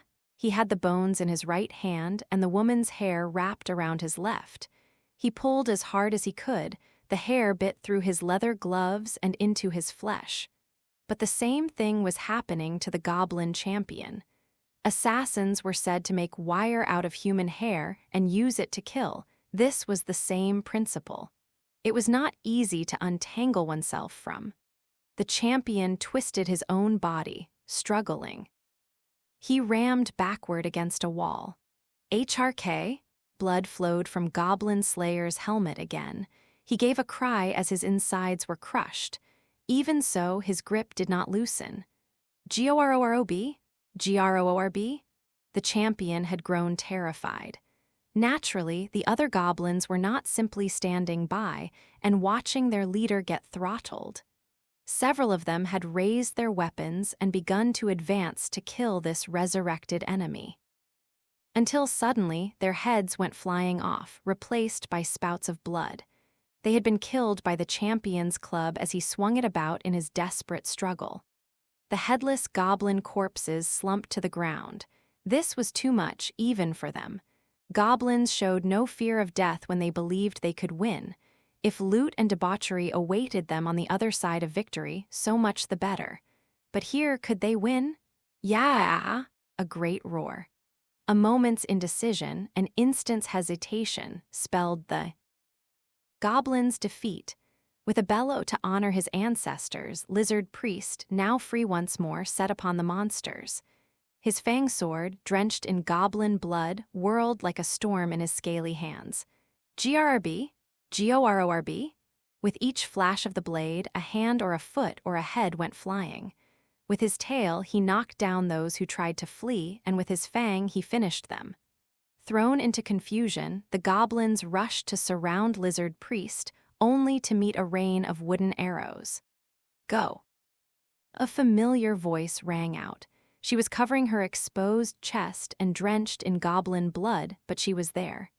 As she shot her bow while kneeling, High Elf Archer shouted, "I'll handle these guys." "My thanks!" Lizard Priest shouted and began to weave his way through the attackers. He was trying to get to where Priestess lay on the ground. He still had some spells left. That meant the girl was going to be okay, High Elf Archer thought with a relieved sigh. "Thanks. What's this all of a sudden?" It was Dwarf Shaman beside her who answered her murmur. Covered in blood splatters, breathing heavily, and still holding his axe, he handily dispatched any goblins who came hoping to kill the enemy archer. "I can't believe I owe my life to a dwarf. I'll never live it down." She turned away, struggling to hide her small chest. Her ears twitched. For an elf, the only thing more shameful than that would be not to say thank you. Leave it to an elf to go from weeping for help to being up. "On her high horse," Dwarf Shaman said with a barely suppressed chuckle. She winked at him. "Better than your low horse, right?" As she tried to affect nonchalance, she loosed an arrow at the Goblin Champion and let out a shout. "Get him, Orkbolg!" HRRR. Goblin Slayer held the bundle of hair like the reins of a horse. He clung to the back of the champion, who flung him left and right like a bucking stallion. At first, each jolt had hurt him so badly he thought his body might fly apart. But now he felt no pain, nothing. All that was left was a strange lightness, like floating in the water. Some objective part of his mind was sounding a warning. Pain was proof you were alive, and now he felt no pain. Perhaps his nerves had been overwhelmed. Had he made the wrong choice? He almost fancied he heard a whisper, "Go forward unto death. Pound the nail into your own coffin." But the lack of pain also happened to be convenient for him. "Whatever foolish or silly thing it takes to win, I will do it." "Hey!" His voice squeezed out from between his lips. Could the words that echoed in his mind have reached the mind of the Goblin Champion? The creature struggled to turn his head and see the enemy that clung to his back. A grimy, blood-caked metal helm reflected in his filthy yellow eyes. Take a good look, Goblin. Goblin Slayer raised his broken right arm and jammed it into the eye. He grasped something disturbingly soft, scratched, and clawed at it. Grorararab. Grororob. The champion howled incoherently in agony, bending. Backward, Goblin Slayer went with him, rolling to the stone floor. He barely avoided being crushed by the giant body as it collapsed to the ground with a resounding thump. Breathing raggedly, Goblin Slayer used nearby bones to push himself up.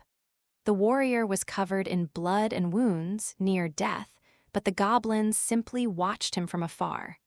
There was no good reason for them to do so. It would have been easy to finish him off at that moment. And yet they were unmistakably afraid of him. "Who's next?" The voice was dispassionate, toneless, and cold as the wind blowing through a valley. "Is it you?" Goblin Slayer flung the lump of flesh in his right hand. The champion's eyeball hit the ground and burst with a wet noise. "Gorb, Gararab?" The champion staggered to his feet and began to babble. Blood and pus streamed like a waterfall down his face from his missing left eye. "Gob," the goblin stood frozen. One of them dropped his spear. His eyes flitted back and forth between the goblin champion and Goblin Slayer, both of them wreathed in blood. That did it. "Gororob." The goblin champion gave a roar that could only be an order to retreat. "Gorarab, Gorab, Grob, Grob." Screaming, the goblins forgot everything else and fled. In this, as in all things, the goblin champion led them. A champion he was, but still a goblin. Each goblin was most interested in his own survival. All they wanted was to escape this place. Thus, the idea of holding their ground against impossible odds never so much as occurred to them, and the rout gained momentum quickly. First, 2, then 4, then 8 fled, one after another. Goblins dove for the exit, weeping and shouting. At last, only the piles of goblin corpses and the gasping adventurers were left. No one suggested they should pursue the enemy. All of them were wounded and exhausted. They could barely think of moving. Only Goblin Slayer was different. He dug unsteadily through the bones and used the hand spear he found as an improvised walking stick to hobble around the room. Dragging his feet pitifully as he moved, he began to check each of the bodies. As he went, he dripped a trail of blood, as if he were a brush running along a canvas. Hrar, 1 step. 2, a violent shake, then Goblin Slayer's body lurched at a strange angle. Orkbolg. High Elf Archer worked her way over to him and supported him from the side. She didn't begrudge him the blood that ran onto her torn clothes and exposed skin. In a terribly thin voice, Goblin Slayer asked, "Are you okay?" Somehow, but High Elf Archer's voice was strained too. "I'm not so sure about you," to her, he felt like a bag full of spare parts. Even so, he managed to mutter, "Perhaps," and nod. "What about the girl?" "This way, can you walk?" "I'll try." High Elf Archer struggled to support Goblin Slayer, who seemed like he might collapse at any moment. She felt a warmth on her cheeks and suddenly realized tears were beading up in her eyes. She bit her lip. "Try to have some dignity, you two." As they veritably crawled along, they found Dwarf Shaman's arms supporting them. He was in no better shape than they were. Blood soaked him from the top of his head to the tip of his beloved beard, and his bag of catalysts, as well as his belt, had been badly torn. Even so, the dwarf managed to hold Goblin Slayer up with his great hands. "After all, we still have to get home?" "Right." Then together they walked the vast-seeming but terribly short distance. Soon they were in the center of the room, beside the shattered coffin. A broken fang sword rested there, Lizard Priest sitting beside it. "Well now, it was a close call, but I think she will come through." Priestess lay at his feet, swaddled in his tail. The flames of the broken lantern were the only illumination, the light playing across her form. Her blood-stained vestments and chain mail had been pulled away. Bandages were wrapped around her pale shoulders and chest. Her hair was stuck to her sweating cheeks, and her eyes were still closed. The barely perceptible rise and fall of her chest was the only sign that she was alive. "How is she?" Lizard Priest narrowed his eyes and gently raised Priestess's head with his tail. "Her life is not in danger, though if the wound had been any deeper, it would have been beyond my abilities." "I see. Here, hang on, I'll help you sit. That'll be easiest, right?" High Elf Archer said, almost whispering as Goblin Slayer struggled for breath. "Dwarf, you take that side." "Course." Together, they lowered him down by the stone coffin at Priestess's side. It felt like he might topple over the moment they took their hands away. Even the way he sat looked more like he had fallen on his behind. I'm SS, or don't worry about it." Goblin Slayer held out his hand, gloved in leather that was tattered, dirty, in altogether terrible shape. He rested it on the ground next to her. Priestess took it weakly with her own small hand. "Gob s ire, sir," at long last, he murmured. "These things happen." "Let's head back up," High Elf Archer said. "We don't want to be here when they come back. Orkbalg, can you stand?" "Ah, go find yourself a coat or something, lass. I can help Beard Cutter." "It seems I will have to bear him on my shoulders," said Lizard Priest. "Gather yourselves, we shall be safe soon," someone was saying something. But Goblin Slayer felt consciousness slipping away, and then everything was dark. "Just how long do you plan to sleep, Dunderhead?" The voice that thundered through his brain conspired with the piercing pain to wake him. He leaped up, took a stance, looked around. Freezing cold bit into his skin. White, everything was white. It was the white darkness, the same as always. He was more familiar with this world than with the light of the sun. He was in a cave, probably deep in it, surrounded by water and ice. No sooner had he gathered where he was than another resounding smack landed on the side of his head. The blow was hot and painful, as if he'd been hit with tongs, and its contrast with the cold confused him completely. "What are you starrin' for? If you're up, then greet me." The nasal, haranguing voice echoed through the cave, but he could not see its source. He didn't dare try to discover where the voice was coming from. If he peered around the cave, he would only invite another blow. And it wasn't possible to see through Burglar's invisibility in the first place. In these months, or years, of training, he had come to understand that very well. In this dimness, his sense of time was fuzzy at best. It was like the flakes of snow that blew by and refused to be caught. The old man was known by many names, including the Traveler, but he preferred to be called Burglar or Master. "Of course, Master, thank you for being here." He bowed his head, though he didn't know where he should bow it to. He heard a quiet snort and felt a momentary thrill of nervousness. If he had angered the Master, he wouldn't get off with a simple rebuke. The Master might even stop training him, and that was a matter of life and death. HRM, good enough. His Master seemed satisfied for now. He remained prostrate, careful not to breathe a sigh of relief. He allowed some snow to settle in his mouth, then closed his lips. The breath he had let out so carelessly was warm, and the mist it created in the air would give him away. It wouldn't be the first time he had been scolded for this lapse. "Master, what should I do today?" "What should you do?" Burglar gave a mocking little huff.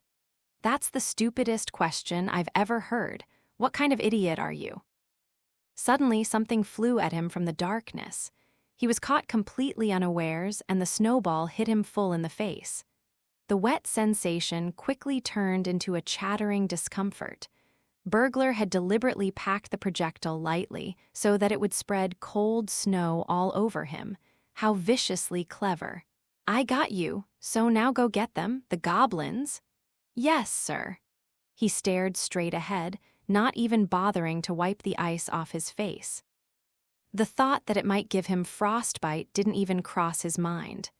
The pain, the bitterness, the goblins, they were all just part of his daily life, barely even worth mentioning. But he heard Burglar murmur, "How about it? They're smart, they're cruel, and they are many. They are vile. Can you kill the goblins? I will kill them. Even though when they were making sport of your sister, you only watched." Burglar gave a weird, grating laugh. He felt the fire vanish from his belly, along with the heated emotion that weighed in his mind like a stone. "I know what you're going to say. You didn't have the strength then, did you?" He bit his lip. "Yes, sir." "Wrong, that is wrong." This time, the wet sensation was mixed with a dull pain. Burglar was clever and cruel. He had added pebbles to the loosely packed snow. His forehead hurt. He felt like it was swelling with every beat of his heart. He felt blood dribbling from the wound, melting the snow stuck to his face as it went. It wasn't serious. The skull was one of the hardest bones in the body, not so easily broken. Another lesson he had learned well. He made no move to wipe away the blood, only looked in the direction where he thought Burglar was. "It's because you chose to do nothing?" It seared him. His fist already felt more like a rock than a hand, but he clenched it still tighter. "What's that? Why didn't you fight those goblins? Why didn't you escape with your sister?" The air moved slightly. Burglar had probably come close enough to stare him in the face just to make the point. He could smell the stink of wine on Burglar's breath, but he still couldn't see him, not even his shadow. "It's because you refused to save her. Questions of success or failure, life or death, those come later." "I have new power, I can't do anything. Oh, the gods granted me strength. Now I can kill all the goblins. Oh, a legendary hero mentored me. Now I can kill all the goblins. Oh, look at this holy sword I found. Look out, goblins. Now I have the power to do anything." Burglar's sneering sing-song echoed around the icy chamber. You think a boy who did nothing when he had no power will do anything once he gains it? Even if he did, it would just be a show. And every show ends sooner or later. Foosh. The air rippled again. He didn't move his eyes, but tried to follow the feel of it. "Listen up," Burglar said. "You have no genius, you have no talent, you're one more nameless vagabond with nothing to distinguish you." Thump. Something bit gently into his chest. He looked up in a rush to see an eye staring back at him. The small, glittering orb was a strange yellow color, like a burning torch. "But you're the one who gets to choose." He swallowed heavily. "When you've decided to act, that is your victory. Not that you won't be a laughingstock if you try and fail." Burglar's voice suddenly grew quiet. He snapped his fingers, and a bonfire he must have prepared at some point flared to life. The white walls of the cave took on the color of the flames. This was indeed a snowy fissure, surrounding him with ice, snow, and chill air. But the instant that thought distracted him, Burglar vanished, leaving not so much as a shadow. "You need luck, wits, and guts," Burglar bellowed in a voice that echoed unsettlingly. He tried to steady his breathing and stood slowly. He took his stance, arms up, feet slightly apart, hips lowered. "First, decide if you're going to do it, then do it." "Yes, sir." When he nodded, a few drops of blood went flying, stippling red across his feet. He paid it no mind. Focus on not slipping on the snow. "If you get that right, you can turn giants to stone, crush spiders bigger than you are, kill dragons, even defeat the king of hell." "Yes, master." "You have bad luck and you're not very smart, but do you have willpower? I'm going to train them all at once. Look up." He obediently looked up. A dazzling, dangerously bright light met his eyes. It was the field of icicles that grew from the ceiling of the snow cave. With their piercing points aimed straight down at him, they appeared like an army of knights. The heat of the fire had begun to have its effect. A single droplet spattered down on him. "Time for a guessing game. I have a riddle for you. If you want to live, you'd best answer quickly." "Yes, master." "Good, good." He heard a smacking sound of Burglar licking his lips. Riddles were a form of battle as old as the gods, sacred, inviolable, absolute. It was said they went back to even before the gods began rolling dice. Of course, none of that mattered to him. He would answer. That was all. I crisscross the sky. Cruel beak tears flesh. Your nightmare, your sworn enemy. But kill me, and it is your blood that will flow. What am I? The very first thing he thought of was a goblin. But goblins didn't fly, and they didn't have beaks. Just as he was about to cross his arms to think, another snowball came flying at him. He slid sideways across the ice to avoid it. A few drops of blood flew from his face and landed on the ice, mingling with the melted water and turning it pink. The answer came to him in a flash. A mosquito. Correct. Burglar gave a snort that suggested he was not amused. But that was just a warm-up. Next, the seas stand dry, the rivers do not run, the trees stand bare, the towns have no buildings, the castles no men. Where are we? He didn't have the slightest idea. The names of ravaged kingdoms, both historical and mythical, floated into his mind, then drifted away. All were places he'd heard of in the stories his sister told him. Had none of them met a fate as terrible as the riddle described? "Baya, what's wrong?" Burglar demanded. "Don't just daydream. Move, or it'll be the end of you." Before he could even think about it, he reflexively rolled to the side. An icicle struck the floor and shattered. He didn't have his helmet on. He had to focus on protecting his head. Then, suddenly, he was reminded of the answer in a riddle game he and his sister had played long ago.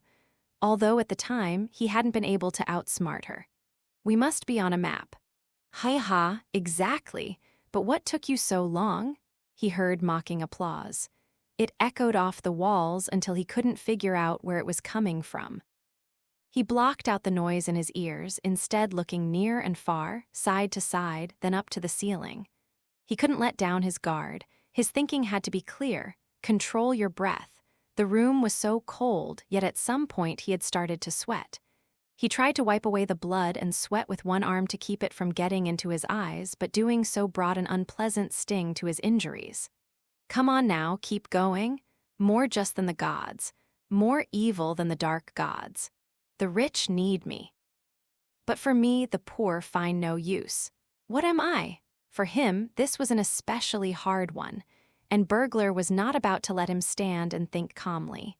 The snowballs came flying from every direction. He rolled across the ice to avoid them. He was losing feeling in his limbs. They had passed blue and were turning purple. But there was no time to worry about it. A creak sounded from above him. Careful now, here comes another one. Another icicle melted away from the ceiling and drove down at him. A burglar would not even let him dodge safely. Yet another snowball came and struck him in the shoulder. Snow sprayed everywhere and pebbles bit into his flesh. He struggled to suppress a groan of pain. There was no time. He couldn't think. He had no answer. He had nothing. That made him angry, and then it came to him. He looked up and shouted, "Nothing." He stomped the earth with both feet, regaining his stance, and added, "The answer is nothing." Yes, but there is something more evil than the dark gods and possessed of more cruel wit. Burglar had no intention of letting him rest, but flung riddles at him as quickly as he could answer. In the white darkness, blood flowing from his shoulder and his forehead, he stood and faced the questions. Black within black, within black, within black. He shouted back immediately, "A goblin in the womb of the captured woman in a goblin cage in a goblin cave." He never forgot about the goblins, not even for a second. The answer required no thought at all. He smirked at his invisible teacher and said, "Simple." "Oh, is it? Then, try this. At any time, at any moment. You might encounter him. Him there is no escaping. You cannot speak to him. There he is beside you. Too bad for you, game over." The last riddle must have been just a way of buying enough time to come up with this one. Burglar was full of cheap tricks. They taught him a great deal. but the answer to this riddle completely escaped him. Breathing raggedly, he slipped past snowballs and dodged icicles. The snow tore at his skin and the ice pounded it until his entire body was raw and bleeding. The blood and sweat dripped from his brow into his eyes, obscuring his vision, while the wound on his shoulder throbbed. Through it all, he thought furiously. The gears in his mind turned. He blinked several times, marshaling all his intelligence, searching for an answer.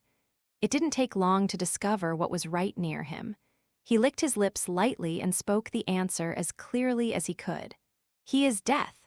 "Ha ha, a fine answer." Burglars' peals of laughter bounced throughout the cavern.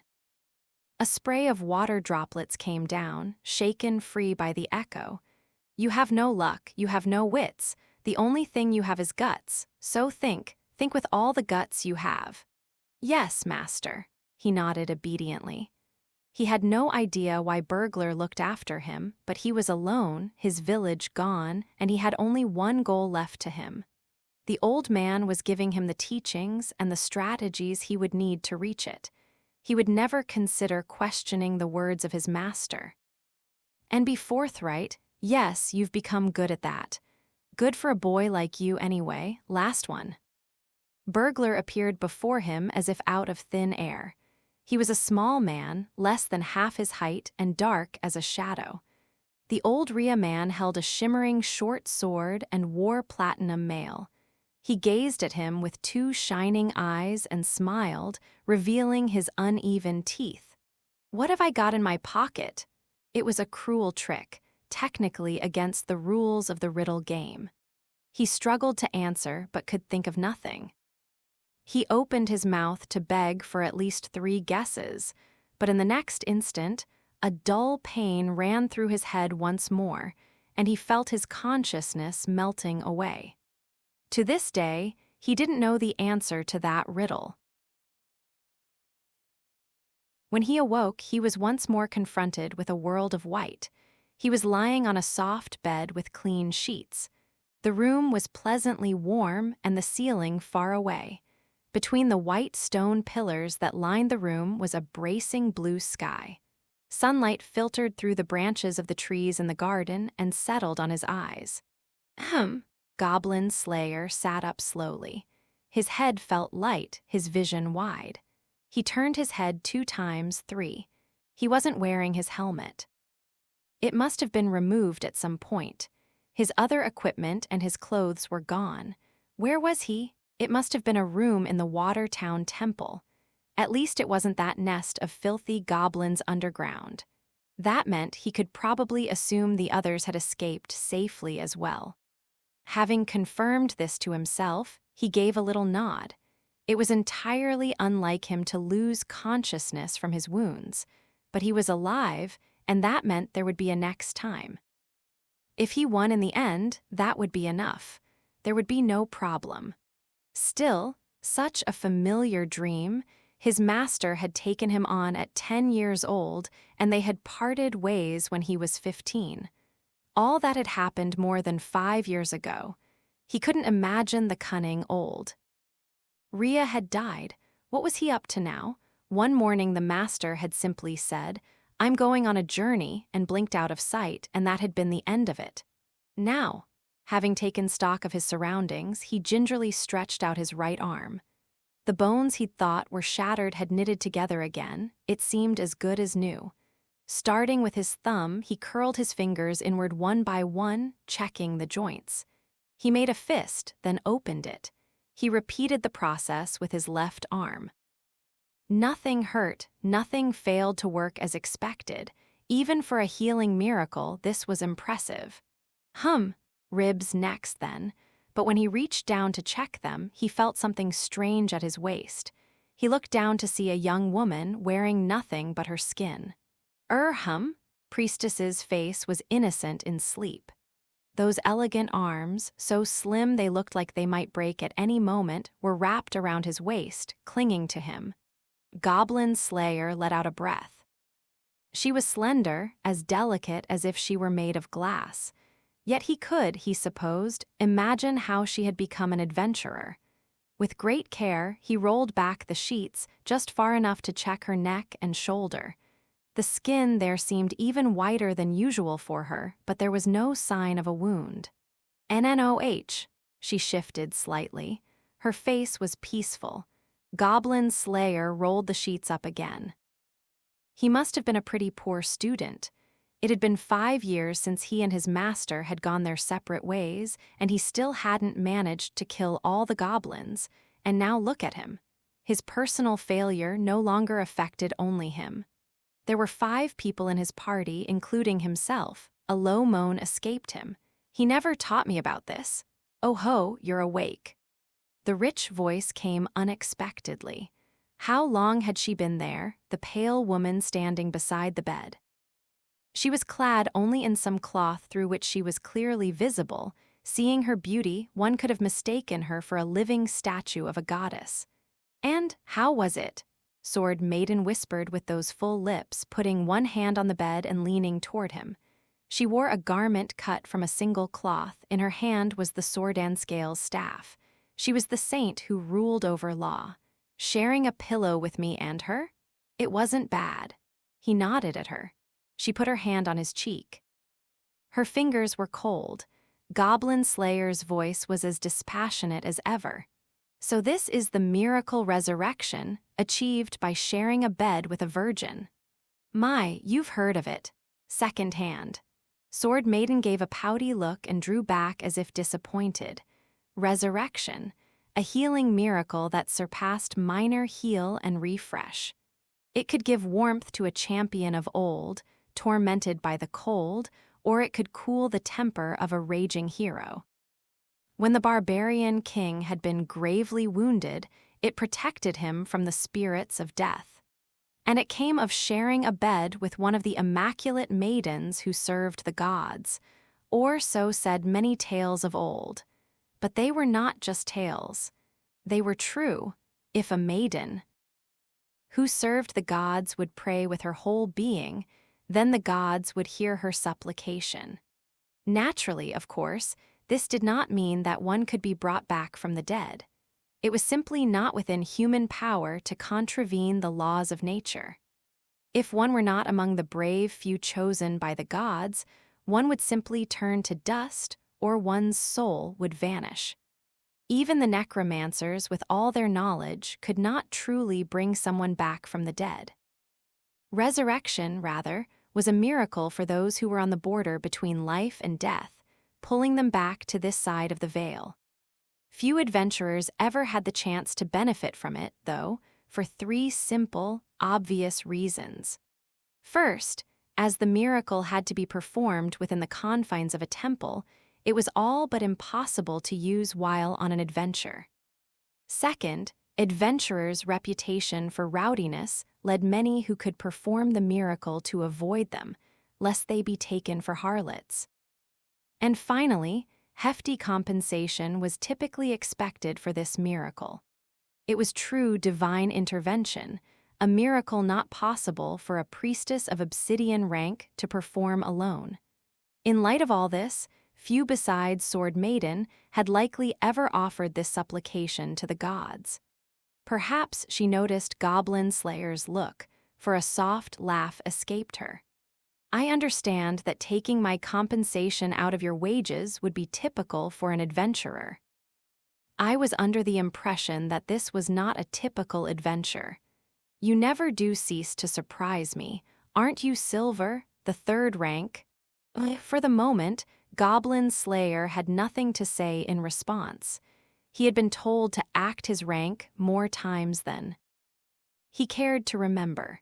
Sword Maiden nodded in satisfaction at the sight of him dumbstruck, then let out a little giggle.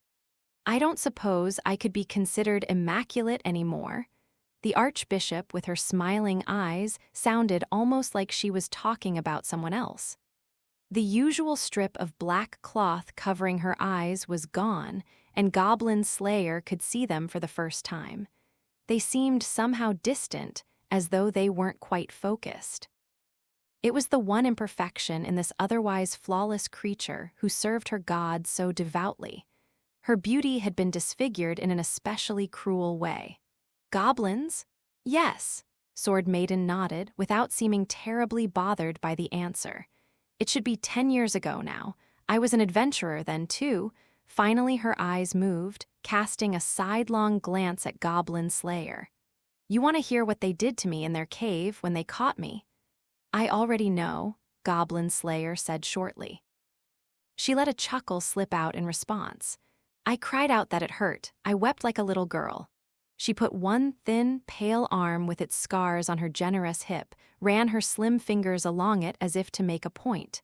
But, she said, her full lips gave way to the whisper of an innocent girl. I can see, only dimly, but I can see you there like a shadow. Her hand came off her hip and moved slowly, searchingly. The porcelain-like fingers traced his outline in the air. I see them everywhere.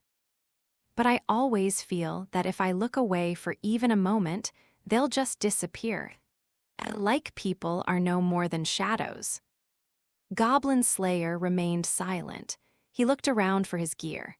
He saw his helmet and armor, along with his sword, shield, and item bag, all piled at the end of the bed. They were grimy with blood and dirt, as they always were, but he noticed his armor was badly damaged. He had patched it up just before coming on this adventure, but now it looked like he would need to replace it entirely. I want to repair my equipment. Is there a workshop or an equipment shop nearby? Sword Maiden didn't answer. With her blind eyes, she stared at a person who seemed to her a shadow. People, women are so weak. The soft bed gave a faint creak. Sword Maiden slid down to lie at Goblin Slayer's side. Her ample chest shook. When I think of that, and then I think of the vastness of the evil in this world, I start to fear we shall be overpowered. He felt her soft, full flesh, her warmth. I am anxious. I am afraid. It must seem strange. Was that roses he smelled? Faintly sweet, fragrant. Sword Maiden I may be, but every night I am fearful. I am terrified. I cannot stand it. With that, she clawed at her shoulders, her chest. The cloth tore, exposing her scarred body. It would hardly have been surprising if a man in such a position had lost all reason. This was Sword Maiden, the woman who had done battle with the demon gods and saved the world 10 years ago. To think she was as beautiful as this even after the goblins had burned her eyes. If she had looked at any man with tears in her eyes, who could have resisted her? This is the world we live in. No matter how much help you have, I don't suppose I can expect anyone else to understand. Can I? Is that so? Such was Goblin Slayer's brief reply, as dispassionate as ever. Is that so? He says, he. The Archbishop gave a disappointed, slightly incredulous laugh. Is something strain? Don't you think so? I am the woman who defeated the demon gods, and here I am afraid of some goblins. With that, she drew back, righting her vestment. She took her staff in hand and covered her eyes with a black cloth. When she stood once more, sure and steady, all hint of the seductress from before had gone. You! Her hidden eyes turned beseechingly toward Goblin Slayer. Will you help me? He didn't say anything. Or rather, he couldn't say anything. For when he opened his mouth to answer, she disappeared into the shadow of a pillar. He heard her shuffling footsteps grow more and more distant. A moment later came the sound of a heavy door opening and closing. Goblin Slayer heaved a sigh. He delicately extricated himself from Priestess's slim arms and got out of the bed. As he stretched to relax his stiff muscles, her eyes fluttered open. HRRM, oh huh? She sat up languidly, rubbing her eyes. She glanced around vacantly, but when her eyes came into focus, her face instantly turned bright red. In a flurry, she pulled up the sheets to hide her bare chest. Goblin Slayer took his own clothes in hand, not sparing her so much as a glance. Did you see anything? Yes, Priestess's face crumpled pitifully. Confronted with a girl who seemed about to burst into tears, Goblin Slayer thought for a moment before opening his mouth. Calm down. Her shoulders gave a little jerk. Your wounds are gone. Now Priestess looked down, confused. Unsure of what to say, Goblin Slayer silently got dressed. First his underwear, then his under armor, then his chain mail. Thankfully, it hadn't been damaged. The leather armor, however, was beyond help. Not that he was that attached to it, but it would take time to break in a new set, and that was a problem. Are your injuries better too? Priestess seemed to have finally collected herself. She rose from the bed, too, still clutching the sheets against her front. Yes, he nodded. Standing back to back with Goblin Slayer, Priestess began to dress. Simple undergarments covered her bottom and small chest, and a singlet went over them. She took a regretful look at her chain mail, which was missing a large chunk at the shoulder, then put on her vestments. They were simple, reflecting the devotion to poverty that adherents of the Earth Mother all voluntarily bore, but every tear in them had been neatly repaired. She also wore no makeup of any kind. Compared to Goblin Slayer with his heavy equipment, it took her only moments to get dressed. Goblin Slayer, sir? What? He turned at the hesitant voice. While her clothes had been rustling, he had put on leggings and greaves. Goblins were short, and protection for the legs couldn't be overlooked. You didn't do something rash or anything, did you? What makes you think I did? You seemed different somehow. At that, his hand stopped moving just for a second. No, he said decisively after a moment's silence. He took up his helmet, which had a few new dents in it, and slid it firmly over his head. He breathed in and let it out. Nothing's different at all. He could feel Priestess's eyes boring into his back, as if about to say something, but Goblin Slayer stood. He had to get new weapons, new equipment, provisions, medicine, and much else. The most important thing in goblin slaying was preparation. Goblin Slayer, sir? What? It was just as he turned slowly toward the thin voice. There you are. The heavy door was kicked open with a slam that spoke to the powerful emotions of the person entering the room. I heard you two were up. How are you? Are you all right? The owner of the refreshing, cool voice came bounding in. It was, of course, High Elf Archer. With her hair flying behind her and her long ears bouncing, she was the very picture of joy. Smiling like a child, she was followed by Dwarf Shaman and Lizard Priest, neither of whom showed quite her enthusiasm. Looks like you're none the worse for wear, beard cutter, and young lady. Ah, that is the important thing. It seems the spell was performed in time. Everyone smiled, their voices cheerful. With a low grunt, Goblin Slayer looked each of them in the face and nodded. All of you are all right. You're asking us, Orkbalg. What about the canary? Fine, too, Orkbalg. I think you were in more danger than any of us. High Elf Archer pursed her lips and jumped lightly onto the bed, sinking into it. What a bed, you know she was like, Goblin Slayer, sir. The minute she came to, all weepy and everything. WHWHWA? You promised you wouldn't. Priestess turned red afresh at High Elf Archer's teasing, shaking her arms vigorously in protest. High Elf Archer barely noticed. If I didn't tell him, how would he know? Lizard Priest happily lapped at the tip of his nose with his tongue. Well, be that as it may, now there is nothing to keep us from resuming our exploration. There were, among other matters, the goblins who had escaped them the last time. Goblin Slayer nodded, and his battered helmet creaked slightly. Lizard Priest breathed and rolled his eyes.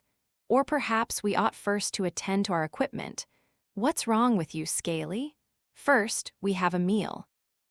My stomach is eating itself. Ah, what was I thinking? Lizard Priest slapped his forehead in mock dismay at Dwarf Shaman's teasing. Priestess giggled at the comical gesture, causing High Elf Archer to narrow her eyes like a cat. You might be hungry, dwarf, but if you don't lose a little weight, I think your belt is going to burst. Say what you will, my anvil-chested friend, but I'm known as quite the bon vivant. What did you call me? High Elf Archer's ears flattened, and the two proceeded in one of their boisterous arguments. Goblin Slayer watched the familiar scene intently. He looked like a traveler who had seen a ghost and was trying to Tell whether what he saw now was real. Has no one eaten yet? It had taken him a moment to come up with the question, and it wasn't directed at anyone in particular. Not yet, Priestess answered, partly because I did have to help with the resurrection. Why? We had a promise, didn't we? He didn't seem to grasp her meaning. As if it were the most natural thing in the world, she continued, when we got through this, we would all have a meal together. HRM. And you have to keep your promises, right? Then she smiled, like a blooming flower in the sun. Ah, damn it, my ass hurts. I knew I didn't trust carriages. Me and my friend here have adventured all over this land, and let me tell you, if the gods had wanted adventurers to roll around, they would have given us wheels. Us? We're making a delivery. We do that sometimes. Sometimes someone asks us to. What about you, girls? I mean, an all-female party can have its own challenges. What do you mean, like what? I mean, you can't ride, and once a month, you know.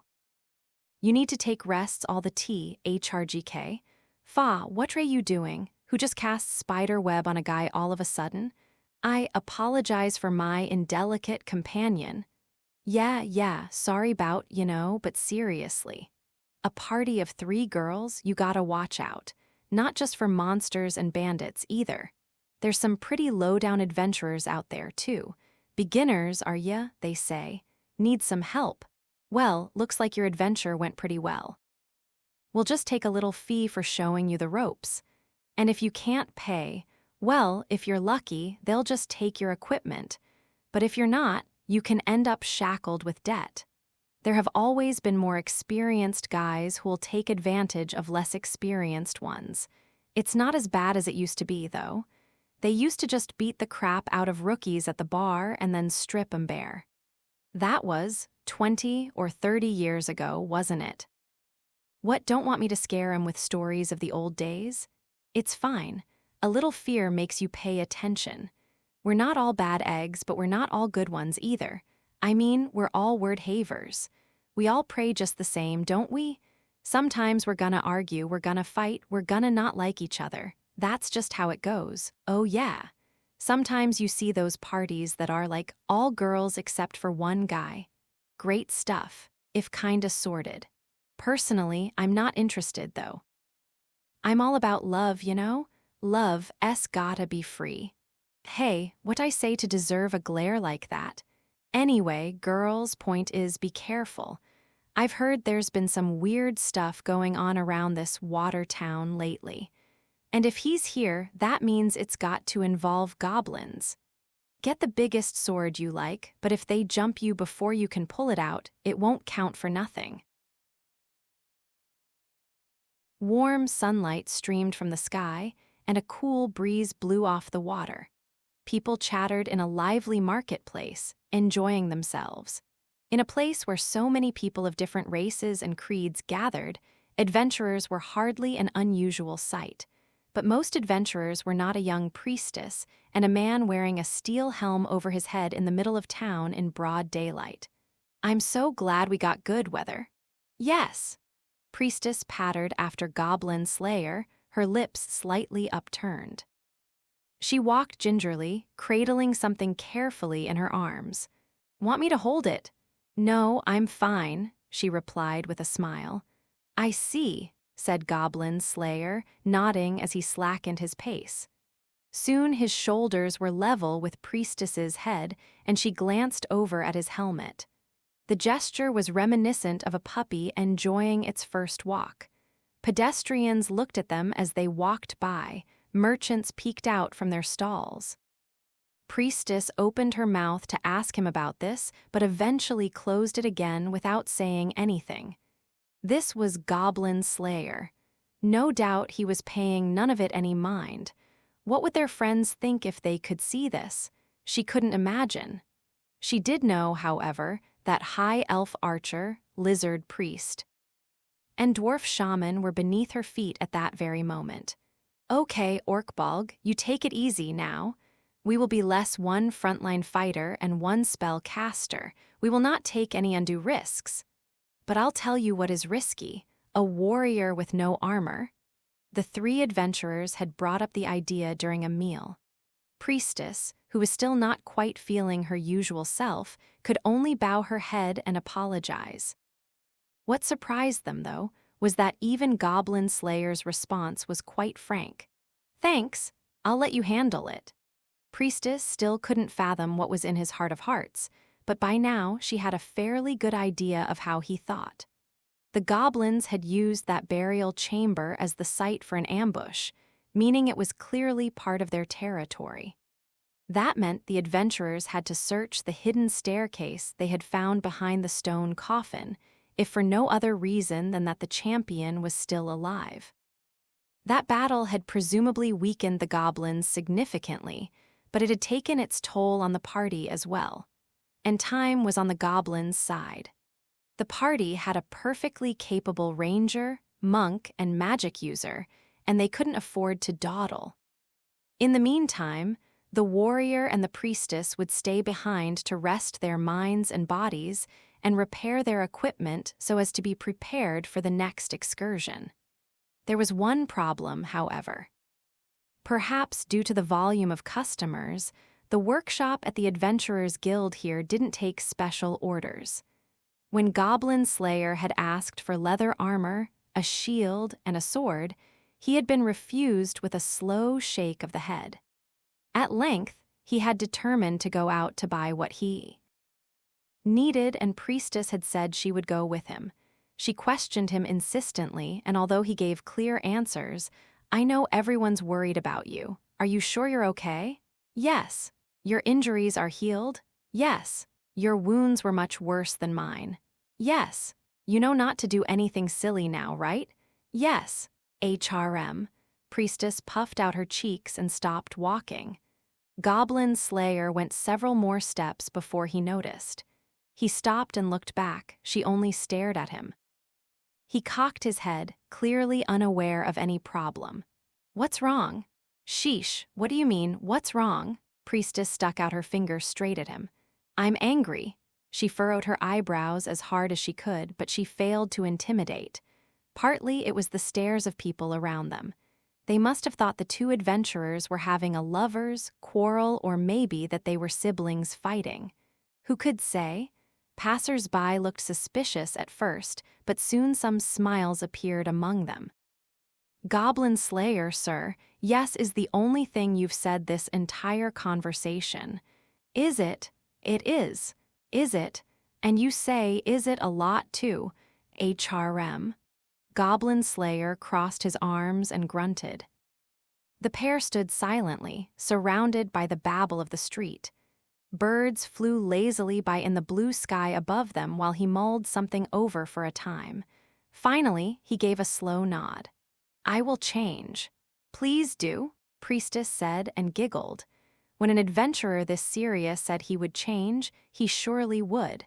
They had only known each other a few months, but she knew that much. She set off again at a sprightly pace, and Goblin Slayer soon matched her. Before long, they were walking side by side again, Priestess once more level with his shoulders. Somehow, that in itself made her very happy. "You said something about shopping?" "Yes," he replied, then held up his hand as if to say wait. Apparently he had something to add. Another little chuckle escaped Priestess at his unpracticed show of consideration. "I am going to look at some weapons and armor. Mine are damaged." Goblin Slayer's helmet was turned toward her. It hid his face and any expression, but red eyes shone faintly within. "What will you do?" Priestess put one slim finger to her lips and tilted her head. The breeze lifted her hair, blew it back behind her head. She figured the answer to what she was about to say was obvious, but "Are you actually trying to ask my opinion?" "I believe so." Gosh, Goblin Slayer seemed to think his reply was quite natural. Priestess sighed. For now, she would live and let live. "My chain mail was ruined, too," she answered dutifully, composing her expression. "I thought maybe there'd be somewhere I could get it fixed. It would probably be quicker to buy new." Goblin Slayer's answer was completely stone-faced. He really doesn't get it. Priestess looked up at him with half-closed eyes. "I don't want to." Why not? This time it was Goblin Slayer's turn to look perplexed. Priestess clutched the bundle containing her chain mail and murmured, "Because this is the first thing I did that you praised me for." Goblin Slayer stopped and looked at her. Priestess adjusted the bundle in her arms as if to show him a treasure. Shy, she averted her eyes. "You don't remember? You said it was a little rough but would stop a blade." "Did I?" His voice seemed somehow strained, and then he whispered, "I suppose I did." They entered a rather prosperous-looking equipment shop. The clangs of a hammer striking metal came from deep in the store. Weapons and armor were strewn about the dim interior. It had a vitality that was lacking in the guild workshop. "Wow," Priestess blinked several times, understandably overwhelmed. It was full of weapons she had never seen, armor she couldn't imagine how to wear, and one curio after another. She noticed one weapon she did recognize in the midst of it all and picked it up gently with a soft breath. "They've even got flails." These consisted of 2 sticks with heavy metal fasteners connected by a chain. They were said to have evolved from a thrashing tool. Clergy of the Earth Mother had been known to use them, and Priestess puffed out, her little chest proudly at her modicum of knowledge. "Going to buy it?" "No." She scanned the room at Goblin Slayer's blunt question. She lacked the courage to stand in the party's front row, and for personal protection, she had her sounding staff. "I guess not." Priestess carefully returned the flail to its shelf, then started as she noticed a man who appeared to be the shopkeeper. Excuse me?" The man eyed her, and Priestess looked to the floor. He was young, maybe about 20, but he had the air of a teenager who had only just grown up. It wasn't that he seemed uncouth. His clothes were neat, his hair and beard well trimmed, but his disinterested answer made him seem oddly cold. "HRM, welcome, welcome. What can I do for you?" Could you repair this chain mail?" Priestess held out her armor hesitantly, and the shopkeeper gave it a once-over. Then he reached into the hole at the shoulder, spread out the armor, and exhaled. "That's some hole. Don't you think it'd be better to get a new set?" "I'd rather have it repaired." "Repair, sure. Customers always right." The man's gaze ran along Priestess's slim arms. Unreserved, lewd, he looked her up and down as if drinking her in. "Need a makeover, miss?" No, thank you." Priestess shook her head, feeling a hot flush in her cheeks. Was this how shopkeepers in the city normally treated their customers? It would have been unthinkable on the frontier.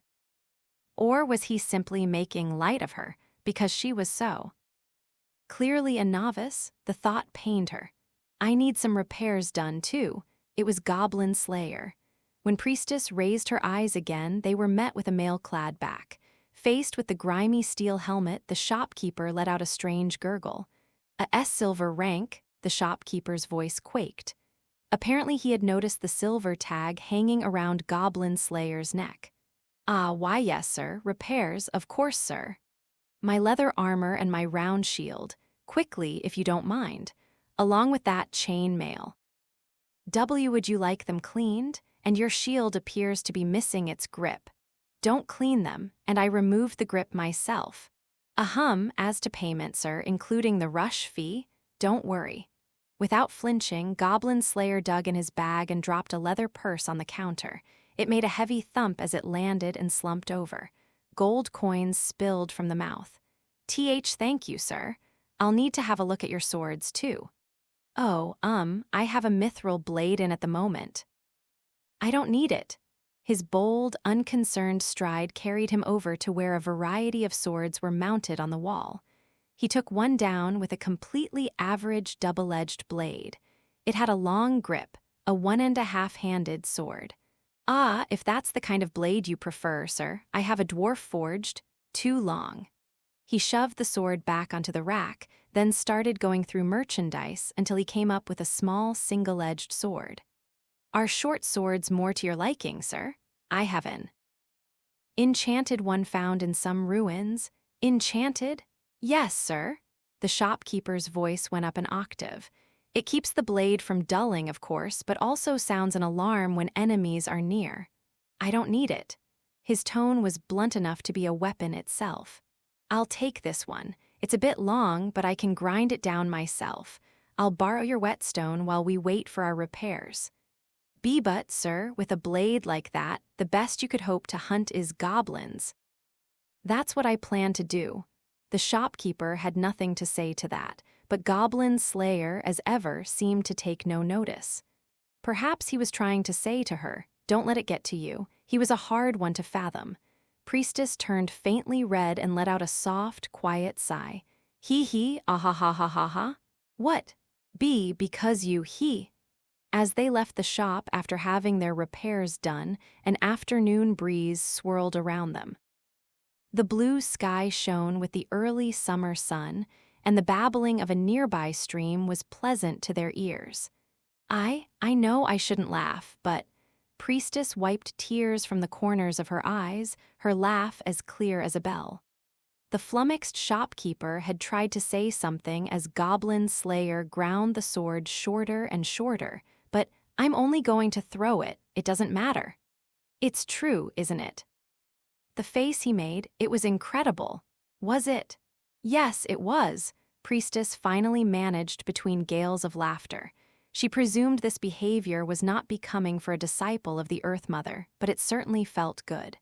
Her conscience berated her, so she also sent up a little prayer. Just a bit won't hurt anything, will it? Just then, step right up. Delicious melt-in-your-mouth ice creme. It's a taste sensation. A voice rang out above the din, along with a jangling handbell. Ice creme. Curiosity brought Priestess to a standstill in front of a cramped stall. Children cheered and rushed across the paved street to give the owner their change. I wonder what that place is selling.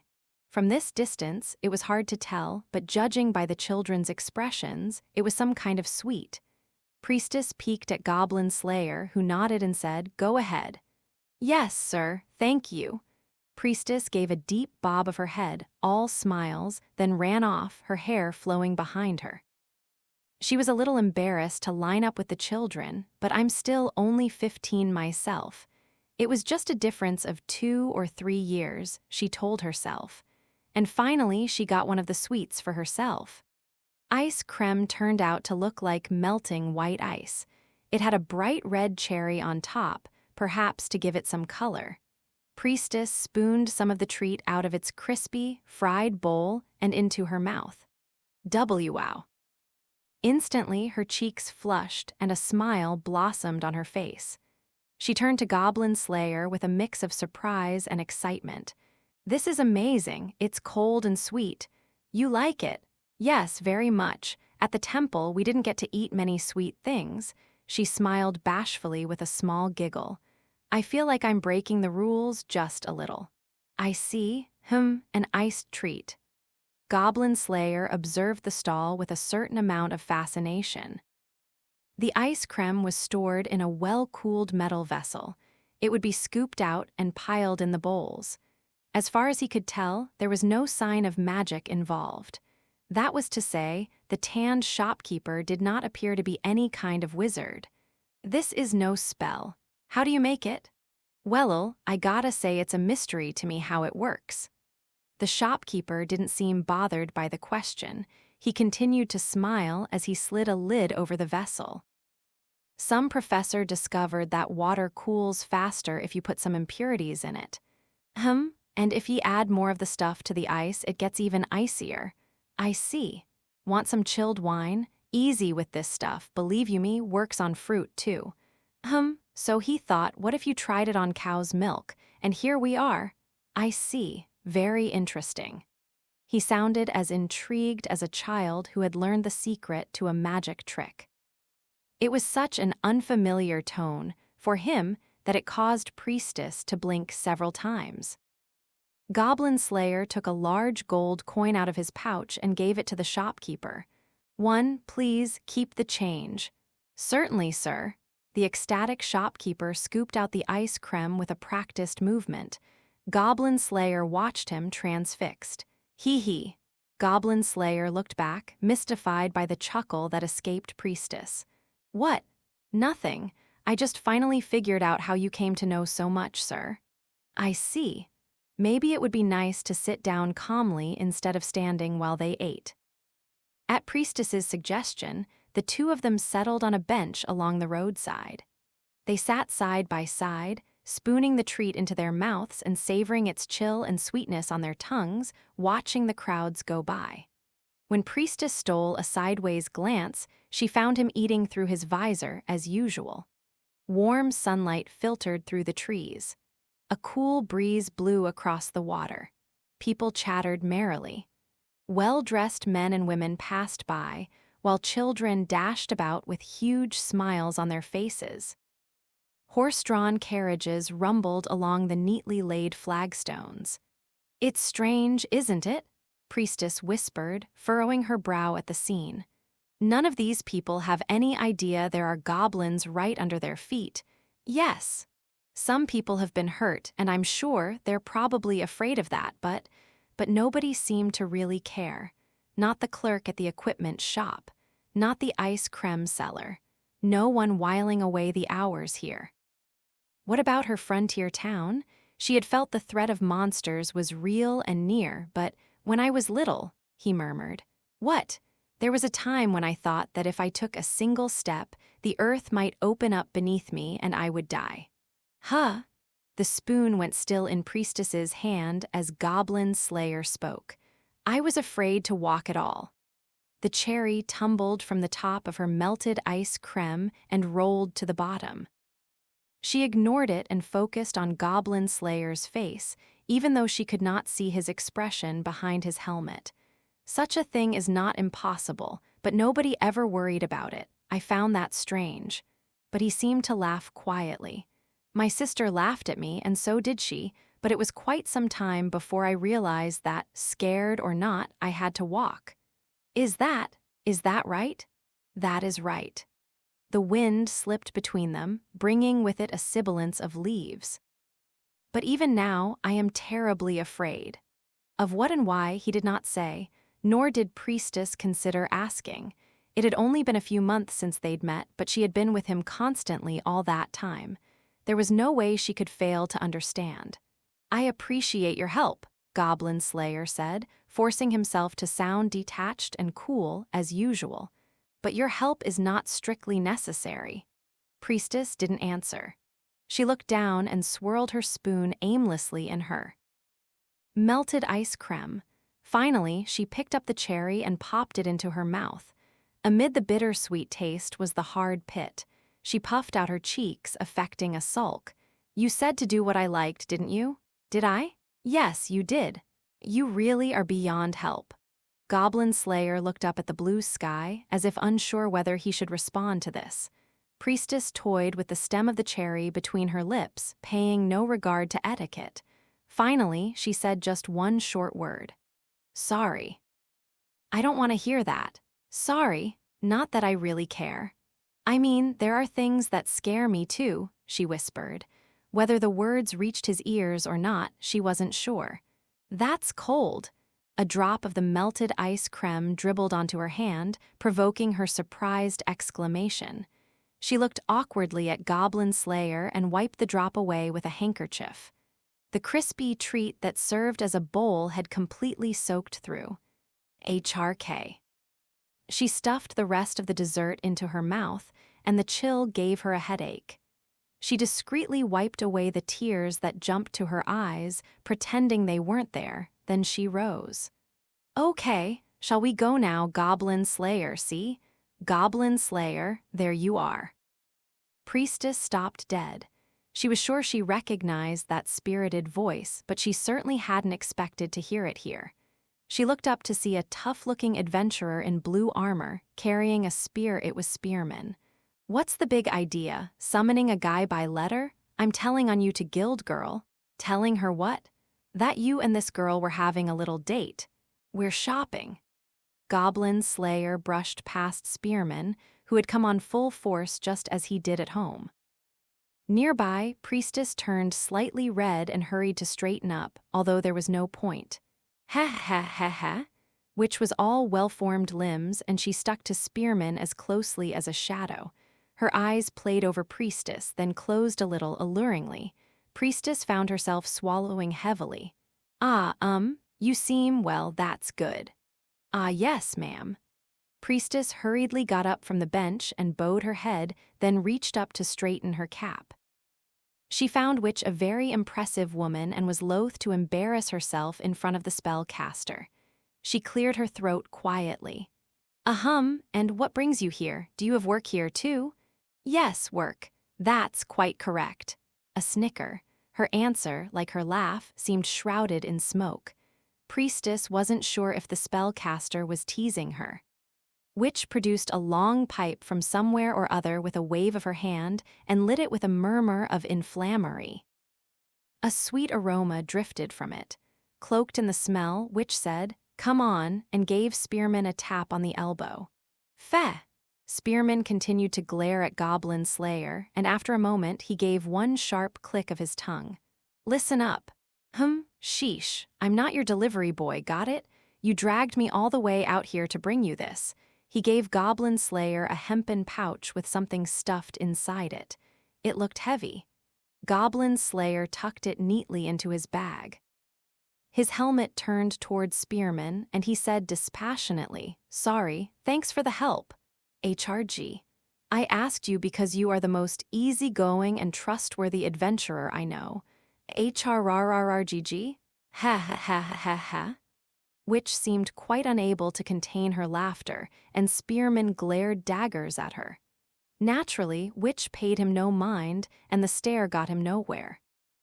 "Need any more bodies? We might be able to help you out, for a reward, of course."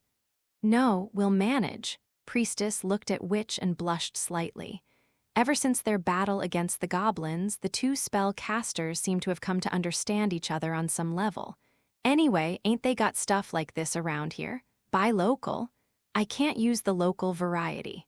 Was that embarrassment, or regret, or both? Goblin Slayer shook his head at Spearman's complaint. "It isn't fine enough." "Whatever you say." Spearman shrugged, doing his best to convey annoyance and disinterest simultaneously. "What are you gonna use it for anyway?" "I think you know." Priestess's smile deepened. Yes, of course, he always had just one thing in mind. True, that was what worried her sometimes, what made her unable to leave him alone. Goblin slaying. He was completely beyond help. Thus Priestess and Goblin Slayer parted ways with Spearman and Witch, finished their shopping, and headed back. The long summer day was edging toward twilight, the red evening sun casting long shadows. Even in exaggerated silhouette, Priestess only came up to his shoulders. She looked absently up at him, or the helmet that hid his expression. Will I ever catch up with him? The rank tag that dangled around her own neck was Obsidian, the 9th rank, a long way from his silver. He was called Goblin Slayer, for goblins were all he ever fought. It had been months since she'd met him. There were some things she understood now, but there were others she didn't. And there were some things he'd taught her and others he hadn't. Oh. Coming out of her reverie, she realized they had already reached their destination. The burble of water was quite loud now, and when she looked up, there was the Temple of Law, and 3 adventurers fully equipped. A smile spread across Priestess's face. In the evening sun, it looked like a rose blooming. "Everyone, you made it back." "You better believe we did. Sheesh, that was rough." High Elf Archer waved, looking tired but unconcerned. "When we got back to the surface, you guys hadn't returned yet, so naturally we were just talking about whether to come meet you." Beside her, Dwarf Shaman stroked his white beard and slapped his protruding belly. "Well, we had a few close calls. Let us regale you over dinner." "Hold on, Dwarf. Talking about work at mealtime is not allowed. Not allowed." "Oh, everything's not allowed with you. How do you expect to get a man like that?" "HRN?" High Elf Archer demanded just what he meant by that, her ears lying flat. Dwarf Shaman, of course, had a comeback ready, and soon they were at it as usual. "Gosh, it's always nice to see you two getting along so well." When they had first met, Priestess had tried to stop these arguments, but now she was used to them. Goblin Slayer glanced over at their lively banter but soon looked away. Tell me, what close calls? Did they involve goblins? I am afraid it is not a story best told while we stand here. Lizard Priest rumbled in his throat and slapped his tail against the ground. Let us hold council inside the temple. Well, in that case, Priestess broke in with an idea. She passed the bundle she was holding to Lizard Priest, who reached out to take it. It included her personal equipment, along with provisions for the entire party. They would all have to look it over together. I'll make dinner tonight, let's all talk after that. I have no objection, my Lord Goblin Slayer. I don't mind either, came the dispassionate answer. Priestess pursed her lips. This was the moment of truth. Okay, Goblin Slayer, sir. During dinner, you have to talk about something other than goblins. HR? Ha, ha, ha, ha. Lizard Priest's eyes rolled merrily in his head, and he touched his tongue to his nose. One must respect the requests of one's traveling companions. Come, you two, we're going in. High Elf Archer and Dwarf Shaman fell silent when he hissed at them, as ever. Lizard Priest ushered them rather bodily inside. Priestess made to follow them, but suddenly she realized that Goblin Slayer, next to her, had stopped where he was. In the long shadows cast by the crimson sun, he stood alone. He looked like a child whose friends had drifted home while he was caught up in his games. Priestess wasn't sure what brought the image to mind. Goblin Slayer, sir, shall we go? Yes, he murmured when she called to him. Companions. He rolled the unfamiliar word around in his mouth. I suppose they are. Then Goblin Slayer and Priestess followed slowly after them, their companions. No, damn it, damn, Gygax it all. How could we fumble so badly? How could this happen? To think our ritual site has been found. We were to establish ourselves beneath the city, invading quietly, attracting sacrifices for the goblins until the rite of the resurrection was ready. All we needed was to turn the goblins loose, let them kidnap a few women. If we only had that charm, that magical item, we could summon our lord, the dark god. I knew we should have gotten rid of that wily archbishop, a thorn in our side. The first to feel our wrath will be that accursed sword maiden who prevented our miracle 10 years ago. How can she still call herself maiden after we defiled her to her most secret places? That is why, why are all the goblins murdered? Where did I go wrong? Our plans were perfect, decisive. No, your plans were no such thing. TH, that voice, my most vaunted lord. Have mercy on this, your humble servant. Bless me with the merest scrap of your power. No, but look and see. HRR. Hold it right there, villain. Ha, I always wanted to say that. Why would you purposely throw away the element of surprise? You gotta announce yourself. If you can provoke the other guy, you can get him to focus his attacks on you. Women with black hair, 2 of them adventurers. Why? How did you discover our sex hiding place? Critically good luck. Wah, we know all about your plans. Know this, you have nowhere to run. No, impossible. A sorcerer and a swordmaster. Surely, I see now. It was you, I see now. Curse you, sworn enemy of my lord, the dark god. Receive what is coming to you, here and now. Heroes on the case. When I say predicament, I mean that thing, Dwarf Shaman said when the explorers reunited the next day. In the deepest reaches of the catacombs, they had found a room like a chapel. Benches of carved stone filled the small room, at the end of which was an altar. A full-length mirror was set in the wall, its surface strangely watery. It was huge, nearly the size of a large battle shield, perhaps an object of worship.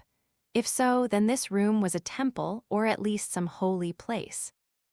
They had taken the hidden staircase, which went down and down until, at last, it began to climb again, and at its farthest extremity had been this hall, and the predicament was resting there. What is that?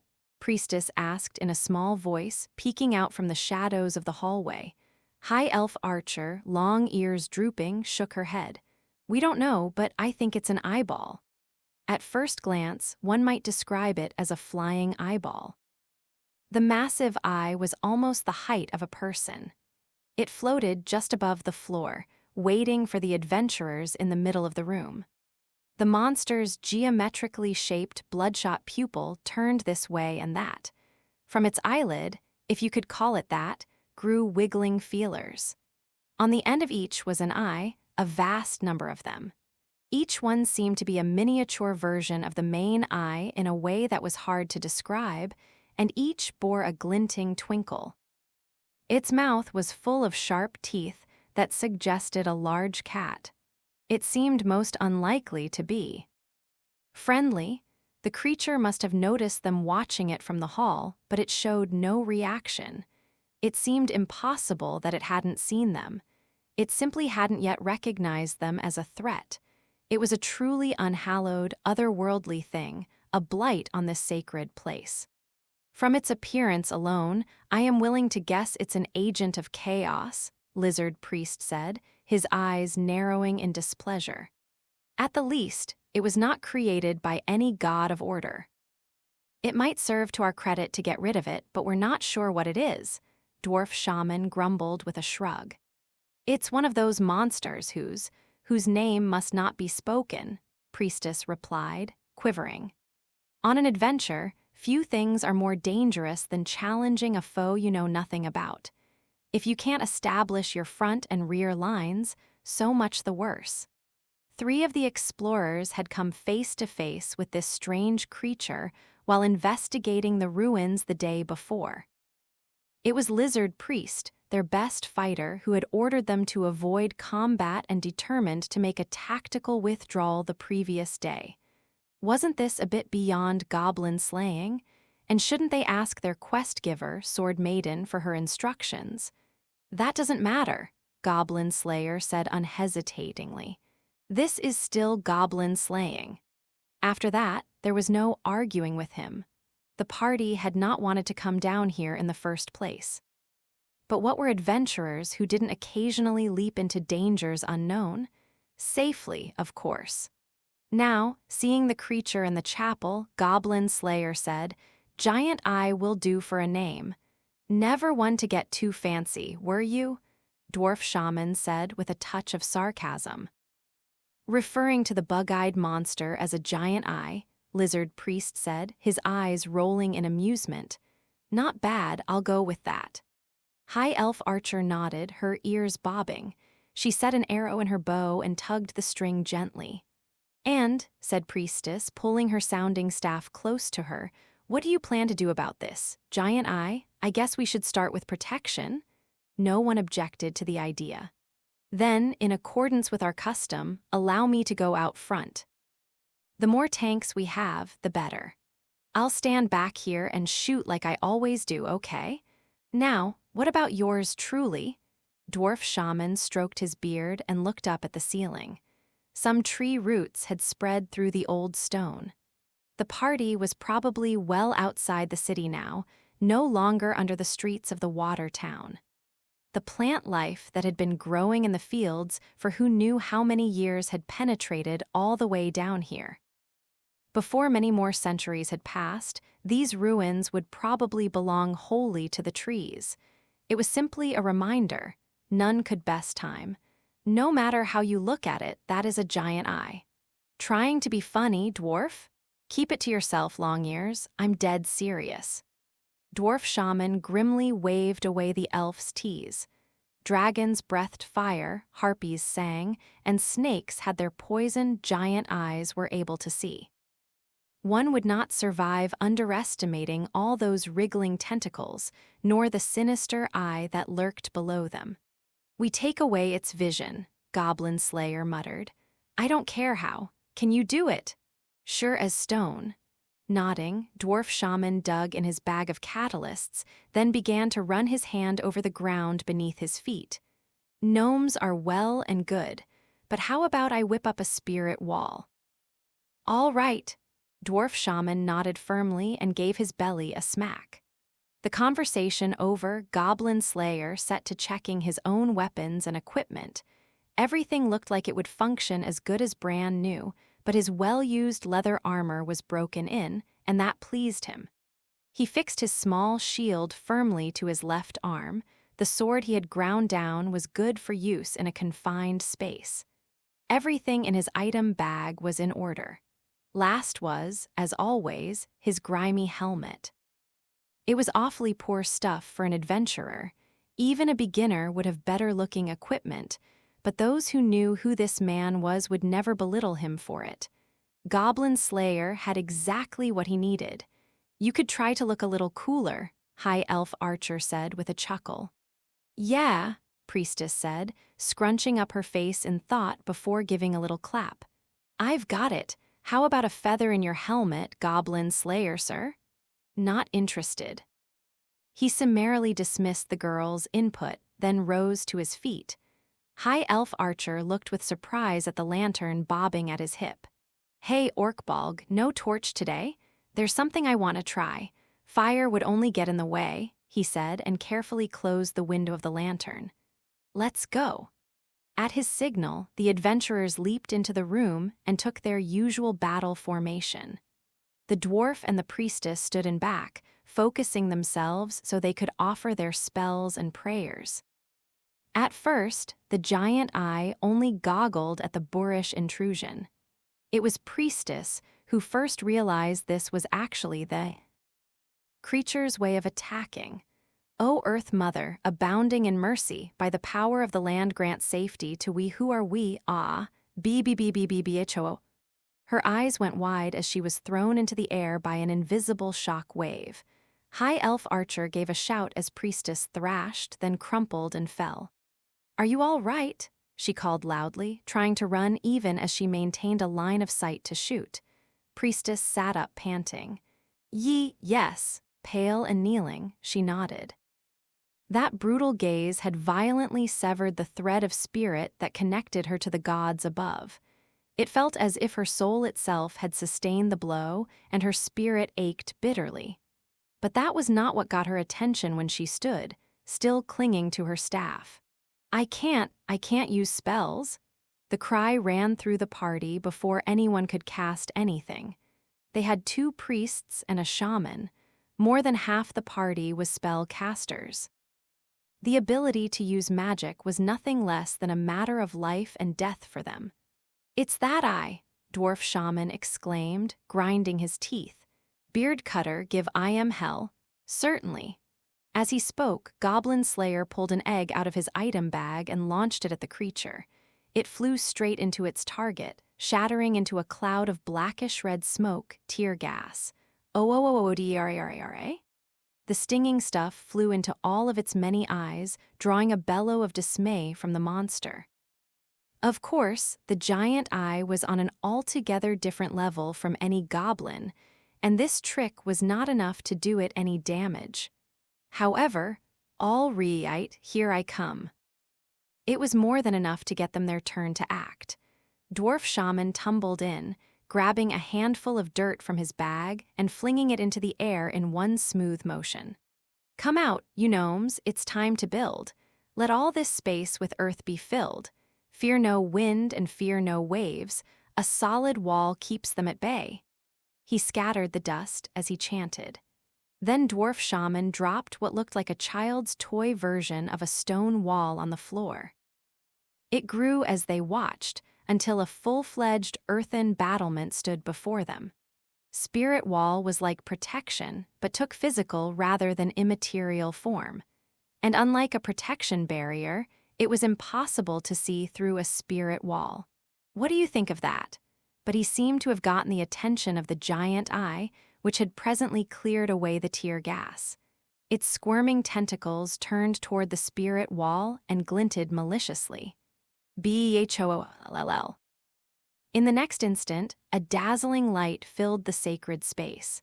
HRRG, this will not do. Hoo-wah, Goblin Slayer and Lizard Priest shouted and jumped back. Dwarf Shaman grunted. A single red line ran down the face of the spirit wall, bubbling up even as they watched, melting through it. "It's hot!" "Ah, no," Priestess cried out as the exploding wall caught her. Dwarf Shaman supported her as best he could as he helped them both to flee from the debris. No sooner had it burst through their barrier than the light vanished, leaving scorch marks on the floor of the chapel. Heat vision? No, it was an intense form of disintegrate loosed by one of the giant eye's tentacle eyeballs. Those evil eyes are capable of dispel and disintegrate. Even their great melee fighter, Lizard Priest, could only keep his distance. No matter how tough his scales, they couldn't deflect disintegrate. He wanted to summon a dragon-tooth warrior as a sort of wall of his own, but it was only too clear the giant eye would simply give it a glare and dispel it. But then to lash out with his claws and fangs and tail, making a weapon of himself, put him at risk of the heat ray. "Jay, just what are we supposed to do about this thing?" "For now, fall back." While High Elf Archer tried to mount an attack, Goblin Slayer's response was sharp and sure. He drew his sword in his right hand and held up his shield on his left, putting Dwarf Shaman and Priestess behind him. "Got it!" The elf sought safety there as well, taking the last few steps at a leap. "BBBBBHOO. HWA?" She hopped to avoid the impact at her feet. The heat ray singed off a few strands of her hair and she cursed once or twice in Elvish. She tumbled haphazardly but found herself near Goblin Slayer. "Are you all right?" "Huh." High Elf Archer jumped back, long ears trembling in surprise. "I'm fine, thanks." "I see. Now this is trouble indeed." Lizard Priest, who had crawled back so as to avoid the heat ray, gave a laborious sigh. "BHOHOHO." The giant eye showed no further sign of attacking, apparently satisfied to have driven the adventurers out of the chapel. It floated back to where it had started, watching the entranceway again. "It looks like, as long as we don't go in the room, it won't attack us," Priestess said, breathing raggedly and slumping against the wall. "It must be protecting this place." "Doesn't matter for now. Rest, here, water." "Oh, thank you." High Elf Archer wetted her lips with 1 or 2 swigs from her canteen, then held it out to Priestess. The young woman took it with both hands, then drank delicately, swallowing almost inaudibly. "I think if it couldn't see me, I could perform the miracle. But get within spitting distance, and it'll sure see you." Dwarf Shaman didn't try to hide his frustration as he sat down heavily. "We can't use spells, and it's got a heat ray and more extremities than all of us put together. We can't win." "No," Goblin Slayer said, rifling through his item bag. "There's something I want to try. I just want to remind you, fire, water, and poison gas are off limits."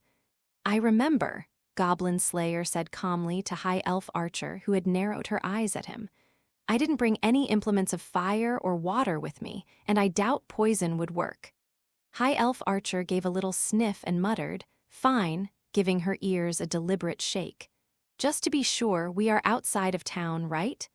"I should think so," Dwarf Shaman said, perking up his ears and cocking his head. "We walked quite a ways, and the feeling here is definitely different." "No problem, then."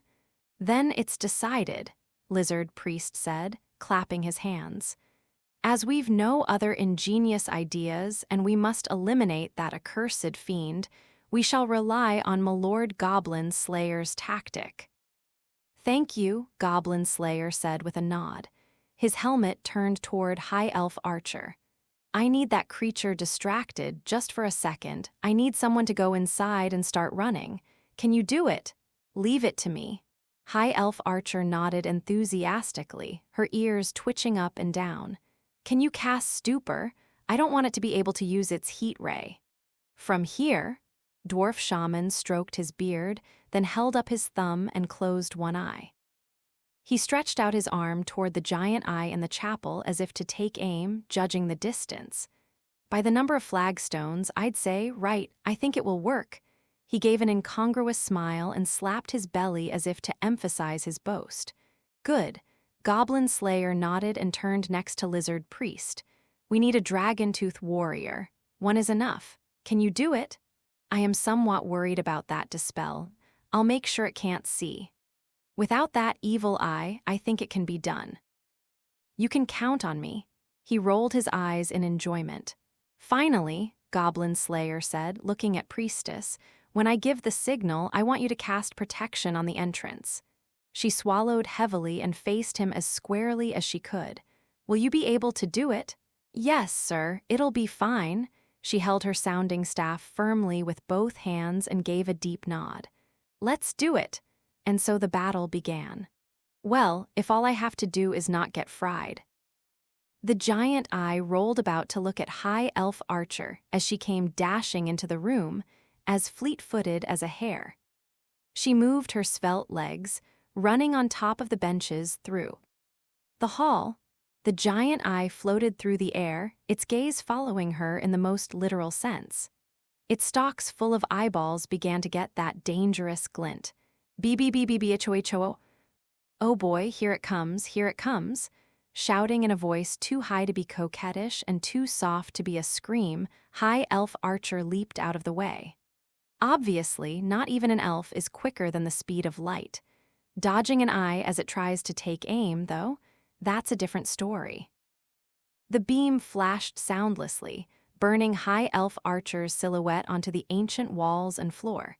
There's some satisfaction in that, she thought, smiling as she danced nimbly away. Her elder sister or her cousin, both much more experienced than she, might have managed even more. It should have been easy enough to shoot at the giant eye while tumbling away from its disintegrate. She still had much to learn. But she was not the first of her brethren to follow this path. She knew she had time to spare. Time was always on the side of an elf. At least, so long as she didn't get herself killed. That meant the future was less important than focusing everything she had on the present moment. High Elf Archer vaulted boldly around the room without worry, without fear. Nothing could have been more infuriating to the giant eye. Oh, LDR? The great main eye spun faster, trying to launch more attacks and more precisely. Oh ho, that's my long ears. She seems to be doing well for herself. This meant the creature took its eyes, all of them, off Dwarf Shaman, who was laughing merrily near the entrance to the chapel. He reached into his bag and pulled out a red jug full of wine. An exquisite fragrance drifted out as he unstoppered it and tossed it back so quickly a few drops dribbled into his long beard. He sloshed it around in his mouth, then blew it gleefully into the air. Drink deep, sing loud, let the spirits lead you. Sing loud, step quick, and when to sleep they see you, may a jar of fire wine be in your dreams to greet you. And indeed, the spray of spirits rolled across the room and enveloped the giant eye. Be darer, it began to wobble in the air, looking like it might just fall to the ground. No one knew what the agent of chaos dreamed when it finally fell asleep. Ah, Dwarf Shaman said happily, just look what a man can do when he's not being stared down by a floating eyeball of death. He wiped his mouth with his glove. Good. At Dwarf Shaman's nod, Goblin Slayer came bounding into the chapel. He moved with nothing like the lightness of High Elf Archer, but still showed impressive agility for someone in full armor. As he ran, he scattered something from a pouch he had taken out of his item bag. Before long, a dense trail of white dust was floating behind him. "What's that, Orkbolg?" asked High Elf Archer. "Wheat flour, don't breathe it in." "I'm sure I don't know what you've got in mind, but you could have said that sooner." She frowned and covered her mouth, but he ignored her as he tossed the wheat flour all around. It wasn't long before the cramped chapel was filled with the stuff. Now the stupefied giant eye, along with everything else. More than an inch in front of their faces was hidden from view. Ho, beard cutter long ears, the spell won't last much longer. Before Goblin Slayer could answer the dwarf, High Elf Archer was moving. This way, Orkbolg. The elf's heightened senses let her get by without her sight. Goblin Slayer followed the clear voice out of the chapel. Achara. As Goblin Slayer came out, Lizard Priest stepped forward, tossing a huge number of fangs inside the entrance. The bones quickly swelled and joined, rising up in the form of a warrior bearing a sword and shield. The adventurers were quite used to these fearsome skeletons by now, and this one headed wordlessly into the hall. Watching it disappear into the quicklime smoke, Lizard Priest opened his mouth. "My Lord Goblin Slayer, I trust my dragon-tooth warrior, but even it cannot win against disintegrate." "Not a problem," Goblin Slayer said, and turned to High Elf Archer and Priestess. "Fire an arrow. If you can hit the monster, that will be enough. That'll break the effects of stupor, though. Doesn't matter. Then you immediately cast protection on the entranceway." He continued calmly, "Your role is crucial. If you falter, we all die." "Why, yes, sir." She nodded as confidently as she could, squeezing her staff with both hands. "You really couldn't think of a better way to put that." High Elf Archer grumbled, but she knocked an arrow into her bow. The spider silk string whispered as she drew it tight, fixing the target of the tree branch shaft. Elven archers aim not with the eyes, but with the mind. The arrow flew, they could not even hear it slice through the air, only see the weaving silhouette as it penetrated the cloud of dust. But she didn't need to see anything to know what had happened. "I got it. O Earth Mother, abounding in mercy, by the power of the land grant safety to we who are weak." This time, the Earth Mother was able to grant the miracle her humble follower prayed for. An invisible wall sealed the entrance to the chapel. Dwarf Shaman blinked several times. "The powder, a sealed room, hold on, you can't possibly," Goblin Slayer shouted. "Plug your ears, open your mouths, and duck. Be hulu ho ho ho." The giant eye was roused from its stupor by a sudden piercing pain. It found its eye run through by a bud-tipped arrow. There was dust everywhere, it could barely see. But it could make out the humanoid silhouette coming toward it, weapon in hand. Would these intruders never learn? If the creature had anything we would recognize as feelings, it was probably quite annoyed at that moment. It swept around, opening its eye wide and taking aim with its tentacle eyes. Its terrible disintegrate built up enough heat to do critical damage, and its light began to glow. LDRRRRRRR. At first, Priestess didn't know what had happened. She thought perhaps the place had been struck by lightning. It was an explosion. She had heard a series of popping sounds, then the room had been enveloped in a fireball. As it expanded, it decimated everything in the chapel, overwhelming all with its roar and the fury of its heat. Priestess covered her face. Even on the far side of the protection barrier, it was hot enough to burn. At the edge of her constricted vision, she could see High Elf Archer curled into a ball and desperately covering her ears. Dust fell from overhead, and the ruins shook so violently she wondered if the entire structure might not come crashing down. Finally, the billowing smoke began to clear. "Look," Goblin Slayer said shortly. He had crouched down but seemed otherwise unfazed. High Elf Archer took an obedient peek into the chapel and saw that the giant eye was still there. Up above, it must have been thrown upward and slammed into the ceiling by the explosion. The blackened monster's tentacles squirmed pathetically. One after another, they fell irresistibly away, as if they were being pulled off, splork. They made a disgusting, meaty sound as they struck the floor in the middle of the room.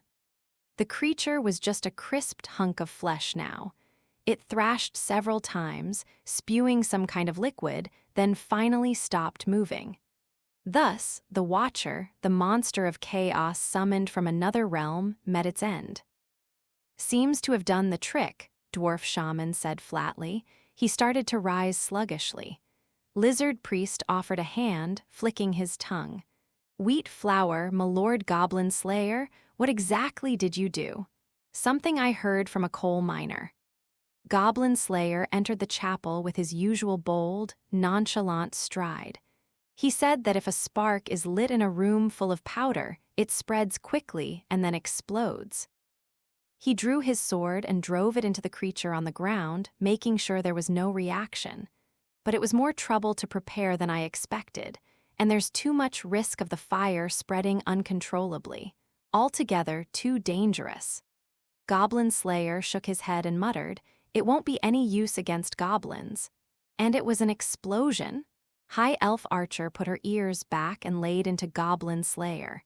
As well she should. Hadn't he promised? But he was unmoved by her accusation. It wasn't an attack by fire or water or poison gas. "You're missing the point. Never mind."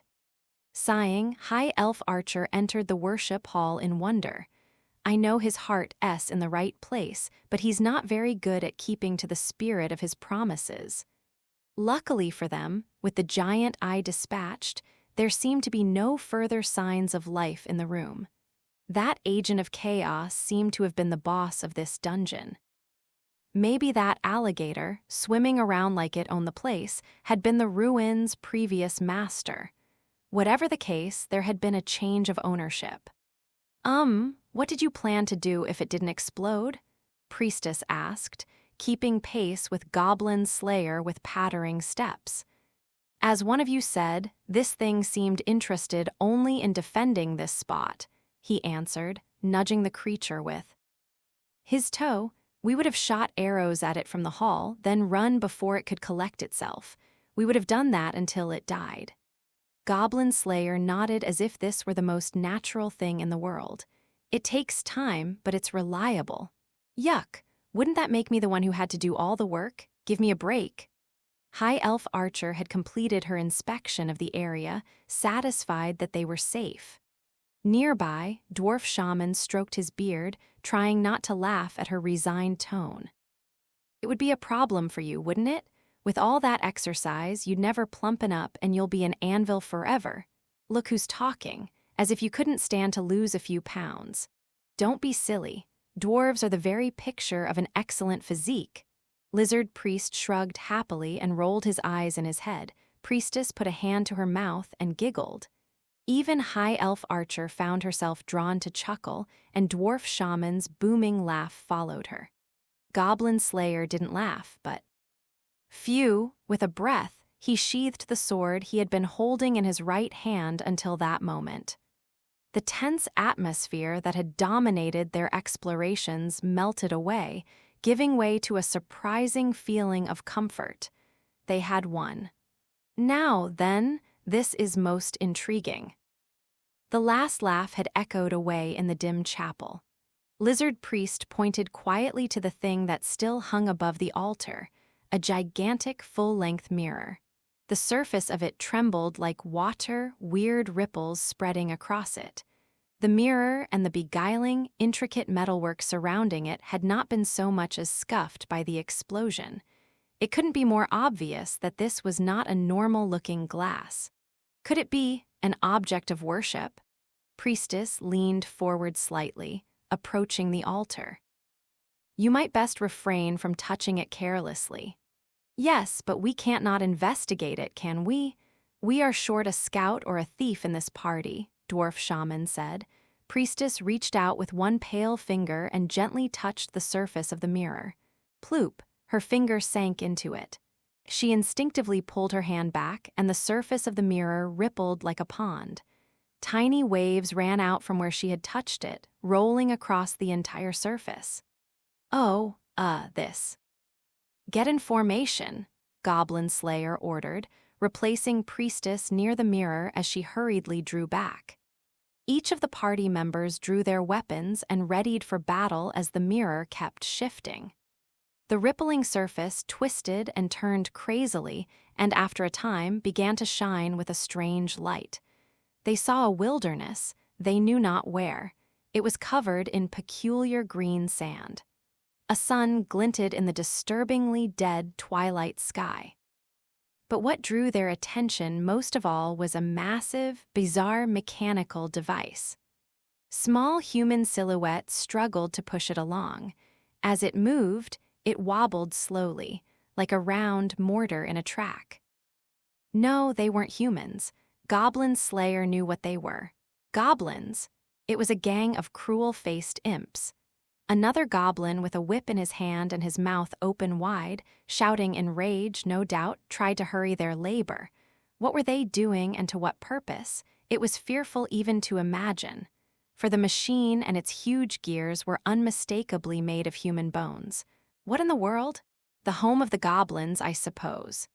Beside a shuddering priestess, Lizard Priest nodded slowly. He came forward at a leisurely pace and touched the mirror again with the claw of one scaled hand. Suddenly, the image in the mirror twisted.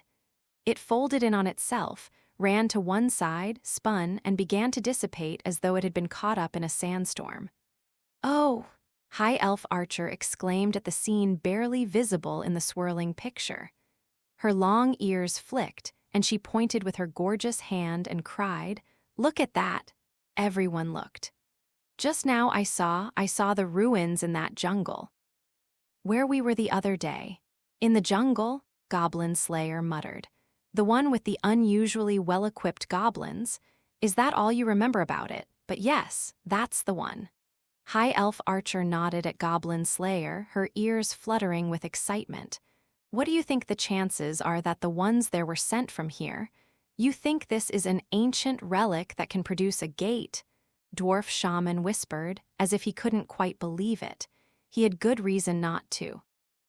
Gate, a spell that could link two places, had been lost long ago. Scrolls like the one Goblin Slayer had used were about. The only places one encountered the spell anymore, and even those were expensive items that had to be fished out of old ruins first. The idea of a magical item that could invoke that elusive spell at any time was boggling. The adventurers, of course, didn't know exactly how to use it, but if they could figure it out, just imagine the price it would bring. More than they could count. So somebody was summoning goblins with this thing.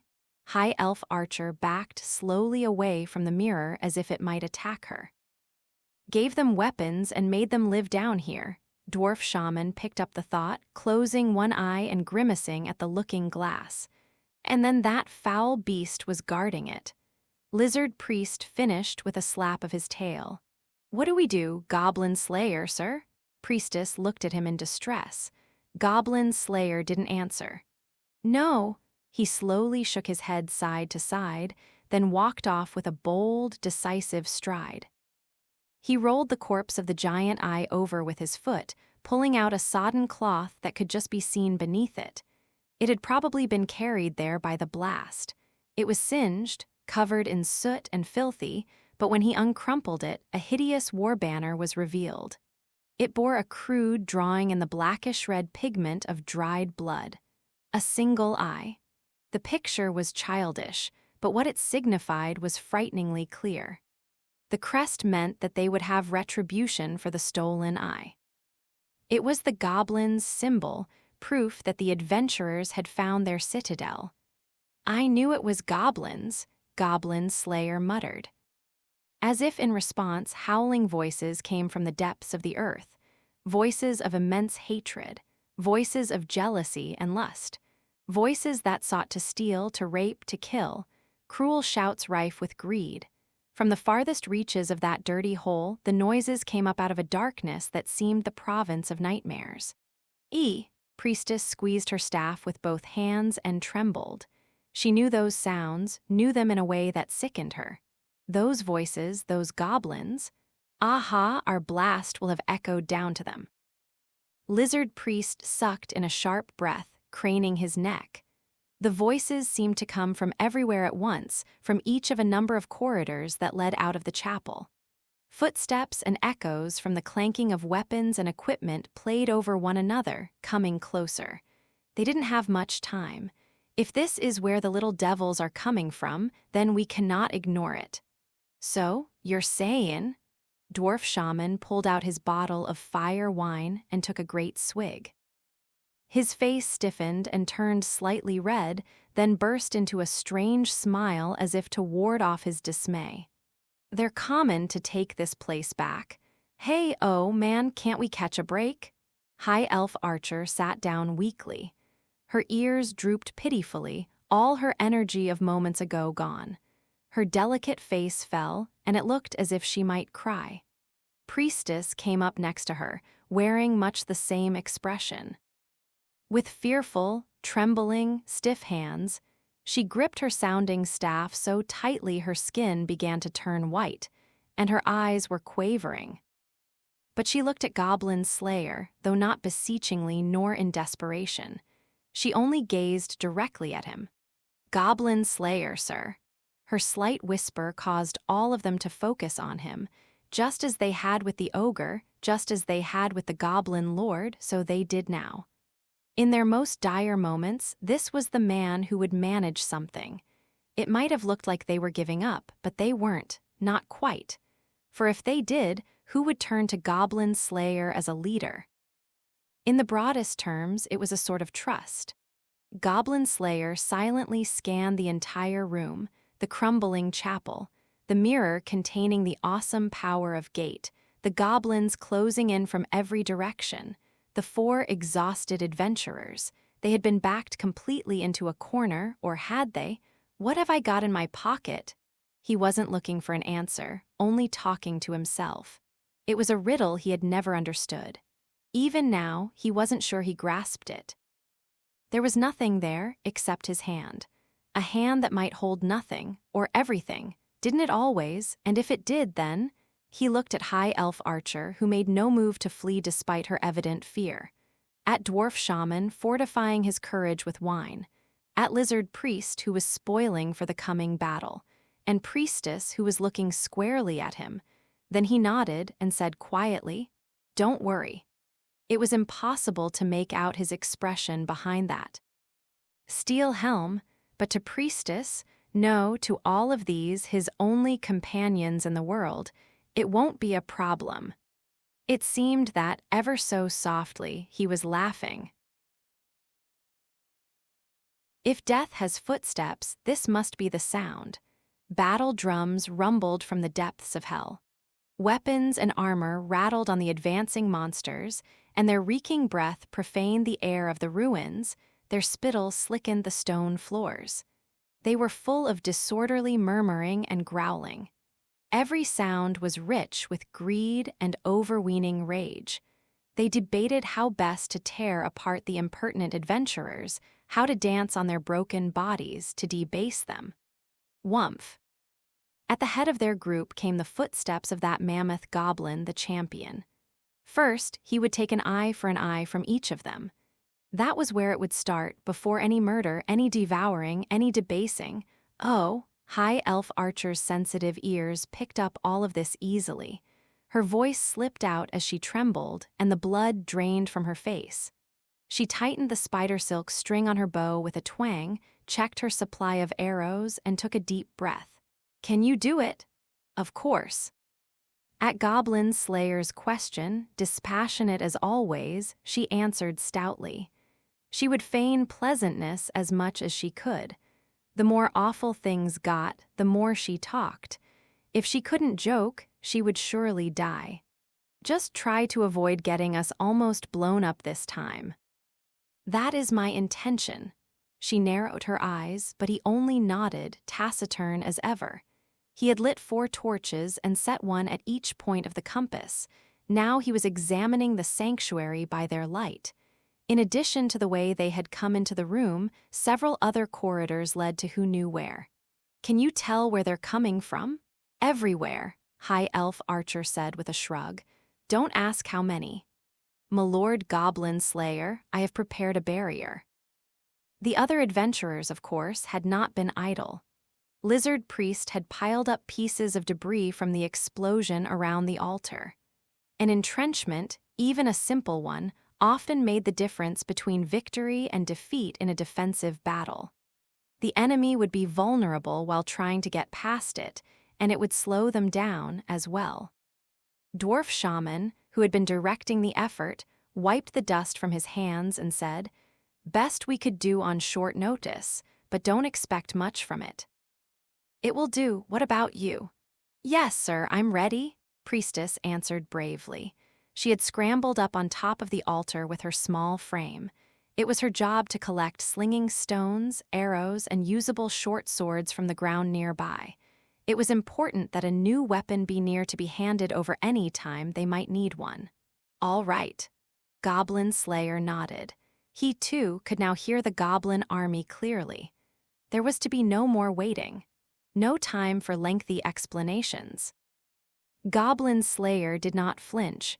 How many spells do you have left? I have, Priestess put a finger to her lips and thought. How many more times could her soul endure supplicating? To the gods above, experience suggested to her, I failed once and succeeded once, so one more. Save it, Goblin Slayer said shortly. We'll need it later. Yes, sir. Those were his instructions, and Priestess nodded unhesitatingly. She gripped her staff firmly in both hands, and from atop the altar, she peered into the darkness. If she was not going to be using her miracle, she would be responsible for keeping track of the big picture. It was a great deal to bear alone, but she was not alone. They were all together.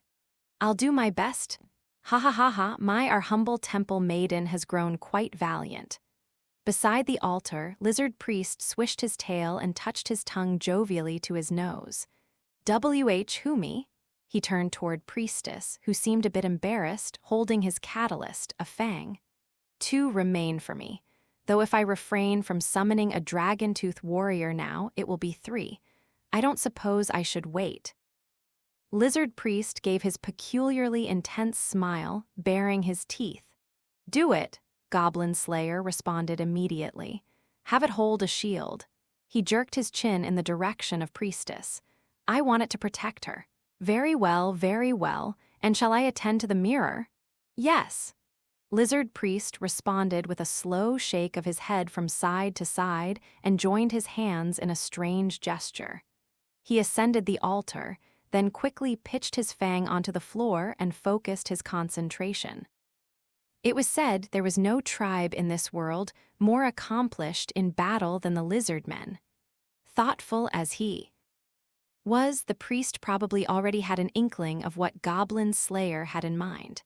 O horns and claws of our father, Iguanodon, thy 4 limbs become 2 legs to walk upon the earth.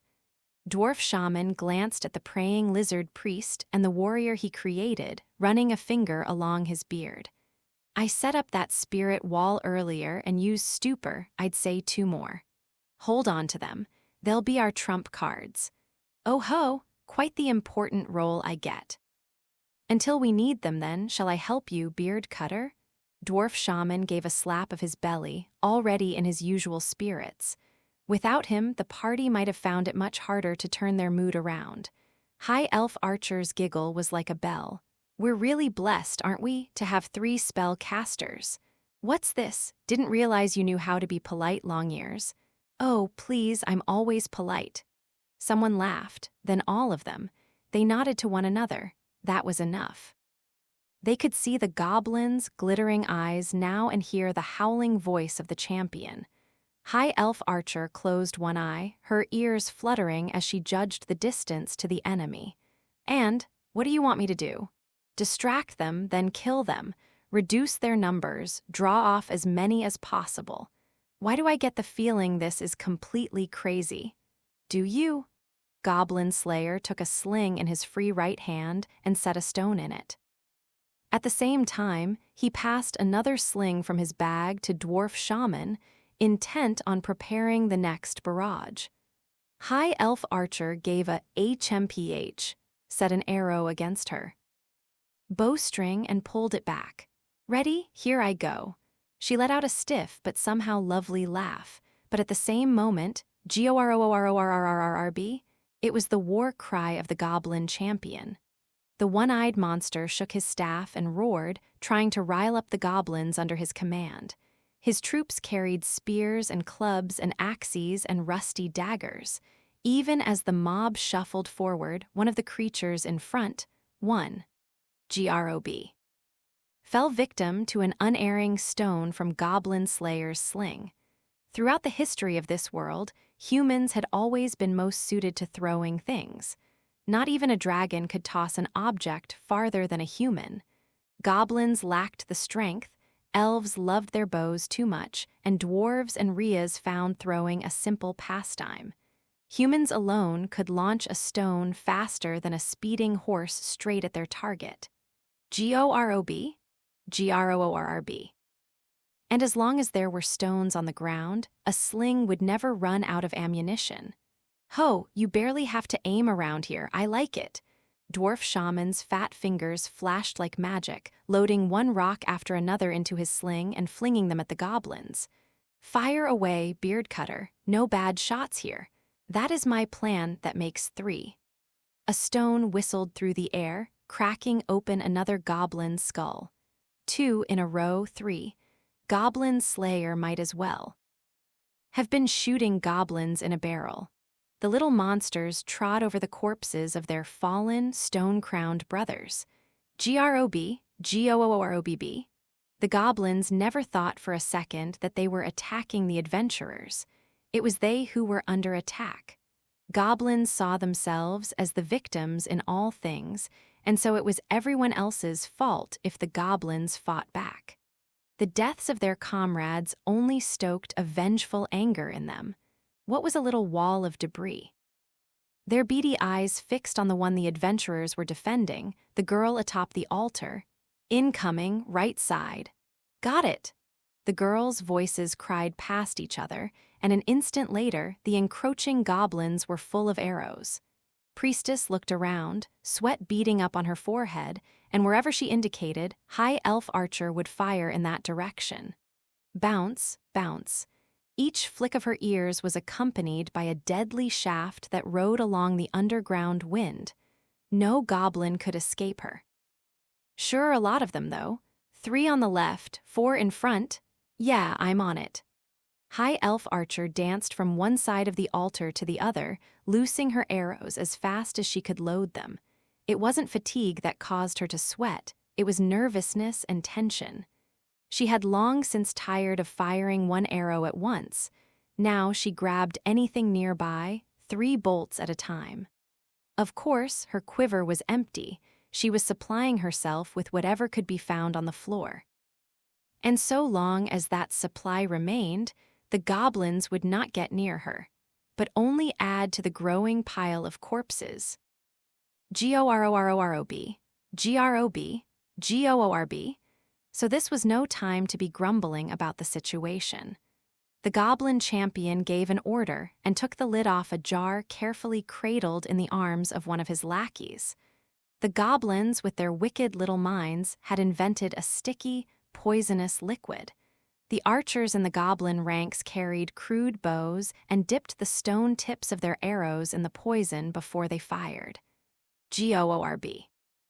They had, however, a habit of shooting entirely from the hip, resulting in several goblins sustaining poisoned arrows to the back. Even when the injuries were not critical, the victims would thrash and froth at the mouth and finally die. What mattered, though, was that some reached the elf in the back row who was shooting at them and the human girl giving directions. If they could only hit those 2 targets, the poison would do the rest. If it only paralyzed them, that would be fine. Or they might die. The goblins would enjoy it either way. But one could not forget about the loyal dragon-tooth warrior. The skeletal soldier held up the shield it had been given, silently deflecting the arrows that flew at the young women. Now and then, an arrow struck it, but without flesh and blood, the poison was no threat. Huh! High Elf Archer wiped the sweat from her brow and grabbed an arrow at her feet, then gave the warrior a pat on the back. This thing's pretty cute. Why you think so? Priestess frowned and ducked to avoid an arrow. She held desperately onto her cap, trying to control her breathing. She wiped some sweat before it ran into her eyes, then peered into the darkness. Next to her, Lizard Priest had positioned his great body imposingly in front of the mirror. Ha, ha, ha, delighted as I am to receive your most welcome praise. The sacred mirror had been set in the stone wall with some ancient technique. Lizard Priest scratched one sharp claw along the worked frame that surrounded the rippling surface. I must say I am most perplexed how this mirror is attached here. He gave a hissing breath, and the scales on his arms bulged as his muscles strained. O proud and strange Brontosaurus, grant me the strength of 10,000. It was the miracle of partial dragon, which invoked the blessing of his great ancestor spirit, the fearsome Naga.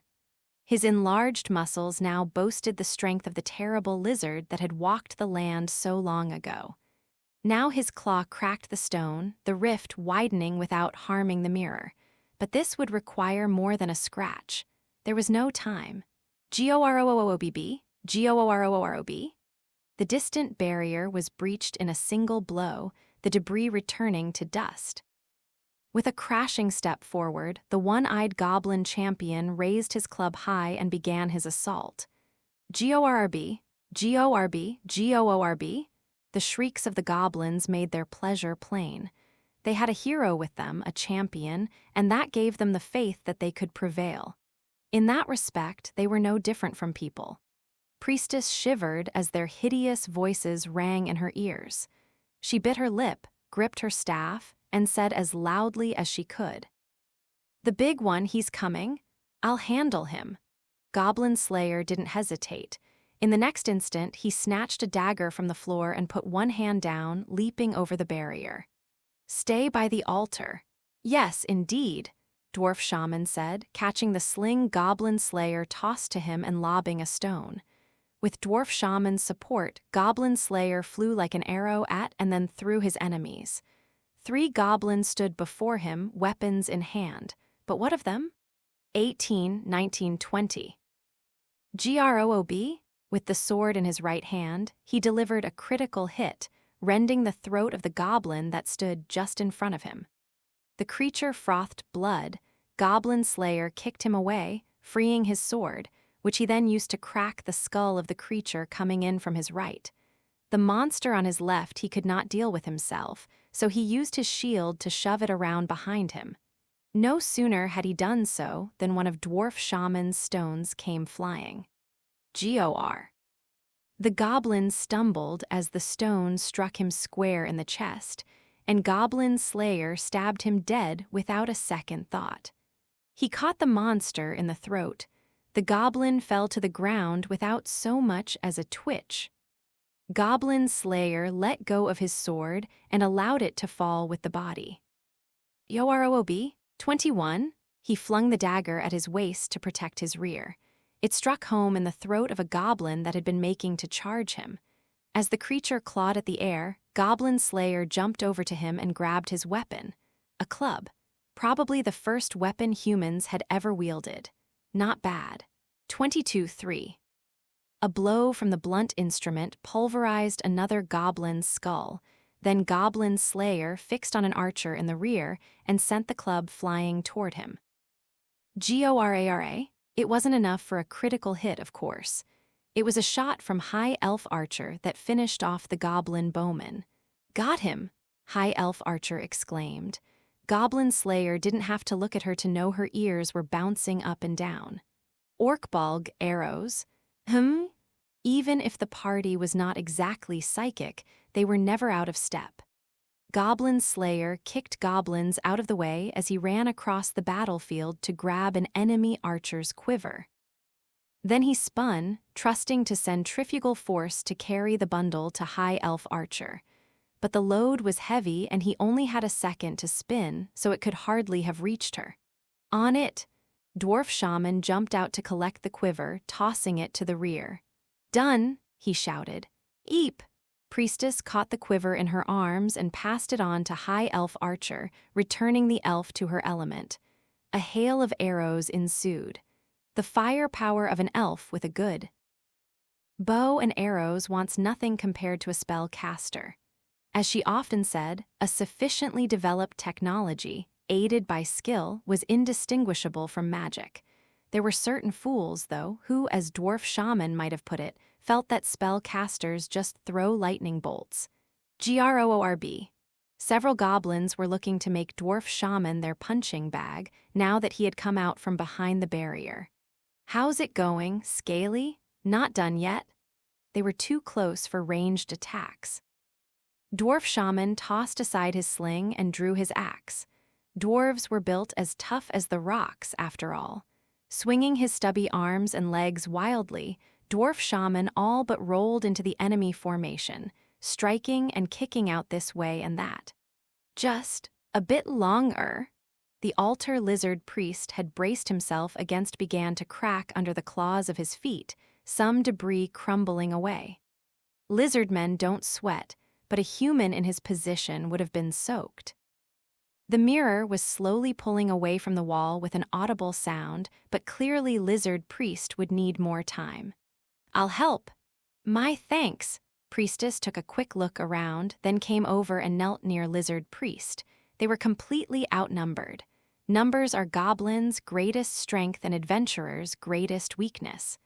The monsters pushed slowly closer to the altar, the size of the horde only growing. Priestess had decided that time was more precious than a bird's-eye view of the battle. But was there anything her willowy arms could do? There had to be. In one quick motion, she jammed her sounding staff in between the mirror and the wall and began to use it as a lever. "HR? Still need more time, do they?" Goblin Slayer muttered, having entrusted things to his comrades. He and he alone was the frontline defense now. As a mob of goblins collapsed around him, Goblin Slayer took a sword from one of them. It was a stick mounted with a stone blade. It could barely be called a sword. But Goblin Slayer had never been picky about his weapons. GORARAB, HMPH. Then a massive form loomed up before him, the one-eyed goblin champion, the hideous empty socket, the one forbidding eye that burned like a will-o'-the-wisp, his awful smile, his rage. GORARABOBOBORN. The next moment, Goblin Slayer jumped backward almost as if he were falling. GORAB. He ignored the shout of the goblin he'd taken with him, catching himself and rolling back up to one knee. From there, he watched as the floundering goblin took the devastating blow from the champion's club. GORARAB. The roaring goblin champion was focused entirely on Goblin Slayer. Its club cracked the stone floor, raising a cloud of dust and a great noise. "Too strong for your own good," Goblin Slayer spat, and it was only instants before the next blow came. The champion's strength was not less even than the ogre. Not that Goblin Slayer remembered that word they had faced before. Goblin Slayer wanted to avoid both critical hits and fumbles. He kept his shield raised, shoving through the crowd of goblins. GORAB? Screams and cries mingled with the sounds of rending flesh and breaking bone. Filthy geysers of blood spewed everywhere, all caused by the goblin champion and his club. He swung the weapon this way and that, determined to smash Goblin Slayer, but catching only his own allies. The unlucky monsters became Goblin Slayer's shield, sadly giving their lives in the process. "Idiot! GORAB?" Goblin Slayer buried his sword in the cranium of a cowering creature, letting go of the hilt to trade his weapon for the monsters. It was a rusty blade that had probably been stolen from an adventurer. Now, many days later, it had been returned to one. Goblin Slayer sliced through the throat of a nearby goblin, almost as if to test the blade, provoking a spray of blood. The creature gagged like it was drowning. With his victim still skewered on its own weapon, Goblin Slayer spun and kicked it backward. GORORORB. The goblin champion put an end to its subordinate with a smash. It was probably a better death than choking on its own blood. A goblin should be so lucky to have such an end. GORARAB. GORARARA. Strike, a goblin broken, dust rained from the ceiling. Strike, a goblin thrown into the air, dust from the ceiling. Strike, strike, strike. Each time, Goblin Slayer slipped away. Self-reflection was not in the goblin vocabulary. Yes, the champion kept killing his own troops, but that was their own fault, or at least that of the human using them as a shield. What an awful human. It would not be enough to tear out his eye, nor to shatter his limbs, nor even to kill his friends as he watched. The enraged champion conveniently forgot that he had been known to use his allies as shields himself. He was frustrated that the adventurer would not stand and fight, glossing over the goblin's own use of poison gas. Goblins are stupid, Goblin Slayer repeated to himself, but they're not foolish. In other words, they weren't foolish, but they weren't thoughtful. And a thoughtless person waving a sword around is easy to take advantage of. After all, they would be failing to use their greatest weapon. So Goblin Slayer drove straight across the battlefield, the champion following behind him. If Orkbolg is drawing it away, High Elf Archer was not just standing by and watching. She climbed onto the altar, kicking her way there through goblins with her long, beautiful legs. She gave a click of her tongue. How she hated to use goblin arrows. "Geez, I can't believe this," she said, half in anger. Her ears twitched as she read the wind and sent her arrows flying. She was not, of course, aiming for the champion, but for the goblin rabble. Grob? Goorb? Even a crude arrow can pierce a body, take a life. Goblins fell like rain in a storm, but their numbers were immense. Dwarf Shaman buried his axe in the head of another one, his beloved beard covered in spatters of blood. "Ho, long ears, can't wisehoot any more than that." "Quiet, dwarf, you want results, get me better arrows. Can I interest you in some nice rocks?" "Forget it." And on they argued. Was this their usual banter, or were they doing it on purpose? When they could no longer take verbal jabs at each other, then that would truly be the end. So it was with most adventurers. Even Priestess, her face bright red as she strained against her staff. A-chen-n-n-n. Her arms quavered, and she bit her lip as she threw all her body weight into her battle with the mirror. It was all the little human girl with her delicate frame could do. The dauntless lizardman, for his part, spared not an ounce of strength in his gallant endeavor. Come on, just one more push. Still imbued with the blessing of his ancestor, the fearsome Naga, his efforts were at a fever pitch. Breath hissing between his bared fangs, every inch of him from his claws to his tail had become power itself. Screech! With a tremendous noise, the sacred mirror finally succumbed to sheer strength. The great thing rested in Lizard Priest's hands, along with a chunk of the wall. "Goblin Slayer, sir," Priestess called out to him.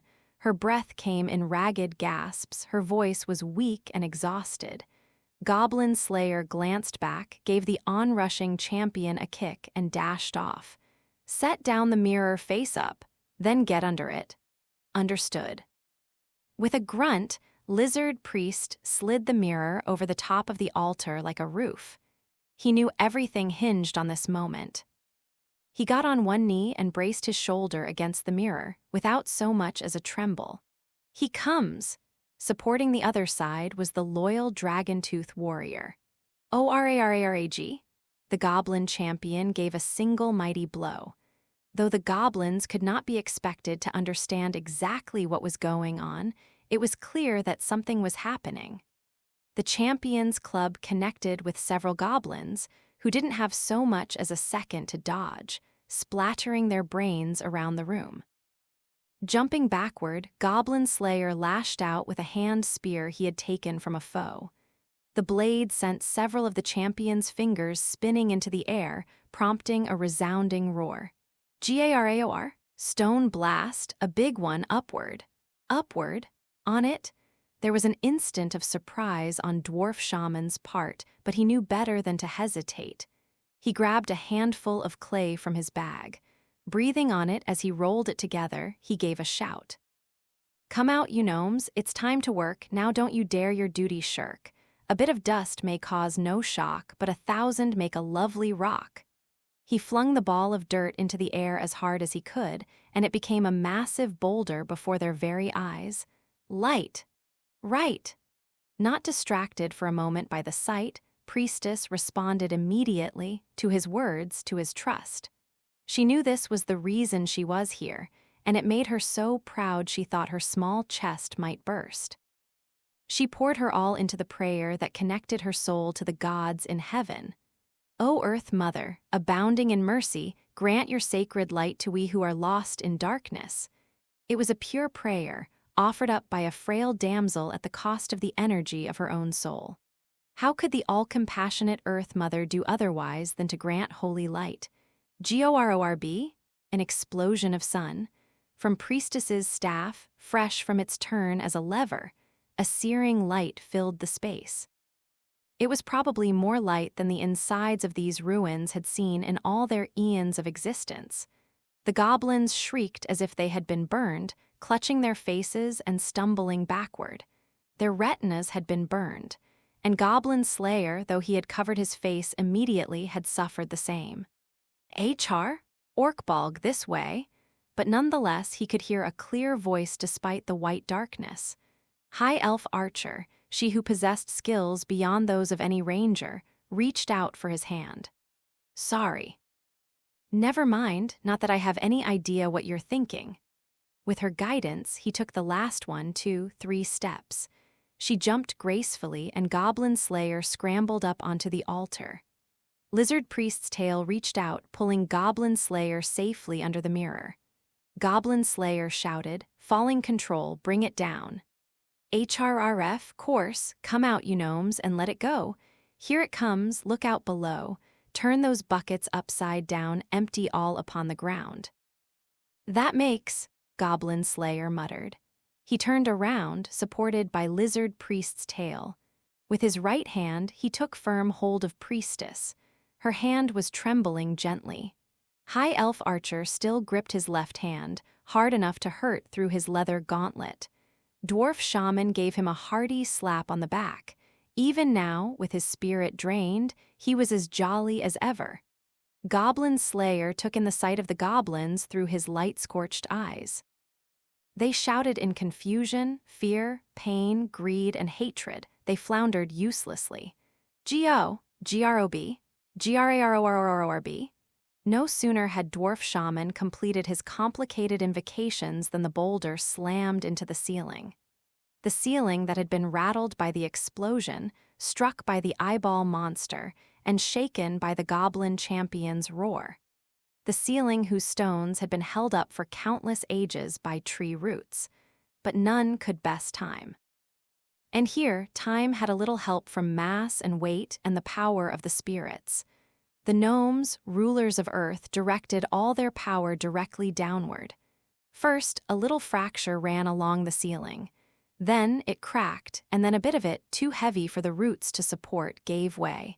And then 50 and 3. An instant later, the howling face of the goblin champion was buried beneath an avalanche of dirt and vanished. That was the end. It was not long before it all seemed over, like everything had died.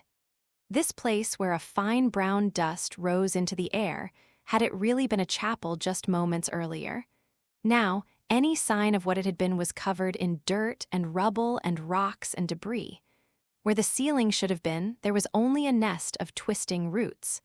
Faint sunlight, or now the light of the moon and stars, filtered through them. It was nighttime, early summer.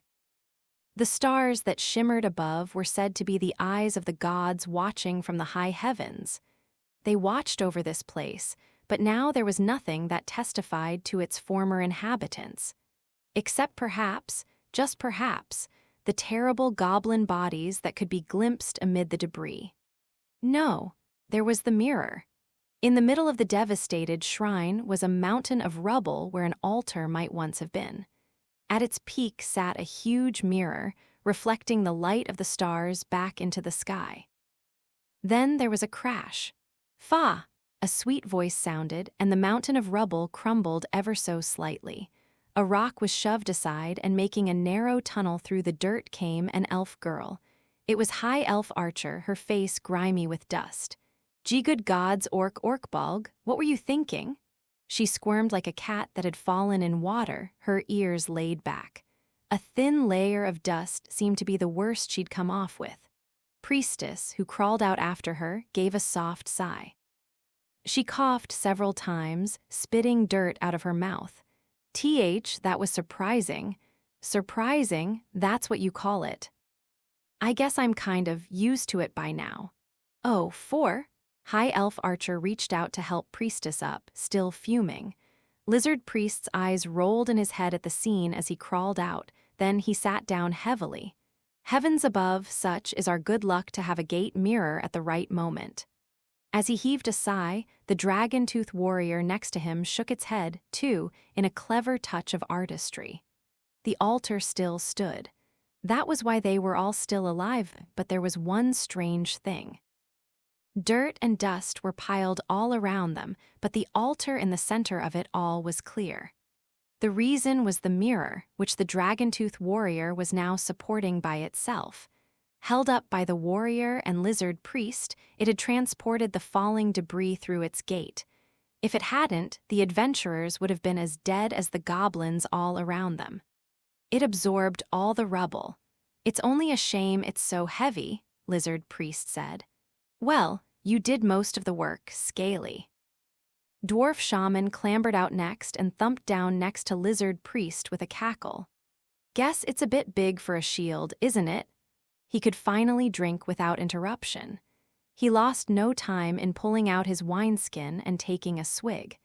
His cheeks were pale from the drain his spells had put on his spirit, but quaffing some alcoholic spirits quickly restored a healthy flush. Got to say, though, I feel a wee bit bad for the ones on the other side. Only the ancients knew exactly how to use this equally ancient artifact. It was impossible to say who had brought the thing here, but surely this was a misuse of the gate. The mirror connected a goblin nest with the underground of the water town. Why did it lead to those ruins? Maybe this is how people got around back then. A. Beard Cutter? Not interested. There was Goblin Slayer. The last to emerge from the mountain of rubble, he showed no sign of fatigue, speaking calmly and dispassionately. He was covered in dust and spatters of blood, but his cheap-looking steel helmet and grimy leather armor were just the same as always. Priestess, who had finally gotten to her feet with the aid of her staff, pursed her lips at the sight of him. We are very lucky we weren't underneath the town. If we had been, I would have thought of something else. She puffed out her cheeks with a groan. He was, of course, unmoved. Goblin Slayer's steel helmet turned this way and that, surveying the area. He took in Priestess's look of exasperation, the jovial-looking lizard priest and dwarf shaman who glowed redder and redder as he drank. And finally he came to High Elf Archer, who was glaring daggers, or perhaps arrows, at him through slitted eyes. "Hey," he said. "What?" No fire, no water, no poison, no explosion. He sounded a touch impressed with himself.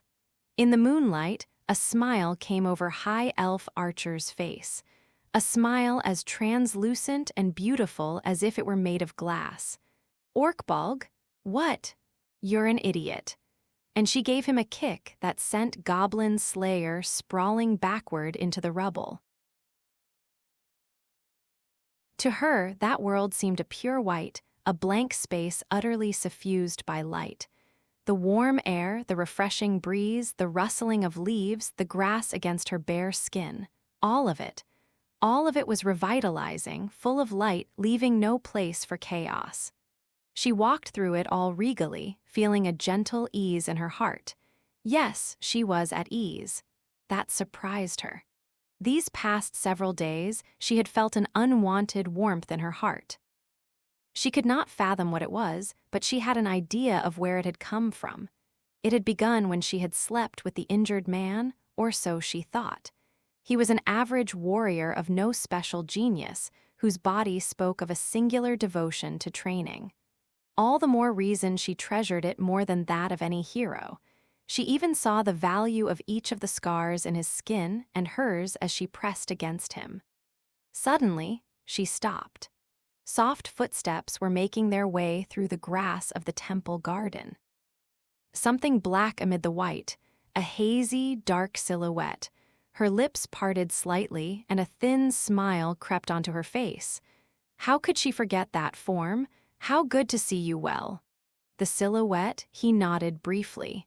He was wearing leather armor and a steel helmet. At his hip was a sword that seemed a strange length. Many a time she had dreamed of him, a swimming darkness concealing his warrior's form. "I've come with a question," he said, and strode boldly up to her side. She was briefly lost as to how to act.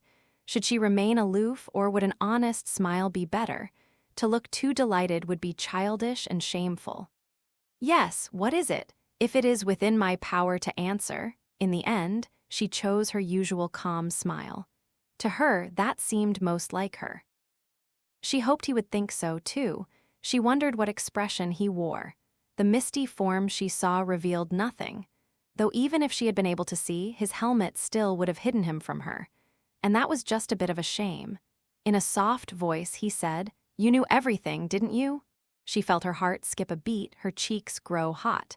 She drew her sword and scales staff near to herself, then gave an invigorating stretch of her back. How she hoped her voice would not tremble. "Yes, I did." She could hear him breathe softly. "I see." It was the same dispassionate tone he had used when they had first met and when they had spoke in bed. She found that strangely, impossibly saddening. Only now did she realize she had expected something to change. She had never had such an unsettling feeling before. "But how did you figure it out?" "I didn't." She gave him a curious cock of her head. "I intended to ask that of everyone who was in a position to know." "Everyone," Sword Maiden murmured. "Hey, is that so?" She found herself puffing out her cheeks at the touch of disappointment. "That's disgraceful. Don't be so childish," she chided herself. "Perhaps I should have been less forthcoming then." She sighed lightly and looked at him, at his shadow. "Still, I'm not unhappy to be the first one you asked." Her lips turned up slightly, forming a half circle. Did she do it, or did it just happen? She herself wasn't sure. "May I ask why you suspected?" "A number of reasons." The dark shadow shifted slightly in her vision. It had a bold, unconcerned gait, yet it made no sound. She loved the way he walked. "That white, what was it called? Alligator?" "Yes," he nodded. "Something like that. I don't believe that was a random encounter." "You think it was a planned encounter, then?" "At least to the extent that it tried to chase us away and unilaterally attack the goblins." "Do you know you sound just a tad paranoid?" He shook his head in reply. "You have ruins like this, and yet no maps and no rat-killing quests. Adventurers avoid the place. There aren't even any patrols. It's impossible. Aren't you knowledgeable?" "Yes," Goblin Slayer said. "When it comes to adventurers, I am." He. A giggle burbled up from the back of her throat at his blunt answer. In other words, there had to be something standing guard down there, a familiar. She said nothing, only stared at him with the smile pasted on her face. She hated to admit it, but it would be shameful to deny it as well. He was right. The alligator was a guardian of order in the service of the supreme god, the protector of the city's underground. The chill of the rain, the heat of battle, the stench of goblins, the rusty blades piercing scale and skin. She had entered the bath to ease the sensations she shared with the alligator. The thought of the way she had exposed herself to the priestess there made her cheeks burn so brightly even she could feel them.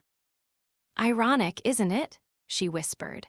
"That the messenger of the supreme god should protect the city and the city alone. Then you know. The ones who killed the woman, spilled her innards, and left her corpse, they weren't goblins." He was right again. Goblins are cowardly, cruel, brutal, and not very smart. It would probably never occur to them to linger in human territory to vivisect and devour their prey.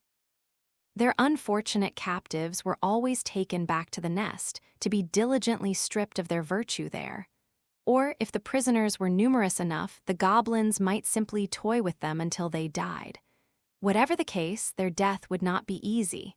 She knew all of this. No, they were. The scene was burned into her memory, quite literally. She had been shut up in a dark stone chamber, riddled with her own filth and that of her captors, crying piteously.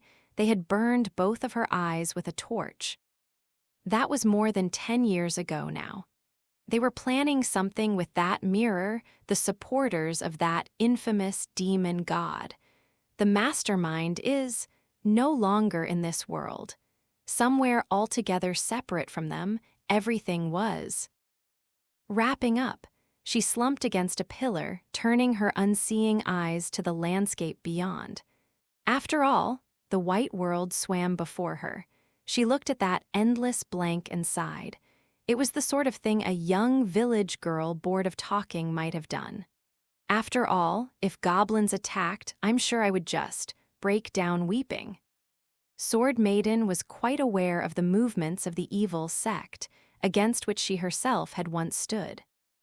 When she had learned of the ghastly rituals of living sacrifice they were performing, she had a good idea of what they wanted to achieve. Revenge on her. Most forms of such retaliation she could have endured. But goblins, her feet trembled. Clutching the sword and scales, she finally stood. She was glad her eyes were hidden by the bandage.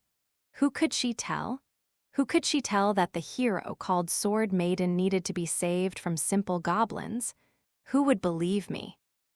As she spoke, she pulled back the cloth of her vestments gracelessly and began to massage her own shoulders. Her lips curled teasingly, and she said in a smirking tone, "What do you mean to do with me?" "Nothing." He sounded the same as ever, dutiful, even mechanical, cold. "Because you're not a goblin." She pursed her lips as if she were sulking. No, in fact, she was sulking. "That's why you don't ask why, isn't it? If you want to talk, I will listen." Oh ho. A languid breath slipped out of her. "I wanted someone to understand." A long gust of wind rustled branches and leaves and grass. Fear, sorrow, pain, terror, helplessness, such things are in this world, and in this world are people who do what inspires such things. I just wanted someone to understand. Goblins lived under the town. They emerged from the sewers at night to attack people in the streets. Adventurers who were sent down after them didn't return. There was no knowing who would become their victim and when. Goblins might be hiding under the bed, in the shadow of the door. If you fell asleep, they would attack you. She was sure everyone would feel that fear, just as she did. But in the end, no one did. In the end, no one lived in fear that goblins would kill them. It was always someone else who would die, never them. I can give you that gate mirror. She put a fawning smile wide across her face. Even she knew it was all too obviously fake and fragile. Surely you understand, you of all people must. He interrupted her brusquely. I got rid of it. What? For the first time, something other than a smile crossed her face. Surprise and a hint of confusion. That was an ancient relic, a treasure worth thousands of gold pieces. Other goblins might have learned how to use it. He spoke coldly, bluntly, as if to emphasize his disinterest. We encased the mirror in concrete and sent it to the bottom of the canal. It will make a good bed for your white, whatever it's called. His silhouette did not waver an inch. He sounded as if this was the most natural thing in the world. Ha ha, you are most interesting indeed. The overwhelming ordinariness of his speech made her feel all the stranger. She felt like she was floating. There was an uncommon ease of heart. There can't be many like you. Perhaps. Say, may I ask you something? I can't promise I'll know the answer, he murmured. Now that you've slain the goblins, has anything changed? She spread her arms as she asked, like an innocent girl sharing a little secret. Heroes were different. When a hero put an end to the evil sect, justice and the world and peace and so on were all saved. But what of someone who helped a pitiful girl who was afraid of goblins? People would go on living quietly. The river would keep flowing. Nothing would change. Nothing. That was why no one had helped her. Even when a nameless priestess carelessly got herself captured by goblins and was debased. even when the 15-year-old girl inside the woman acclaimed as Sword Maiden cried out for salvation. Who would deign to notice such things? Otherwise, how could she put out a goblin-slaying quest? Surely nothing changes. I don't care, he answered without a moment's hesitation. You said you've been through terrible things, yes. She nodded yes. I have seen them, from start to finish, so I don't understand your feelings. Goblin Slayer was unequivocal. Sword Maiden stood vacantly. She reached out gently, beseechingly, to the hazy shadow that floated in her white world. So, you will not help me? No. He did not take her hand, but curtly turned his back on her. Her head hung as if she had been cast into the depths of hell, and she laughed mirthlessly. There was an element of resignation in it, a feeling she was all too familiar with. This is how it always goes. Her soul, once that of a maiden, had been wounded in every possible place. Even now, that awful scene, her last sight in the world, was burned into her eyes. At night, it would come to torment her. The horde of goblins defiling her, raping her, violating her, taking everything from her. And no one could save her from it. It would go on, forever. No one would help her. Ever, not ever. But she looked up in surprise at the single echoing word. If goblins appear again, summon me. The dark shadow, his back, was already far away, but his impassive, mechanical voice carried readily. I will kill them for you. Oh, she slid to her knees as if she were collapsing. Her exquisite features scrunched up and a sob escaped her mouth. She couldn't restrain the tears that poured from her eyes. When was the last time she had cried harder than she did after one of her dreams? Even in my dreams? Yes. You will come? Yes. Why? Her voice was shaking so badly she couldn't say the word. It rolled half-formed out of her mouth. But he answered her clearly, because I am Goblin Slayer, the one who kills the little devils. The dark shadow called Goblin Slayer left her, gone to destroy goblins. Oh, Sword Maiden found herself clawing at her generous chest. It was not pure or becoming, but she had never imagined a day like this would come. She had never imagined that she would once again be able to feel these feelings. She had thought them forever beyond her grasp, but now she clung to them. It was nothing. A broken woman had talked to a broken man, nothing more than that. But now she knew the truth of the warmth that blossomed in her chest. It was a long smoldering spark, unexpectedly fanned into a raging flame. Perhaps it could be compared to a hearth shared with another person. All things well, no cares, a peaceful sleep. No anxiousness, no fear, no quaking and weeping in the dark, no waking up from a nightmare screaming. How she had yearned for an undisturbed night's sleep. I, she raised her voice, sniffling and sobbing. With her hands, she wiped desperately at the tears that poured from her unseeing eyes. As the piercing joy welled up in her heart, she shouted out, I cherish you. Whether or not the words reached him, the gods only know. The rain had lifted, but the sky remained heavy with clouds. The carriage clattered along a road that ran straight as an arrow across the plain from the interior to the frontier, the east to the west. Some went to trade, others to see their families, others still to escape them. Some went as pioneers. Some were sad-looking types who might have been going into exile.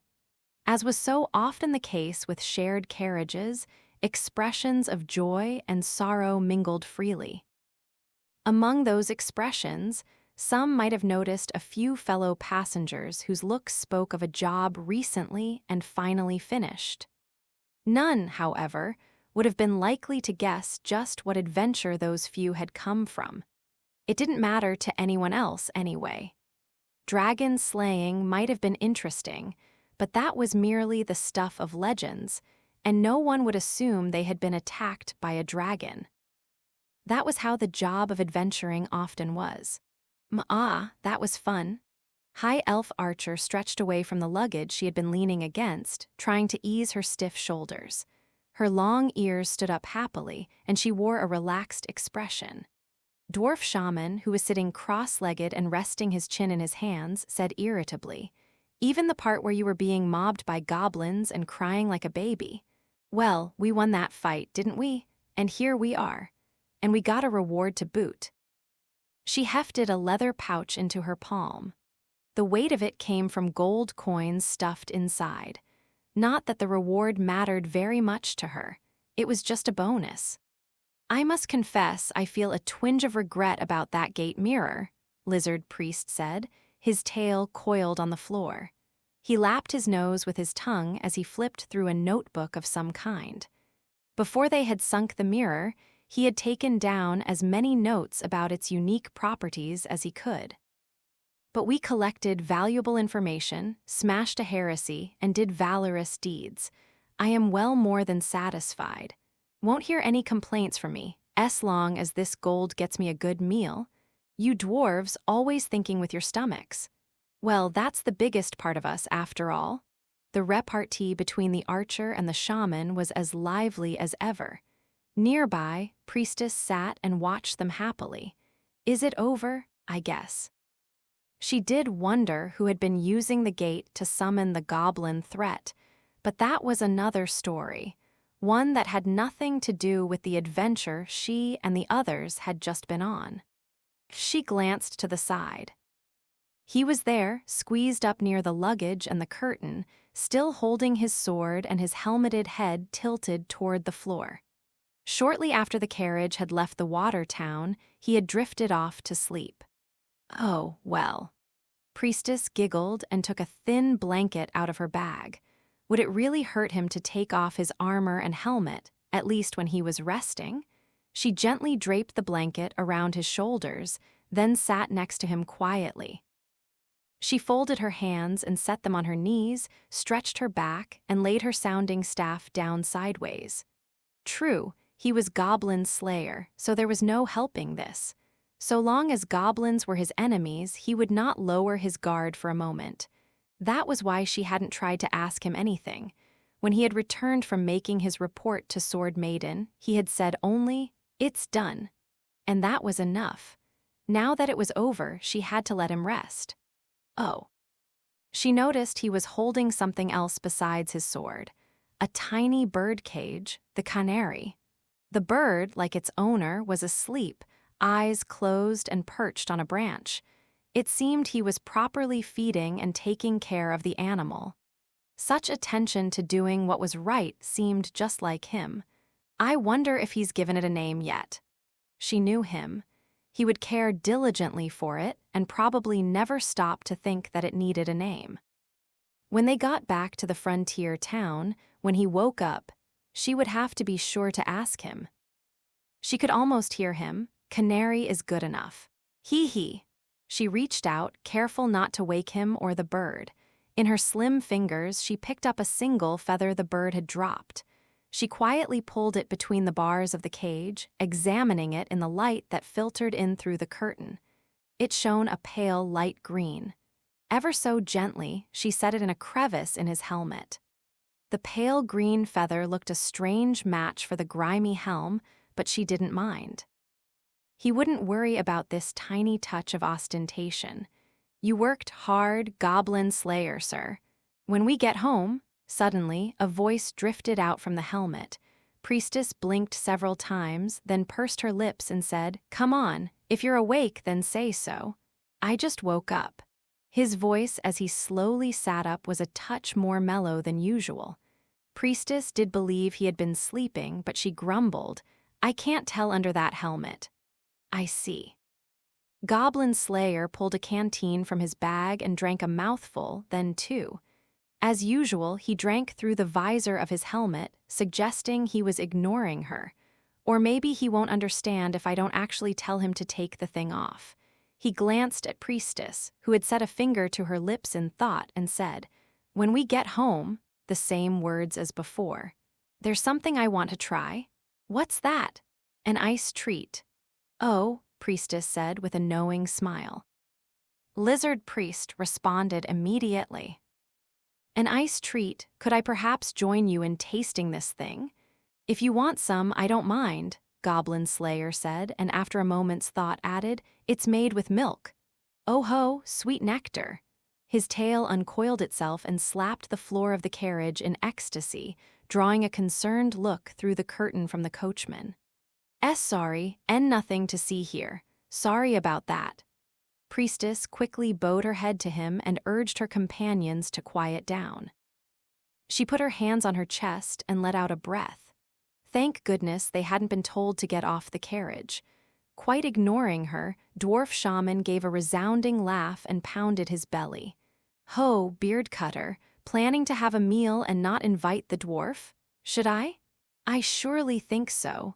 Goblin Slayer turned his helmet to the empty air and made a quiet sound, then nodded. In that case, please join us. Dwarf Shaman asked how he planned to make this ice treat, at which Goblin Slayer explained, miming with his hands. Lizard Priest held up a clawed finger to offer his idea, to which Goblin Slayer responded, Then we should. Goblin Slayer was normally reticent, and getting him to open up was difficult. But gosh, here now he was clearly the center of attention. The thought spread a pleasant warmth through Priestess's small chest. Okay, she resolved, raising her hand easily. Goblin Slayer, sir, I can have some too, can't I? I don't mind. Doesn't mind. She snickered and glanced at High Elf Archer. High Elf Archer sat across from him, pointedly facing the other way, ears fluttering. Although it was not necessarily a sign that he had noticed this, Goblin Slayer said, What about you? Her ears jumped again. Yeah, gimme some too. I see, Goblin Slayer said, then added sharply, If it doesn't come out well, don't kick me. Is he holding a grudge? No, it couldn't be. High Elf Archer gave a little snort. Sure, of course. He wasn't the type to be bitter, even if an excitable elf had kicked him, even if any normal person might have been upset. After a time, High Elf Archer let out a long breath and shimmied around to face him. Yeah, fine, no kicking. So please? Yes. The steel helmet bobbed up and down once. Priestess wondered when he would notice the light green feather in his helmet. Maybe while they were still in the carriage, maybe after they got back to town, maybe not until the next time he took it off. What would he do when he noticed? Would he be angry or laugh or perhaps pay it no mind? High Elf Archer, ignorant of Priestess's fond imaginings, narrowed her eyes like a cat. I don't know that I'm all that fond of goblin slaying. She drew a circle in the air with her finger, long ears bouncing up and down. They'd gone into some underground ruins to explore, been caught in a trap, and gotten out again. They had fought and defeated a bizarre monster and discovered a priceless artifact. They were all riding in this carriage together, from the interior to the frontier, from the east to the west, all so they could return home now that the adventure was over. But it wasn't so bad, I guess. Maybe she couldn't quite bring herself to say exactly how she felt. The canary's eyes fluttered open, and it chirped brightly. Afterward, hi, Kumo Kajiu here. Thank you so much for getting a copy of Goblin Slayer, Volume 2. I'm so grateful to all those who read and enjoyed the first volume. I never imagined my weird little adventurer, born from a moment's flippant conversation, would do so well for himself.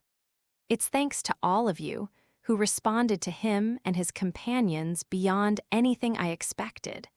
I hope you'll continue to accompany him on his goblin-slaying adventures. So, what did you think of Volume 2? In this story, Goblin Slayer slayed all the goblins who showed up. Goblins. But where Volume 1 had several self-contained adventures, this was the story of one larger dungeon. The spice of any campaign is its dungeons, at least in TRPGs. You and your friends forging through mazes, coming up with plans, fighting monsters, and finding treasure. Is there anything better? That's what was in my mind as I worked on this book. I thought I might as well write something I enjoyed. If you felt any measure of that pleasure or interest while reading, then I'll be thrilled. Now comes the part where I apologize and also thank people. First, to readers of the web versions of Volumes 1 and 2, thank you for your encouragement. I'll keep giving you my best, so I hope you'll stick with me. To Mr. Noboru Kanatuki, who provided such lovely illustrations for the previous volume and now for this one, thank you. I'm one of those authors who dances for joy in front of his computer every time your pictures show up on my monitor. To Mr. Kasu Kuros, who's handling the manga version of the series, I so look forward to working with you. The comic version launches in Big Gangan the same month as this volume is being published. Incredible. Can't wait. Yahoo! Thank you to all my creative friends and all my gaming friends.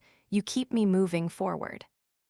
To my coordinator editor and everyone involved in getting this book to shelves, thank you so much. And especially to Yaryuak, the admin on the site where I initially posted this story. You've been encouraging me ever since then. You were absolutely the link between that period and when I was finally published, and you have my unending gratitude. To everyone I don't have space to name, who is supporting me from the wings, thank you all. For Volume 3, I plan to detail the Harvest Festival at the frontier town. In this story, Goblin Slayer will slay all the goblins who goblin. I'll be giving everything I've got to make it something everyone will enjoy. See you there. Kumo Kaju.